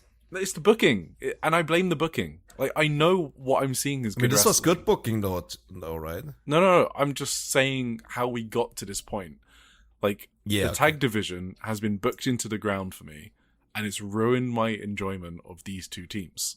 I just don't care what these teams do, and it's got nothing to do with the wrestlers involved. Like, all listeners know my opinions of each of these four wrestlers. So, Miya Momono is literally my wrestler of the year for 2026 alongside Hashimoto. And Yurika Oka I've spoken about a lot. Mika Wata is amazing. Red Energy were my tag team, like in my top 3 tag team of the year last year. I just don't care about the matches specifically, in the sense that they're like AEW TV matches for me. They're cool. I enjoy them. But I've got nothing to say about them. And I've got no emotional attachment in who the winner is. And again, nothing about the wrestlers or what happens in the match, because there's some sick moves and they're sick wrestlers. So go for it, Tim. Go talk about that match. Is it my turn? Yeah, I think you're the high person on it. Unless Emmy wants to talk about it. Of us three, if I had to guess, Emmy is probably the high person on it. I'm higher than you on it, that's for sure, but I'm not that high on it either. I've read like some opinions today where I thought I was maybe the low man. I saw people today put it over the main event for them, but I would never be of that opinion. Yeah. I don't know. I mean, do you want to go first, or shall I go first? Well, where's Emmy? Is she here? I did. I'm right here. Oh, okay. Emmy, do you want to do it? I mean, I don't think I could properly summarize the match. I can tell you my thoughts on the match. Yeah, tell us your thoughts Go on the for it. match. Okay. Mika Iwata is one of your girls, no? Yeah, Mika One of your Wada wives. is one of my wives. I love her so much. I think she's a beautiful, handsome woman, and she could probably kick me in the face, and I would be very happy. So I was very moved by the whole match. I wanted her and her tag partner, whose name I don't know, by the way. I'm so sorry. To destroy the little bananas. And they did. So that was awesome. There was probably like one move that really like popped the shit out of me, which is toward the end where like I don't know what her and Mio Momono were doing, but they were both in the air and she like hits Mio with this like flying knee. It was fucking awesome. And it rocked. It rocked. It had me on the edge of my seat. It was also one of those. It's very like it's like the Young Bucks to me, where it's like I don't know what's going on. There's like I don't know the narrative here apart from like those are comedy wrestlers. these are probably like the straight men who should win. And like, but it's like, it was enough for me who doesn't like watch the promotion consistently. So I don't have like the booking, qualms that you do about the match. So I enjoyed it. I enjoyed it a lot. And that's all I have to say. Yeah. Yeah. Miyuki Takase, by the way, is her Okay. tag team partner's name. I thought, like, the main outstanding thing for me in this match was how they portrayed Yurika Oka in a way. Because obviously, just like you very correctly said, they are like the comedy goofs. They are like the goofy fucking idiots. The I don't know. The yeah, just you don't expect them. Right. Like I don't know. Like they have to almost they rely on like out smarting their opponents in a way. Mm-hmm. Because like obviously physically they are very much like the underdogs in this match. And like you have like the veteran and Mika Iwata just kicking the shit out of her and everything. But in the end, they made it look like Yurika Oka was gonna win so convincingly to me. Mm-hmm. Like just like you, I was on the edge of my seat. I really didn't want Mika Iwata to lose here.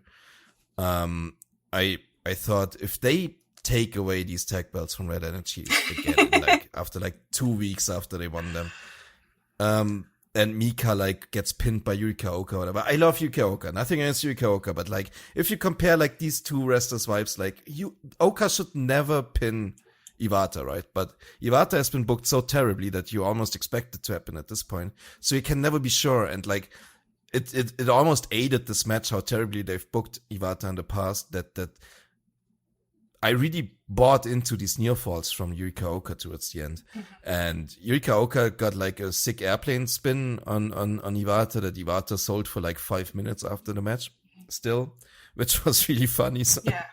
that was, and then she got like a million near falls with all these roll ups. And I was like a couple of them definitely got me. So they did achieve that. They really got me invested into the match, and it took a while for me to get really into it, I gotta say that, even though the wrestling was excellent the entire match through. But like the real investment did arrive at some point when I was really like buying into these new falls. So yeah, good job on them. I thought, like Eric said, these are just 4 excellent wrestlers. You're never gonna see a bad match from them, and they even had like an interesting narrative throughout this one. Yeah. Just making me believe Oka could win. I don't know. Or fear Oka could win, I guess. I really enjoyed the fact that like it started off very comedic, like lots of shenanigans, but then they start getting the shit kicked out of them, and like you could see them like the veil has like dropped, like it's okay, like fuck this, I'm going to start beating the shit out of you too. So that was really fun. I liked that it wasn't consistently just all fun things happening, but like eventually it's like, okay, let's get serious, and they did get serious, which I really liked a lot. And the same was for Miyuki Takase too. Miyuki, the one you didn't know the name of. She's usually a really like funny person too, or like a fun loving wrestler in a way, like also kind of in contrast to her tag team partner. But she at one point, like, I think she dropped her hairband. She took it out of her hair, and that's when, like, funny business was over. And she was like, fuck you guys, I'm gonna fucking murder you now. And it was awesome. Yeah. Yeah. No, I liked it a lot. But it would, like... I don't know if I have it above Spike and Senka, probably slightly, but... It didn't approach, like, my matches of the night. I don't think I could say that. But still really good. Still a recommendation match for me. Like, this show definitely had like 4 recommendations for me. So it was a really good show, for sure. Yep. This was one of them. Eric? Cool. Eric? Yeah. You guys said it all. Are we ready for the main event? Yes, Yeah. let's go. You want to take this? I actually don't know if I do. I have a problem talking about this match because Why? I know I'm biased. That's As why in, we like- Yeah, that's what we want to hear. What? No, Come on. I mean I'm gonna ramble, is what I mean. Go ahead. No, I don't think I can do it coherently, like genuinely. I've got so many notes about this. Like, I don't make this many notes normally, and I did because I did a Tim basically, and I just never do this. So I actually just don't think I can do it. I guess the cliff notes. I obviously love this match. I had my heart in my stomach for most of it. I was really nervous during the match, actually. It felt like a huge match for me. I already said it last week that I was hooked before the match even started. So I thought they built to some really amazing near falls in the last few minutes where I thought either of them could win. And if you look at like Hashimoto's title reigns, it's amazing that I thought any of those near falls could work as well, because Hashimoto is so dominant and most of her matches are foregone conclusion. Like that, the near falls in Hashimoto's matches, the fact they work at all is amazing, right? That's just like how good she is at making them work. Like in the Minami match or any of the other matches that she's had. Like, it's amazing that she can make those work. This one, I mean, they just kind of did it again. And yeah, I just had so much emotional investment, I guess, in Veni that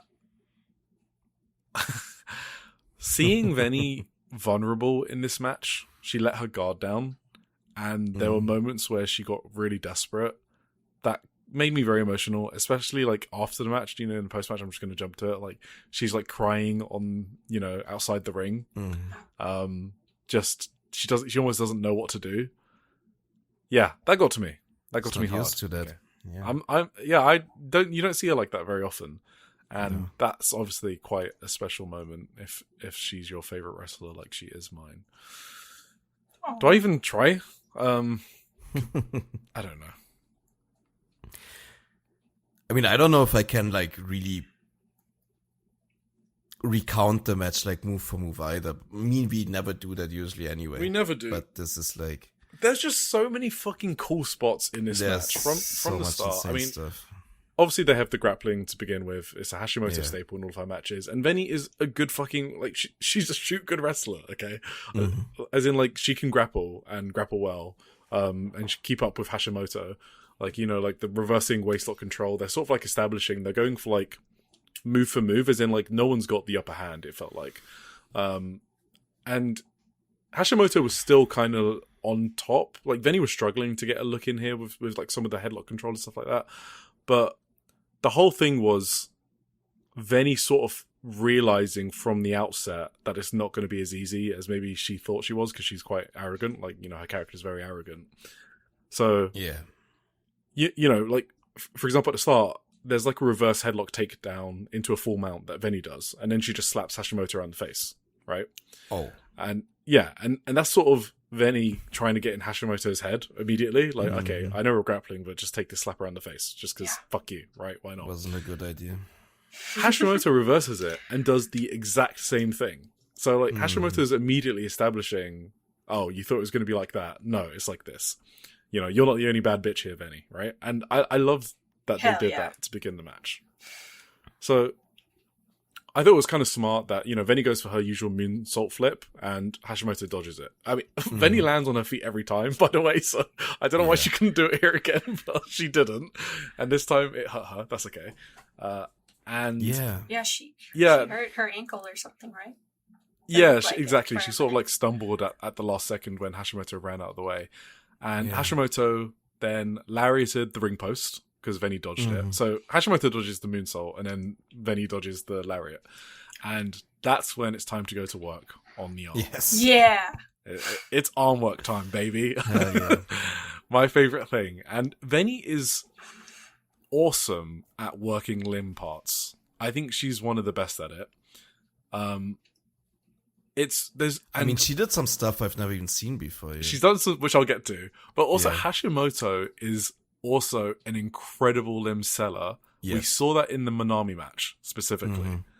Where she was insane She was so good. She had you believing Minami could win the world title. It was a legendary performance.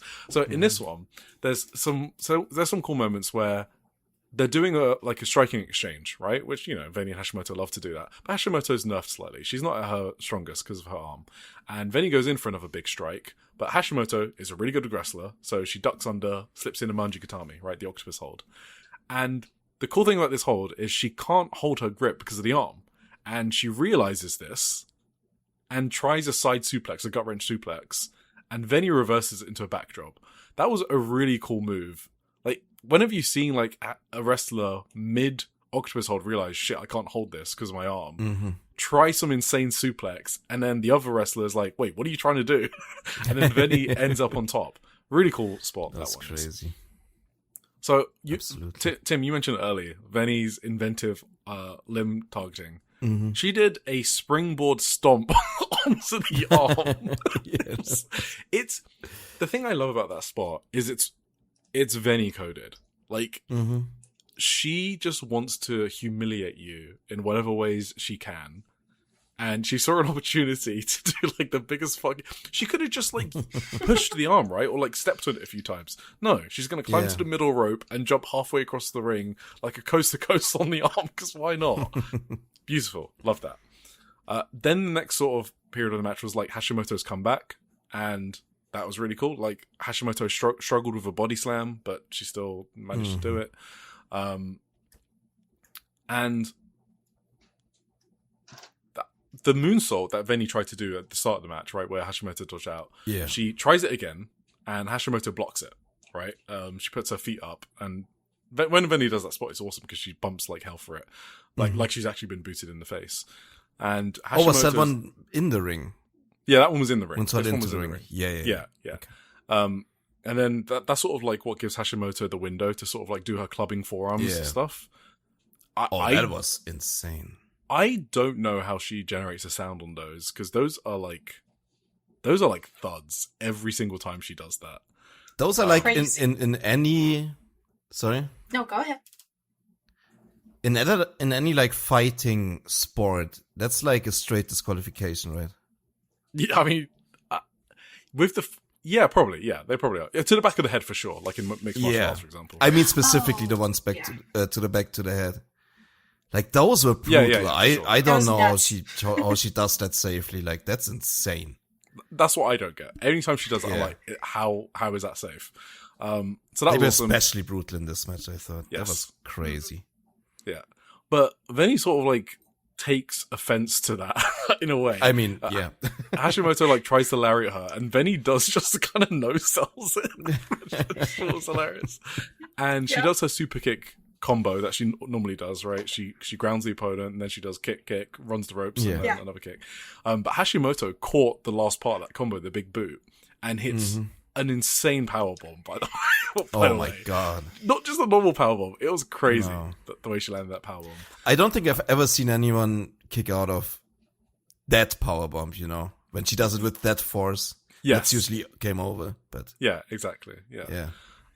So it's just a really back and forth middle part of the match where Yeah, it's right in the middle, just one of her finishing powerbombs. It was so crazy. Yeah, and it just feels like a huge... It just feels like a huge contest, I guess is the easiest way to say it. Mm-hmm. They're both trying to hit each other with their biggest shots, right? Yeah. And neither of them are going down. Obviously, Veni finally hits the moonsault. So, she does a tope suicida and then a moonsault.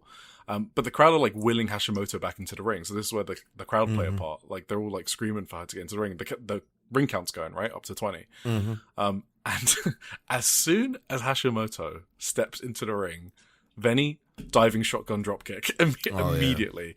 And if you look at Veni, she's just smiling cruelly. She knows she was waiting for that. Because she's not an idiot. That's one of the things about Veni. She's not an idiot. She goes for a moonsault. Hashimoto rolls away, so Veni misses it. And I do have to. Sorry, can we talk about that count out spot? That legit had me concerned for a second. Mm-hmm. Because you could see the ref was out there, right? He was counting. Yeah. And he was visibly slowing down the count because Hush was just not reacting to anything. He was at like so damn good. He was at like 14, 15, and then the 16 came like a lot later than the previous numbers. And then like he took like half a minute until he was at 18 from like that point. And I was like, I thought something's wrong here because like the way he slowed down his count was very like, I thought unusual. Like that looked like he was concerned about Hush or whatever. I don't know. It was brilliant in a way. If that was worked, I don't know. Probably was. One of the best sellers. Yes. For sure. So, next part of the match is sort of like Veni trying to... So, the crowd are willing Hashimoto on, and Veni's being cruel and kind of realizes she might have this in the bag now, because, you know, of how well... I mean, not how well Hashimoto sold her, but kind of like... Hashimoto looked really injured at this point, right? When she was on the outside after that count. Yes. And so Veni just gets a bunch of moves, like again and again, trying to put her away. Like one elbow strike from Veni and Hashimoto gets knocked down. And Hashimoto's selling it so great, the crowd like yell at her to get back up from that one elbow strike. And it's that elbow strike you've seen Veni do so many times, but you've never seen it as effective as this in like a pro wrestling way. Like a whole crowd, like 3,000 plus people getting behind a wrestler because of that one strike. I mean, right? Hush just dropped dead and stopped moving. She sandbagged. She sandbagged. It was amazing. Veni then hits the super kick combo, the one that she got countered on last time. This time, Hashimoto doesn't have the strength to counter it. Hashimoto goes for a backdrop, and Veni lands on her feet, which she loves doing from those. And the crowd always ooh and ah at that one. She just can't land her moonsault though. The one in the ring. She keeps on getting interrupted on it. She throws, Hashimoto with German suplex. Hashimoto's like stumbling around, and Veni follows up with a 6 sit-out powerbomb, which I don't know if I've seen her do that before. I was like, what is happening? I'm already losing my mind, by the way. Like maybe like I was full all caps at that point. Yeah, I was ready for all caps as well. I was just like spamming letters at that point. It's completely incomprehensible. And the thing is, like, all of these moves we're talking about, like, these wrestlers don't do these. Like, they're telling a story with these moves. Like, Veni is trying to put Hashimoto away at this point. Hashimoto's on the cusp of losing her title. That's why, like, things feel desperate. That's why Veni's pulling up moves she's never done before. Or if she does them, it's very rare. It's like a Liger bomb, right? It looked so sick. Yeah, I called it a sit-up bomb. It's probably like a Liger bomb, It's the same thing, I think. She really wants to land this moonsault. She tries it again after this. This is like the third attempt in the ring, I believe. And then one outside the ring. She finally lands it, and I thought that was it, to be honest. I did bite on that as the finish. Same.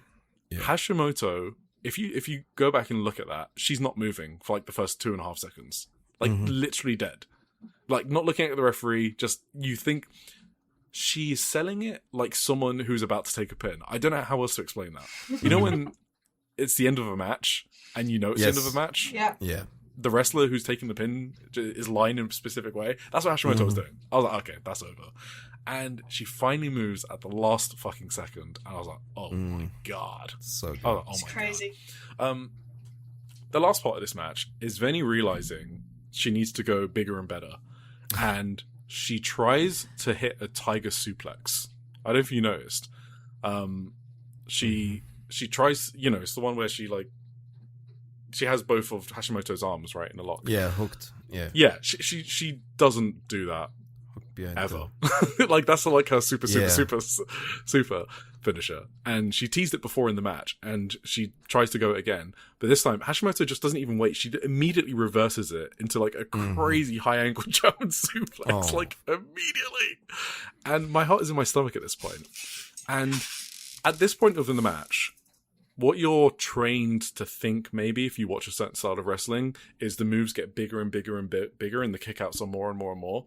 And what Veni does is like a leg scissors takedown into an armbar, right? At this point in the match. And that just caught me off guard I thought that was a perfect spot, the way she transitioned into that armbar. Just to try rip Hashimoto's arm off. Because you don't normally... You're trained to think, oh, okay, now she's going to go through the moonsault again, right? And try to put her away. No, she's going to rip her arm off. And Hashimoto... the same arm that she was... the same arm that she was... Like, that arm work at the start wasn't for nothing. I've said this before. Yeah. Like, I don't mind when wrestlers forget arm work in terms of selling, like if adrenaline hits or something. But I do mind if it doesn't like play into the story later on, because it just feels like a waste in a way. It wasn't wasted. No. Completely off guard after teasing her super that was finisher. insane. After getting hit by a crazy high angle German suplex, she decides to like take Hashimoto down. One of the best wrestlers, technical wrestlers on the planet as well, and beat her at her own game and tap her out. Fucking crazy. Crazy. Hashimoto, like I just mentioned, one of that's the one, by the way, sorry. That's the one I meant that I'm not sure I've ever even seen before. Because she trapped the leg on the same side of the body too. Yes, yeah. She did like a weird leg arm trap at the same time. That looked sick. Yeah. And sorry, continue. what was even more sick was the way Hashimoto tried to defend it. Yeah. She tries to like roll forward to like alleviate the pressure, but it doesn't help because Veni rolls through with her. No, it didn't. It looked only more fucked up. Like the position her arm was in. Like, oh my god. But that's because Veni rolled through with her. If Veni doesn't do what she did, she might have gotten out of it. But Veni's like actively trying to defend the defense because you know that's what you do when you're trying to tap someone out. And she does get closer to the ropes though from rolling through. I guess that's one thing. And she does eventually reach them. And I'm pretty sure at one point Veni is like headbutting her arm. Yeah, I think she did. And then she does obviously a clunker headbutt. You have to have the clunker headbutt. You got to have that. Hashimoto obviously musters enough power for a lariat, and Veni obviously bumps her ass off for it. She like bumps inside out for that lariat. Another lariat, then the last ride. So this is one of Hashimoto's finishes. And I was like, oh, okay, it's over. Veni kicks out the last second. And this is the point of the match where I was like, am I ever going to forget this match? Because I'm just staring at Veni's face, and if you look at her expression, she looks vulnerable. Like, yes, she looks like she wants to cry at this point. Her hair was all undone. Because she was in the braids, right? And half one side is just like completely disheveled. She's been through hell and back, trying to put Hashimoto away, and none of it's worked. And she just got hit by the last ride, and now she's the one fighting for her life. It's like she knows she's fucked after Hashimoto got hit the last ride, and now Hashimoto's got all the momentum. And there was one last chance from Veni. One last rally, right? So she lands on her feet from the delayed German suplex, which is Hashimoto's super finisher, right? The Albright suplex, right? The one that she finished Suri off with, right? A few times. Yeah. She lands on her feet, you know, Veni staple. She hits my notes say, Michinoku fucking whatever driver. I don't know what that was, but it was crazy. And Hashimoto landed on her head. It was insane shit. And even though Hashimoto kicks out, Veni tries a European leg clutch. Like, everything Veni does in this match is selling the desperation of her just needing to win no matter what and doing whatever it takes. Like, a European leg clutch immediately after a near fall from a finisher or from like a Michinoku driver. Really cool stuff. Veni goes for a big boot, but Hashimoto slips under and lands the Albright German suplex. 1, 2, 3. Yes. Beautiful. Yeah. This is Damn. This is in my my top 3 matches of the year. Top 3? Obviously. Okay. Nice. No one would be surprised that I'd put it there. Yeah, I think after going through it, it's pretty clearly my match of the night too. That's insane in itself, because that rookie match is like a top 5 match for me. Like, this is why this show is so insane, just having these 2 matches, not barring like the tag team match, the Senka Spike, and no, and I think it's one of those that I'm gonna rewatch too. Towards the maybe in a couple of weeks, maybe at the end of the year, whatever. But I think this will probably get better on a rewatch, maybe. Even for me at least, because like my first impression after the match was obviously that it was fucking insane, but maybe not as insane as I feel about it now after like thinking it through again. You know what I mean? I don't know. It You mean after I spoke about it? Yes. It's hard not to justice. feel. It's hard not to feel very strongly once you hear another person feel so strongly about it. That's true. Yeah. It does like elevate a match when you hear someone enjoy it so much. Yes. And you know what I think also I was falling a bit victim to is what we talked about with the last Hush vs. rematch. When it's just, when you already know it's gonna be so fucking sick and then you kind of downgrade it because your expectations are already. Yes. Yeah. Like, but it's actually so sick still. Like, you can't really let that influence you in a way. But like, yeah. The way I put it, okay, so we have the rookie match, right, which is obviously an incredible match in its own right. This is like, yes, this Hashimoto Veni match is how I want all of my big main events to be. Like, when we talk about our, like, 25-minute plus main event matches, you know, like the staple, this is the perfect version of that for me. This is it. For sure. Yeah. No, it was awesome. Cool post-match too, when they were all... I mean, the post-match was maybe even better for me. Like, I don't know. Yeah, okay. Like, It's very emotional. like, Hashimoto is almost crying after Jinsei Shinzaki gives her the certificate. You know, okay. And you know, obviously he was the former president of Sendai Girls, and obviously I think is he on the board now or something? I don't know what he does. I think he helps them out still. I think he says something. I didn't get the translation, but he says something to her, like out of the script, about her being a champion. I don't know if you noticed. Like, he stops reading it and then he takes a deep breath and says something to her. There was a really pregnant pause at one point, and I don't know what he said, but the whole crowd like start cheering after that. Hashimoto looks like really choked up. I should probably get what he said. So that was cool. And then you just had Veni crying on the outside, and I just I wanted. She looked so devastated. Not only that, like her lip was quivering. Like she was so upset. Like she was like, I don't know, man. All right, I can't do the rest of this episode. By the way, I don't know if I can. You want to postpone it? I don't know. I might have to just skip a lot. I feel very similarly. I feel very exhausted, but because we just spoke about so much good. Like, we spoke about Stardom and all the good stuff that's happening in 5-star, and then this show had matches that just emotionally take everything out of you in a good way. Yes. We also did a 4.5 hour episode, by the way. So. I didn't even notice. Okay. So, I think we could do. Would you mind, Emmy, meeting again for the rest of the Indie Zone? I know you watched more of it.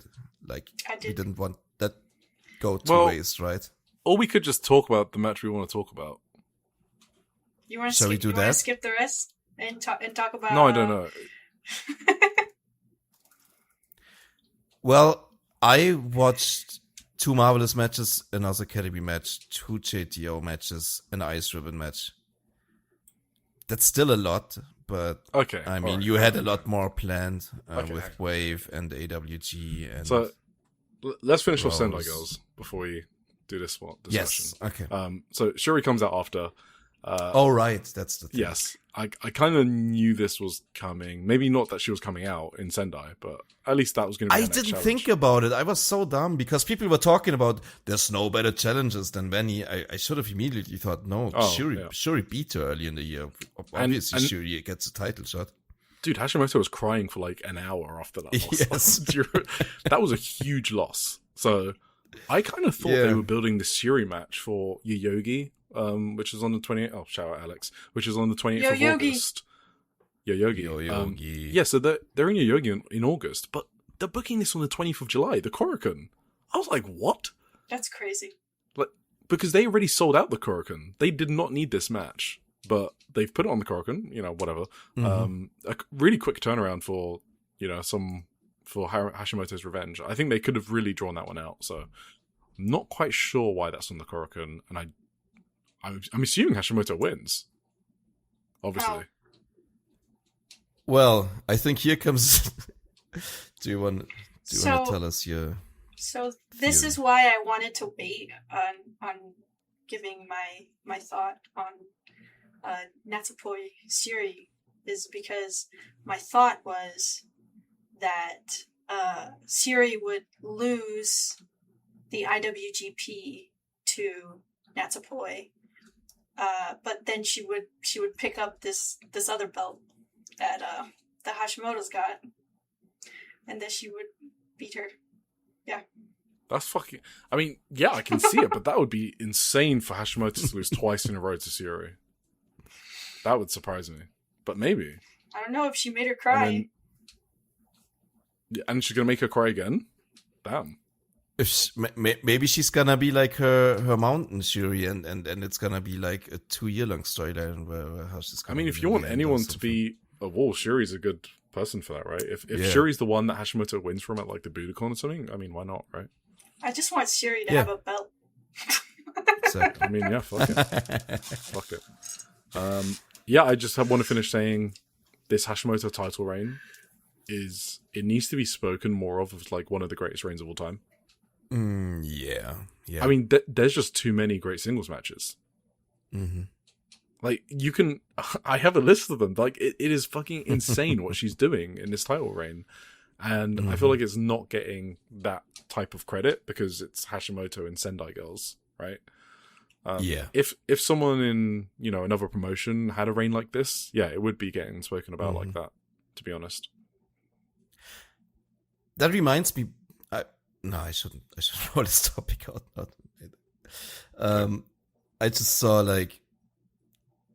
I see a lot of people in hindsight downplaying that Mayu Iwatani IWGP title reign. That's... I'm should with be you. talked about as one of the greatest title reigns too. Yeah, too many great matches to downplay. Yeah, for sure. Just because she was in her own little pocket doesn't mean... Doesn't matter. Good matches. All her matches were fucking insane. Anyway, sorry. All right. But that Hashimoto reign, it just reminded me of that because the Hashimoto reign is so similar in a way.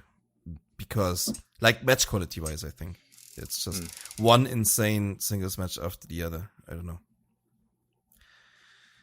I agree with you. That's what I'm saying. And the fact she's getting people like Suri and Venny, by the way, to lie down for her as well. I mean, you need fucking points for that as well. All right. Yeah, I'm exhausted. Now what? What do we do? All right, everybody.